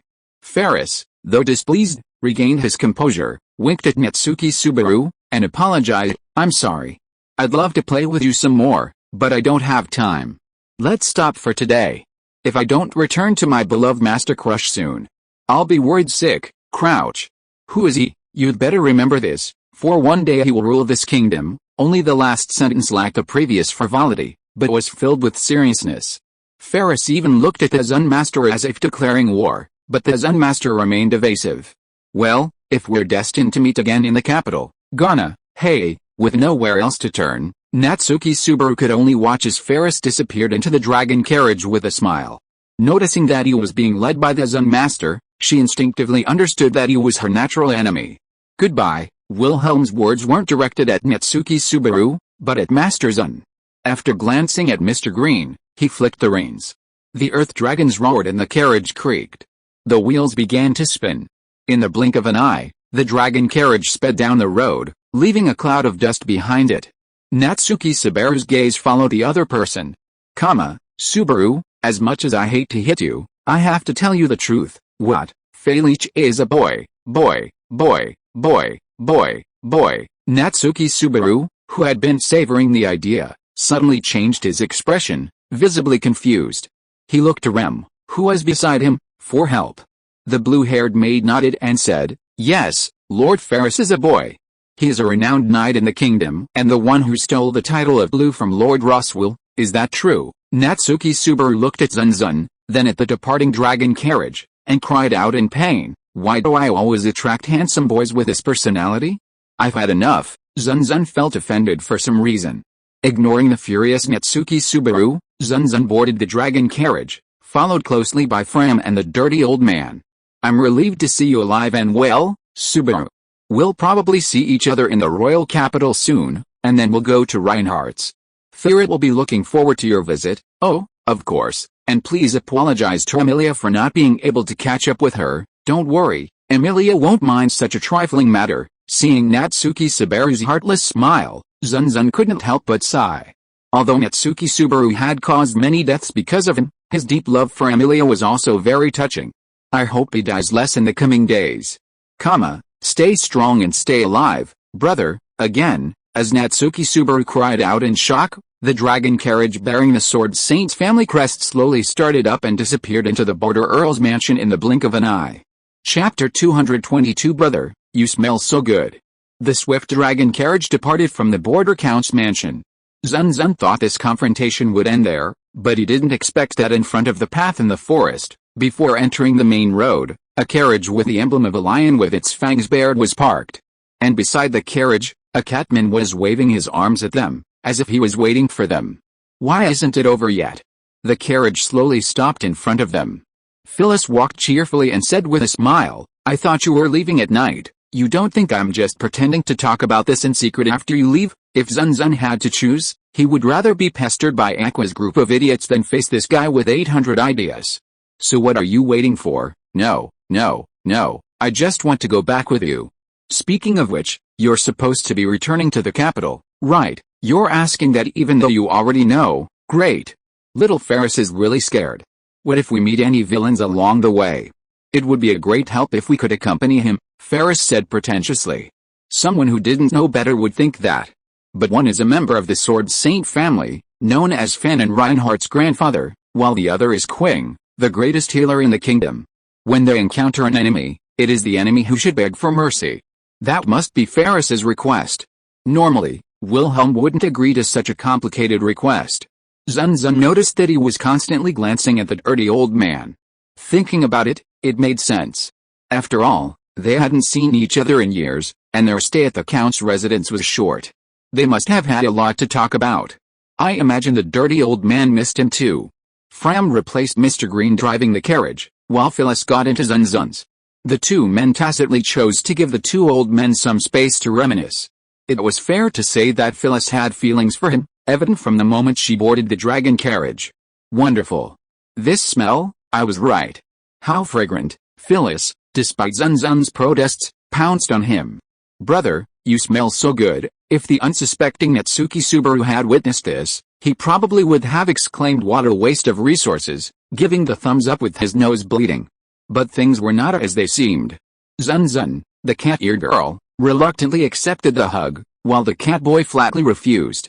Move back, don't be shy, let's get intimate. I refuse. Zun Zun elbowed him on the cheek, and Phyllis reached out to hug him. He was taller than Zun Zun and didn't want to damage the dragon carriage, so he couldn't push Phyllis out of the way completely. Luckily, the carriage was spacious enough to prevent a collision. The two of them struggled for a long time in the carriage, their clothes in disarray. Stop it. What the hell do you want to do? I'm sorry if I angered you, little Phyllis. I just wanted to confirm something. One thing, you have a very special smell. Phyllis's cat-like lips licked his fingertips, and he trembled as if enjoying it, making Zun Zun feel like a pervert. And the smell? Could it also have the lingering scent of a witch? Zun Zun sniffed his entire body. Ah, not that. Phyllis found his behavior amusing and explained, it's the light, rich scent of the water element that's worrying little Phyllis. Meow, a faint, rich water element? Don't you find that contradictory? No. The rich water element refers to its quality, while the light one indicates that it's about to dissipate. And little Phyllis has just confirmed that the scent isn't yours. But don't worry, you also have a special scent that's captivating her. Am I catnip? Zun Zun pursed his lips. Who would have thought he had such a physique? Phyllis sighed. This rich water element is really powerful. If you were here, Phyllis's title of blue would surely be easily snatched away from him. Little Phyllis has a strong sense of crisis. Meow. Huh? If Zun Zun still doesn't understand, he's completely naive. The water element and healing abilities definitely refer to Aqua. After all, she is the high priestess of the goddess, and it's no exaggeration to say that her healing abilities are among the strongest. Phyllis stared at him. Hey, you, Zun Zun, Zun Zun, could you introduce me to that person? Unfortunately, I can't do it. It wasn't that Zun Zun was rejecting him out of indifference, but that he simply couldn't do such a thing. After all, he couldn't take Phyllis to Suqing or even take her belongings. It's not that you don't want to, it's that you can't. What a pity, don't you think I'm being perfunctory? No. Even if you don't want to, little Ferris won't be angry. And that scent of yours has faded a lot. I suppose you've been separated from that person for a long time. I can tell, as expected of a water mage with exceptional strength, possibly the best on the continent.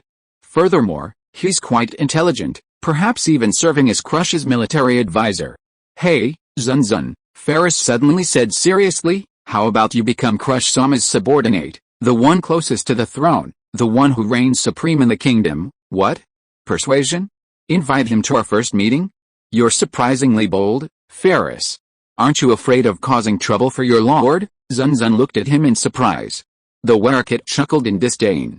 Zun Zun, Reinhardt protects you very well, and you also have a bond with Lady Amelia.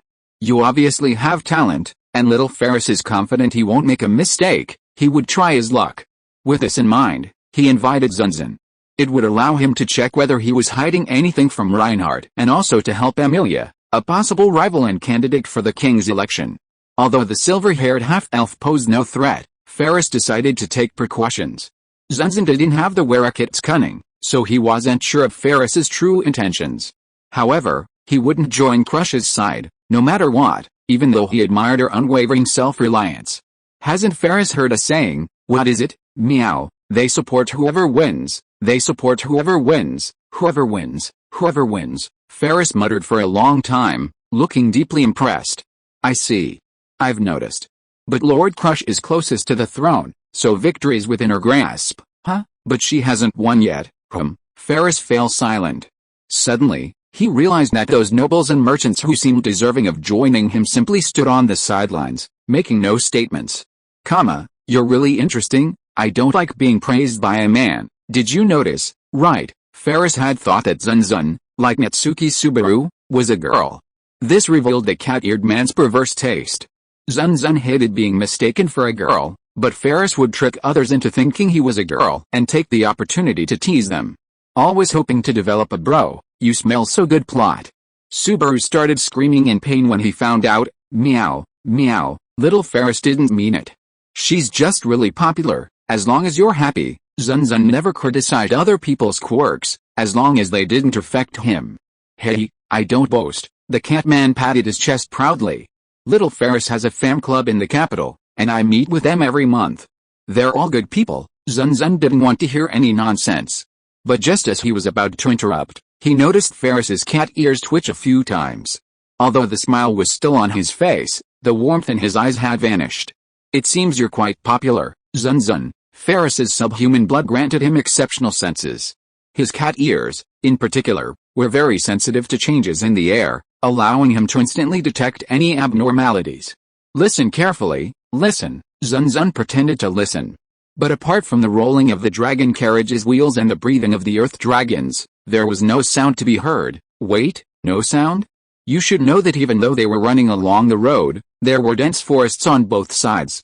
The enormous noise from the dragon carriage starting couldn't help but alarm the trees on both sides. But now even the bird song disappeared. At some point, the voices of Old Man Wilhelm and Old Man Green also disappeared. I suppose they also noticed something strange. Suddenly, with the roar of an unknown beast, two sharp wind blades cut through the air and headed straight for the two earth dragons. The two earth dragons, attacked by magic, roared in pain. Just as they were about to fall, Phyllis and Zun Zun suddenly jumped out of the dragon carriage. At the critical moment, Zun Zun hugged Fram to protect her. The earth dragon fell, and the dragon carriage shattered into pieces. Dust rose and kicked up a cloud of sand that covered the sky. Zun Zun and the other two were safe and sound. The two stewards, Wilhelm and Green, also seemed unharmed. Ferris complained, "What bad luck. I was hoping to return to the capital before nightfall. Lord Crush must be worried." "It's all your fault, Zun Zun, how rude. Shouldn't it be an enemy that you, Ferris, who are more famous, have provoked?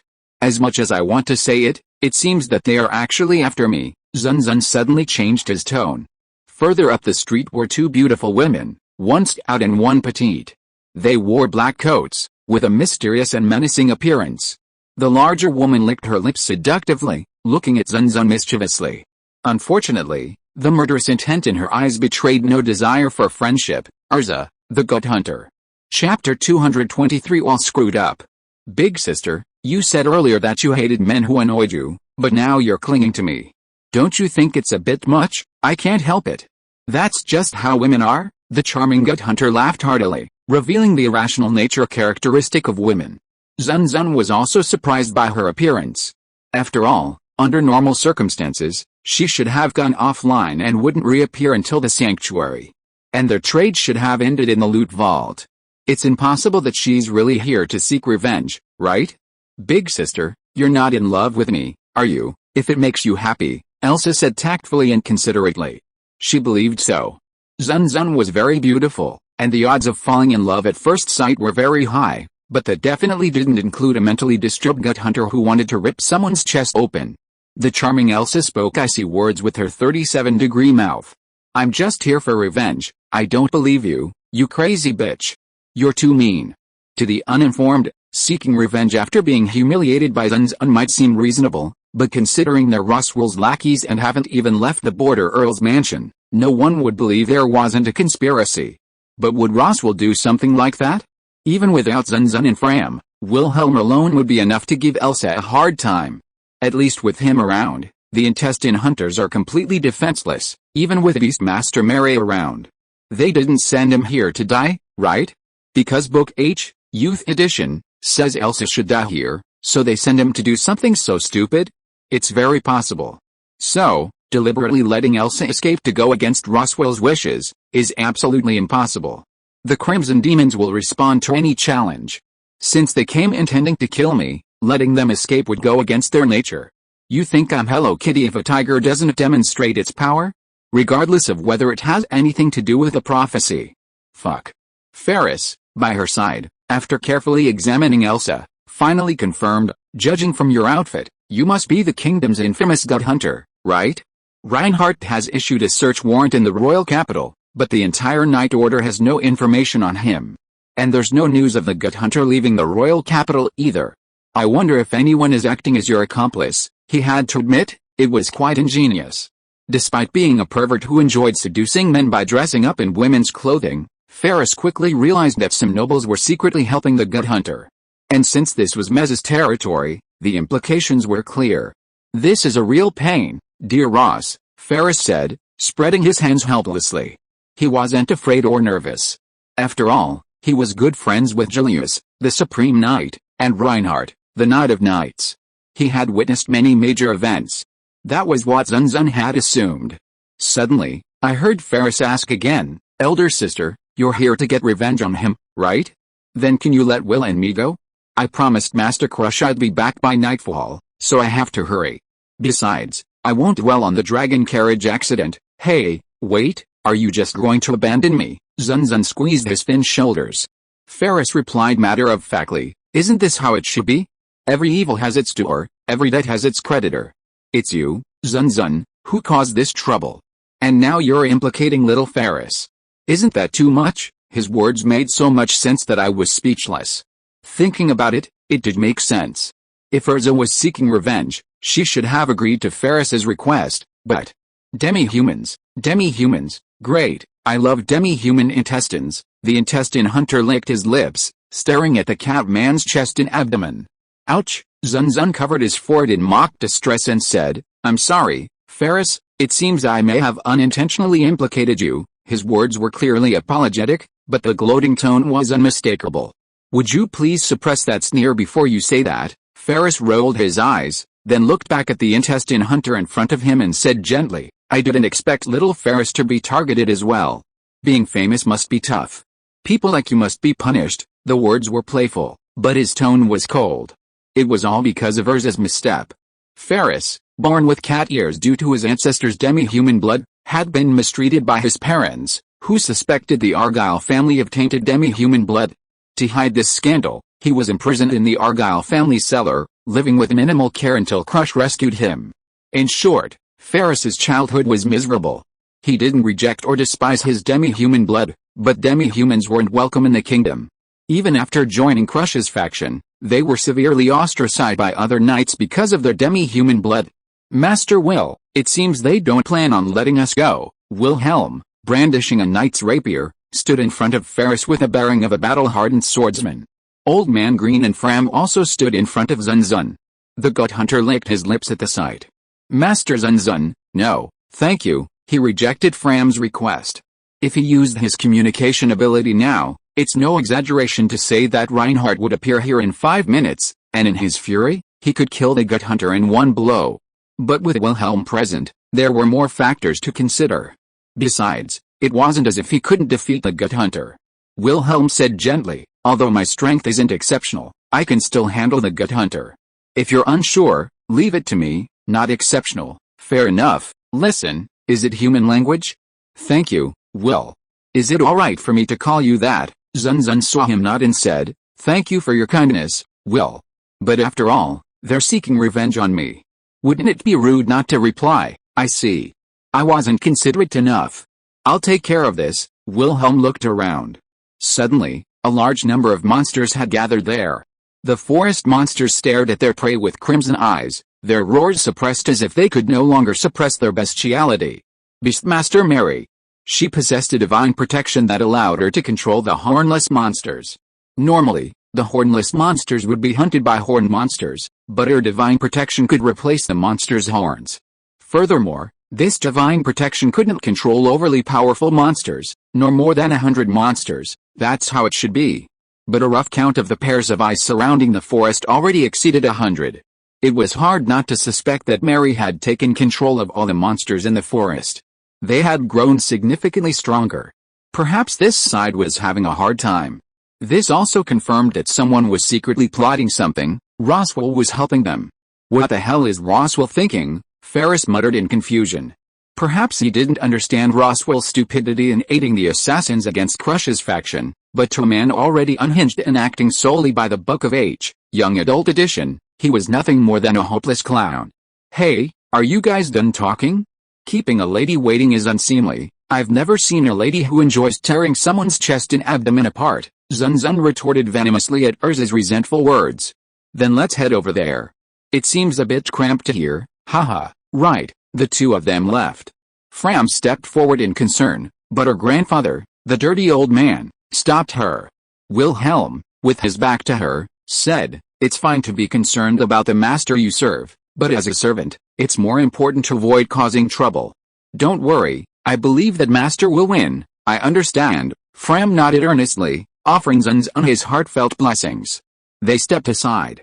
The terrain was favorable for Elsa. As an assassin, she was most adept at taking advantage of terrain like alleys, buildings, and forests. But Zun Zun also had advantages. A bolt of lightning slowly shot out of his hand. Elder sister, I noticed during our last battle that you don't seem to be good with magic. Yes, he admitted openly. Numerically speaking, Gut Hunter Elsa probably had her strength, speed, stamina, and recovery at their maximum, while her magic power and magic resistance were at their lowest. In other words, Zun Zun, who wielded magic, was Gut Hunter Elsa's nemesis. Does the Oni-san enjoy challenging tasks? I suppose so. The moment Zun Zun finished his words, a bolt of lightning shot out of his right hand, hurtling toward the unsuspecting Elsa. There was no room for martial ethics at that moment. A surprise attack would have been a success, but Elsa, just like before, lifted her coat, and thunder emanated from her body. You attacked so suddenly. It's too much, Elsa's powerful voice echoed from behind her coat. Apparently, she had obtained another coat woven with defensive magic from somewhere, and, as far as Zun Zun knew, a coat with the same effect as Emilia's could only be created by someone whose family crest was the eagle. The coat fell gently. Elsa's curvaceous figure remained wrapped in the cool, comfortable tights, but her charming appearance didn't attract Zun Zun's attention. Instead, it was the two scimitars she wielded, each with more magical power than his own. The white one, crystalline like a gem, looked more like an ornament than a weapon. The black one, completely black, emanated an unpleasant aura, with its unusually sharp blades. Two excellent magical tools. The Gut Hunter gently licked the white scimitars with her tongue, her body slightly trembling and her cheeks flushed. Staring into Zun Zun's eyes, a crimson glow from excitement, a flash of unmistakable fascination shone in her. Calling this a duel to the death was too casual. Zun Zun unleashed the power of his magic turret, continuously launching powerful lightning magic at the Gut Hunter. In the vault of stolen items, the Gut Hunter dodged them all with her superhuman agility.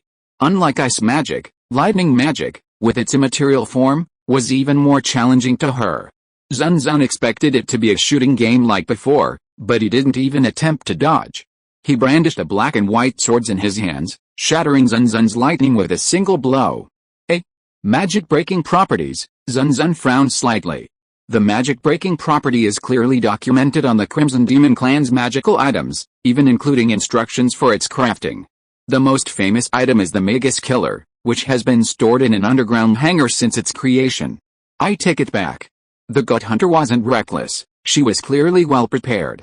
Perhaps this was her first time using this type of weapon, so she maneuvered cautiously. Once its effectiveness was confirmed, she moved with light, erratic steps, bobbing up and down, towards Zun Zun. Zun Zun was particularly vulnerable to moving targets, but at that moment, there was no other way to stop its advance. It easily broke through the defenses, closing within half a meter.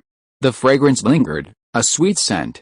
Then, the gut hunter raised her jagged, inky black scimitar and slashed at a sinister angle towards Zun Zun's chest and abdomen. In a second, he would be ripped apart and instantly dead, or something like that.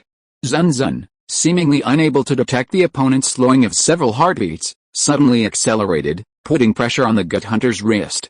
This was no frail great mage. Sister, if you keep aiming for my intestines, you'll be exposed.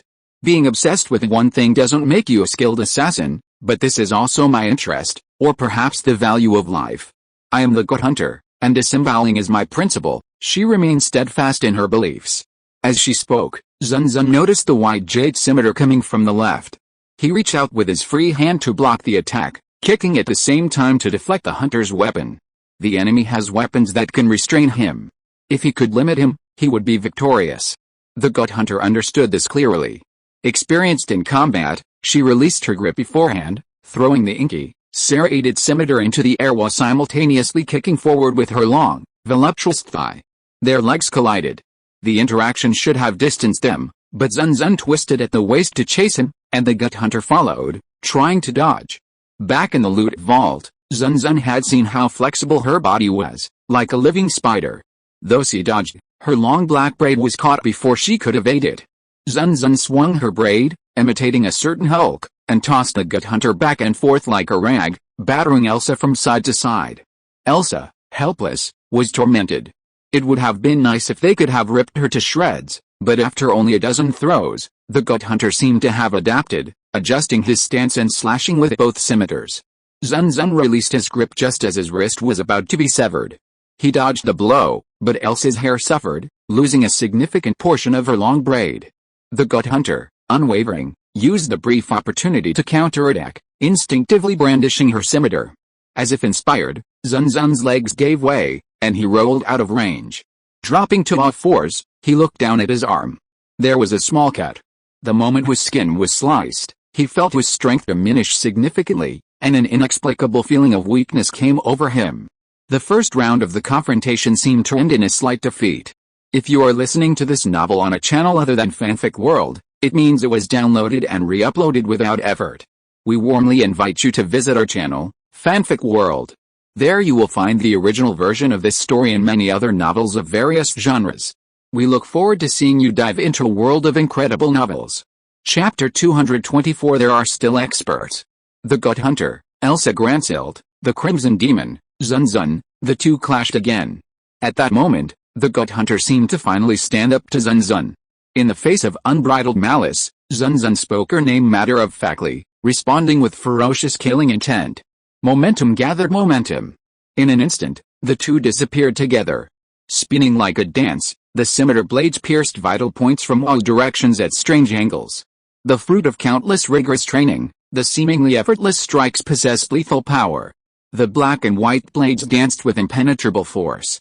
Zun Zun had always scoffed at formality, believing that rather than diligently perfecting rigid techniques, the focus should be on the intention of the movement.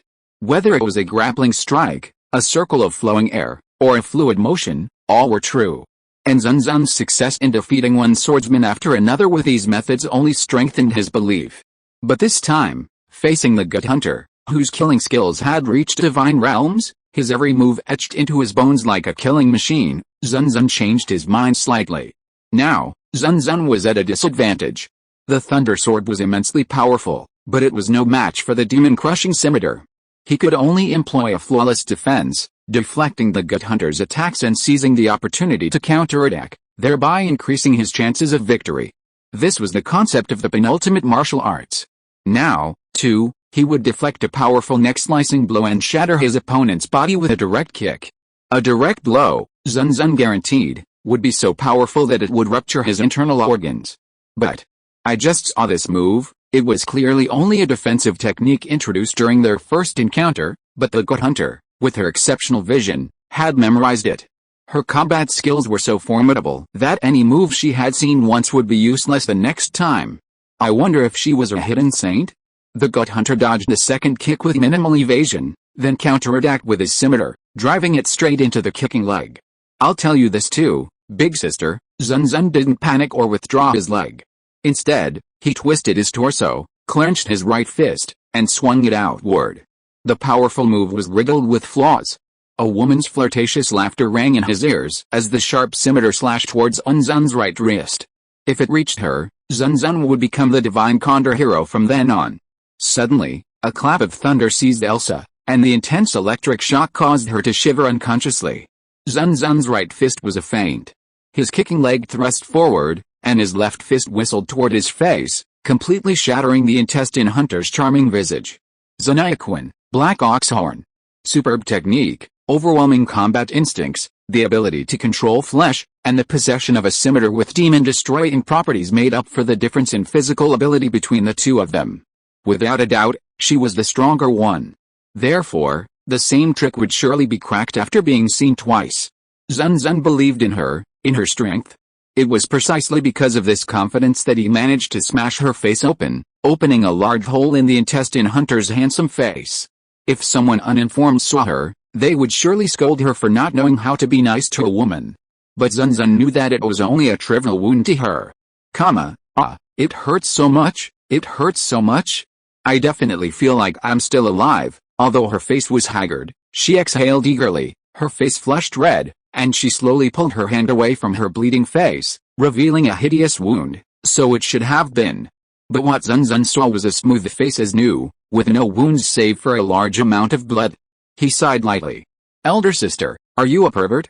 If not, I can't think of how to describe it, hehe. Do you hate women like I do? No.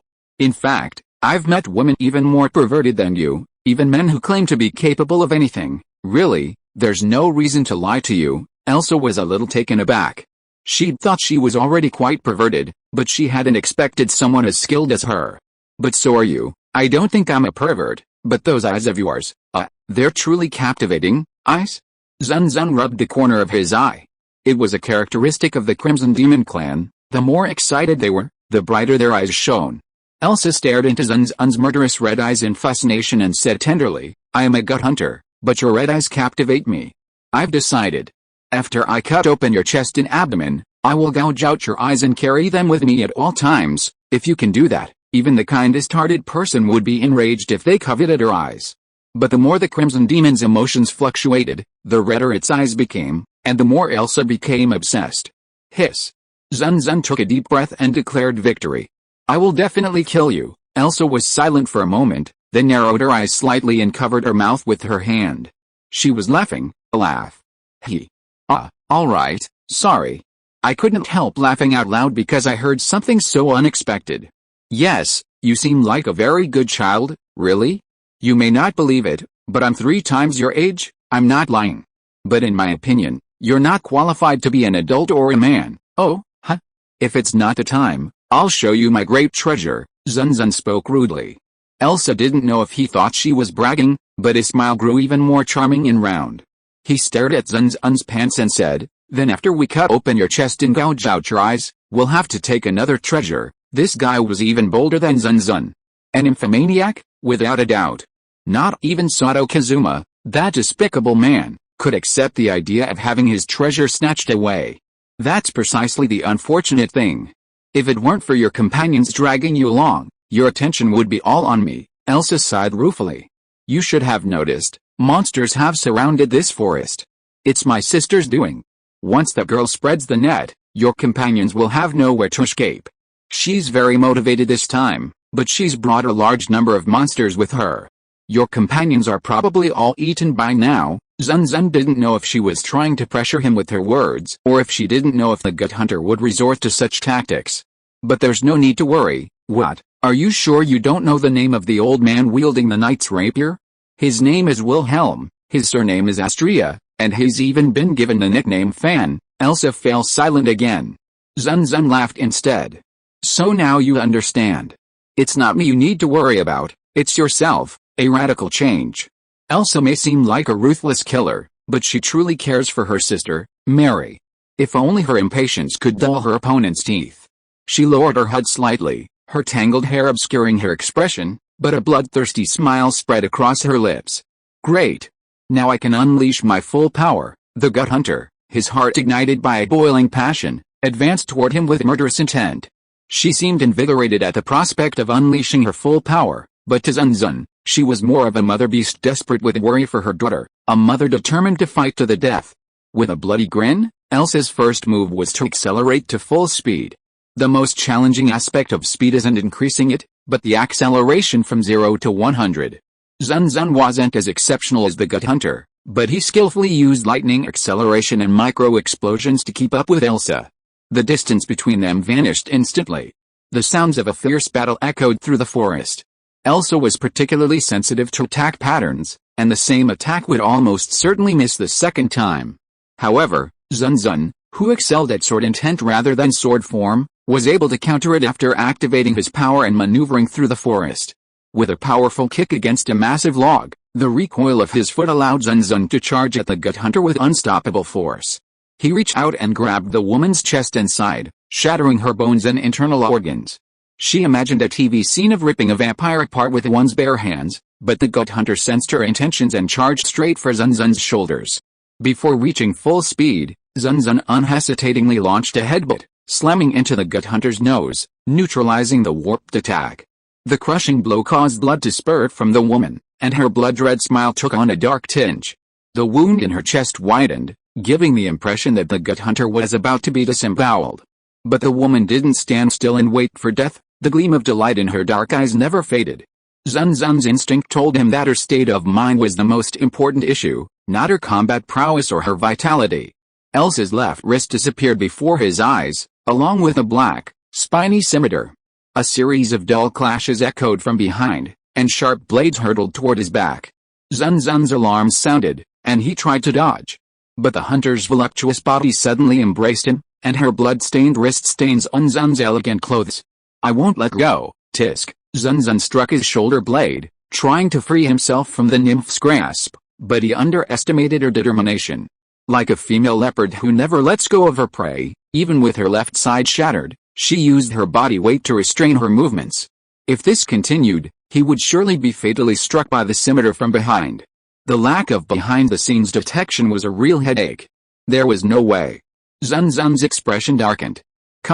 I'm exploding. The cherry tied to her hair was bright red, and her swollen body erupted in a powerful explosion, instantly engulfing them, and the inky black scimitar was also deflected. The scorching beam of light kicked up a huge cloud of dust, and the trees and ground were annihilated in its wake. Soon, Elsa was tossed around like a rag. But if you think you can kill her like that, you are sorely mistaken. Under Zun Zun's disgusted gaze, slightly panting, she struggled to support herself and slowly got up from the ground, while the wounds all over her body constantly healed. She looks more like Wolverine than Wolverine. Chapter 225 I love you, so I kill you. This pain, ow, how wonderful. As expected, only you can provide it to me. It is truly wonderful. Urza's cheeks flushed, and she looked incredibly pleased.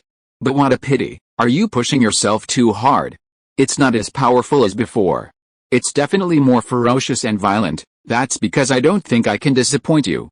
I love saying no to self-righteous people. Zun Zun knelt on the ground, holding his breath and attempting to calm himself. One of the two cherries holding his hair had already wilted. Knowing that defeating Urza didn't require immense power, but rather repeated and sustained damage, Zun Zun certainly wouldn't recklessly unleash his full, powerful explosive abilities. If Megumin, who only knew explosive magic, encountered Urza, she would surely be in serious trouble. No, she might be reduced to ash, never to recover. After all, Zun Zun's explosion wasn't true explosive magic, and even then it was far less powerful. But don't worry, big sister. I can use that move 2 more times. Really? I really want to. The gut hunter planted his feet on the tree trunk and shot forward like an arrow. Zun Zun extended his left foot forward in a thrust, his right hand wreathed in violent lightning. Elsa crossed her black and white swords across her chest, impassive. With weapons that possessed anti-magic properties, she could easily defeat a great magician like Zun Zun. Zun Zun, however, did not let her triumph. After brandishing his fist, he twisted Elsa's body violently, and before her black and white swords could unleash a bloodthirsty storm, he reached out from below and grabbed her face. The violent lightning suddenly unleashed. In an instant, it slashed and scratched at her face again. The blow was even stronger and deeper than the one that had torn off his face. The impact was so powerful that it split his skull. The five-fingered claws tore through his head, causing even the gut hunter to scream in agony, his movement slowing. Zun Zun's kick tore through his chest, and the gut hunter was thrown backward like a rag, breaking several towering trees with a resounding roar. Bones shattered, organs collapsed. Add to that the constant impact of lightning, and it would be no surprise if the pain left her in a state of shock. In fact, Zun Zun didn't believe darkness could withstand such brutal ravages. But the woman, bleeding profusely, let out a breathy laugh. It bears reiterating, the gut hunter is far more perverted than darkness. His life is not lost, his fighting spirit is undiminished, but his nature is unchanging. He lifted the tree, broken by the battle, with both hands and roughly threw it at the spot where the gut hunter had fallen, raising a thick cloud of dust. Zun Zun's breathing quickened. He didn't believe that this small amount of damage alone would be enough to defeat the gut hunter, but if it dragged on like this. He looked at the wound on his arm. Those two scimitars were, without a doubt, magical items. The black one should reduce resistance after inflicting damage, while the white one should restore it, as expected. Both swords possessed the property of breaking magic. Hey, a charming voice brought a strong sense of oppression. Elsa kicked away the tree that was pressing down on her and slowly stood up. Her body could withstand the constant abuse, but her clothes could not. This exposed her incredibly well, her curvaceous figure was captivating. What a pity. Zun Zun prioritized his nature over his appearance. Even if you don't mind, it's almost time for the strain to weigh you down. You're covered in wounds, while mine are healing. The longer we wait, the greater the difference will be. Isn't that despicable? Elsa's body was unharmed. Once the blood was wiped off, her pinkish white skin would be revealed, and the difference between her wounds and Zun Zun's would gradually widen. It could be said that she was immortal, and calling her that despicable was perhaps justified. Zun Zun had already been secretly resentful. But you're not invincible, are you? Hey, I won't say anything stupid like, if you retreat, I can still spare your life. Rather, it seems that right now I'm at a disadvantage, so, even if I die, I'll definitely kill you. It was hot. So hot, so hot, so hot. Zun Zun felt his head burning, especially his eyes. He seemed to understand what it meant to be swept away by passion, and it was a physical passion. The spirit of the Crimson Demons guided him, the courage to never back down from a strong opponent, the determination to leave an indelible mark on the world, even at the cost of death. I'm in. How beautiful. Elsa stared into his eyes, enraptured, like a girl intoxicated by love. Zun Zun's foot stepped on the ground, and it creaked. The powerful recoil launched him toward Elsa. The black and white swords met his attack, slashing vertically. The force of the blow split the forest in two. Too late to dodge, the sharp blade inflicted a superficial wound, but he didn't care, though blood spurted out, and he pressed on. He swung his fist furiously, aiming for his face, but it was dodged. Then, with a flash of black and white, he dodged to the side, striking again. Defending, counterattacking again. A fierce and enigmatic battle raged in the uninhabited forest. Zun Zun concentrated with all his might, but Elsa's gaze wandered, as if lost in thought, even though the damage caused by Zun Zun's brutal attack had worsened. He spoke softly. I was born in the northern kingdom of Gustic, a very cold land. It was the intestine hunter's past. Frankly, Zun Zun probably knew more details about his past than Elsa, so he didn't need to listen. He had to focus his attention, and he couldn't relax. He didn't have the intestine hunter's infinitely regenerative body. But the voice, in a rather unpleasant way, crept into his ears. In a country with a stark disparity between rich and poor, it's not uncommon for the poor to abandon their children. I am one of them. I've been without parents since I was old enough to understand, and I've survived by sucking mud and water. Ola, ola, ola. Zun Zun's fists, like Thor's hammer, pounded on Elsa's fragile body, attempting to break her resistance. The violence made her tremble. But his words didn't stop. Robberies, assaults, kidnappings, and injuries are commonplace. Living like this every day, I don't know why I live, or what happiness is. I simply don't have time to think about it. Elsa's movements became smoother and more fluid as she spoke. Zun Zun felt quite uncomfortable with the complete lack of murderous intent. He was almost unable to defend himself against a cunningly angled scimitar. Soon, his arms, chest, and waist were covered in wounds of various sizes. It was bitterly cold that day. "Are you going to continue, big sister?" Zun Zun grabbed Elsa's mouth without hesitation. He hated it when his opponents remembered during battle. After all, the Crimson Demon Clan's battle code clearly stated that they must never be allowed to remember, otherwise, they would likely die. Elsa fell back, and it would have been impossible to reach her, but Zun Zun was determined to close the distance, willing to withstand the blows from both of her swords. He smashed her head down again. "Let me tell you what's next, huh?" Elsa's face, smooth as new, now showed confusion. "The shopkeeper caught you stealing. Before you were raped, you used a piece of glass to cut open her stomach. The blood and entrails warmed you, and from then on, you became obsessed with intestines. That's my word." Zun Zun wasn't surprised by Elsa's words, but he didn't. Instead, he trembled all over, staring at him with immense anticipation. "That's right. If there's happiness in this world, it's that warmth that makes me forget the cold. For the first time since I was born, with nothing, I found happiness.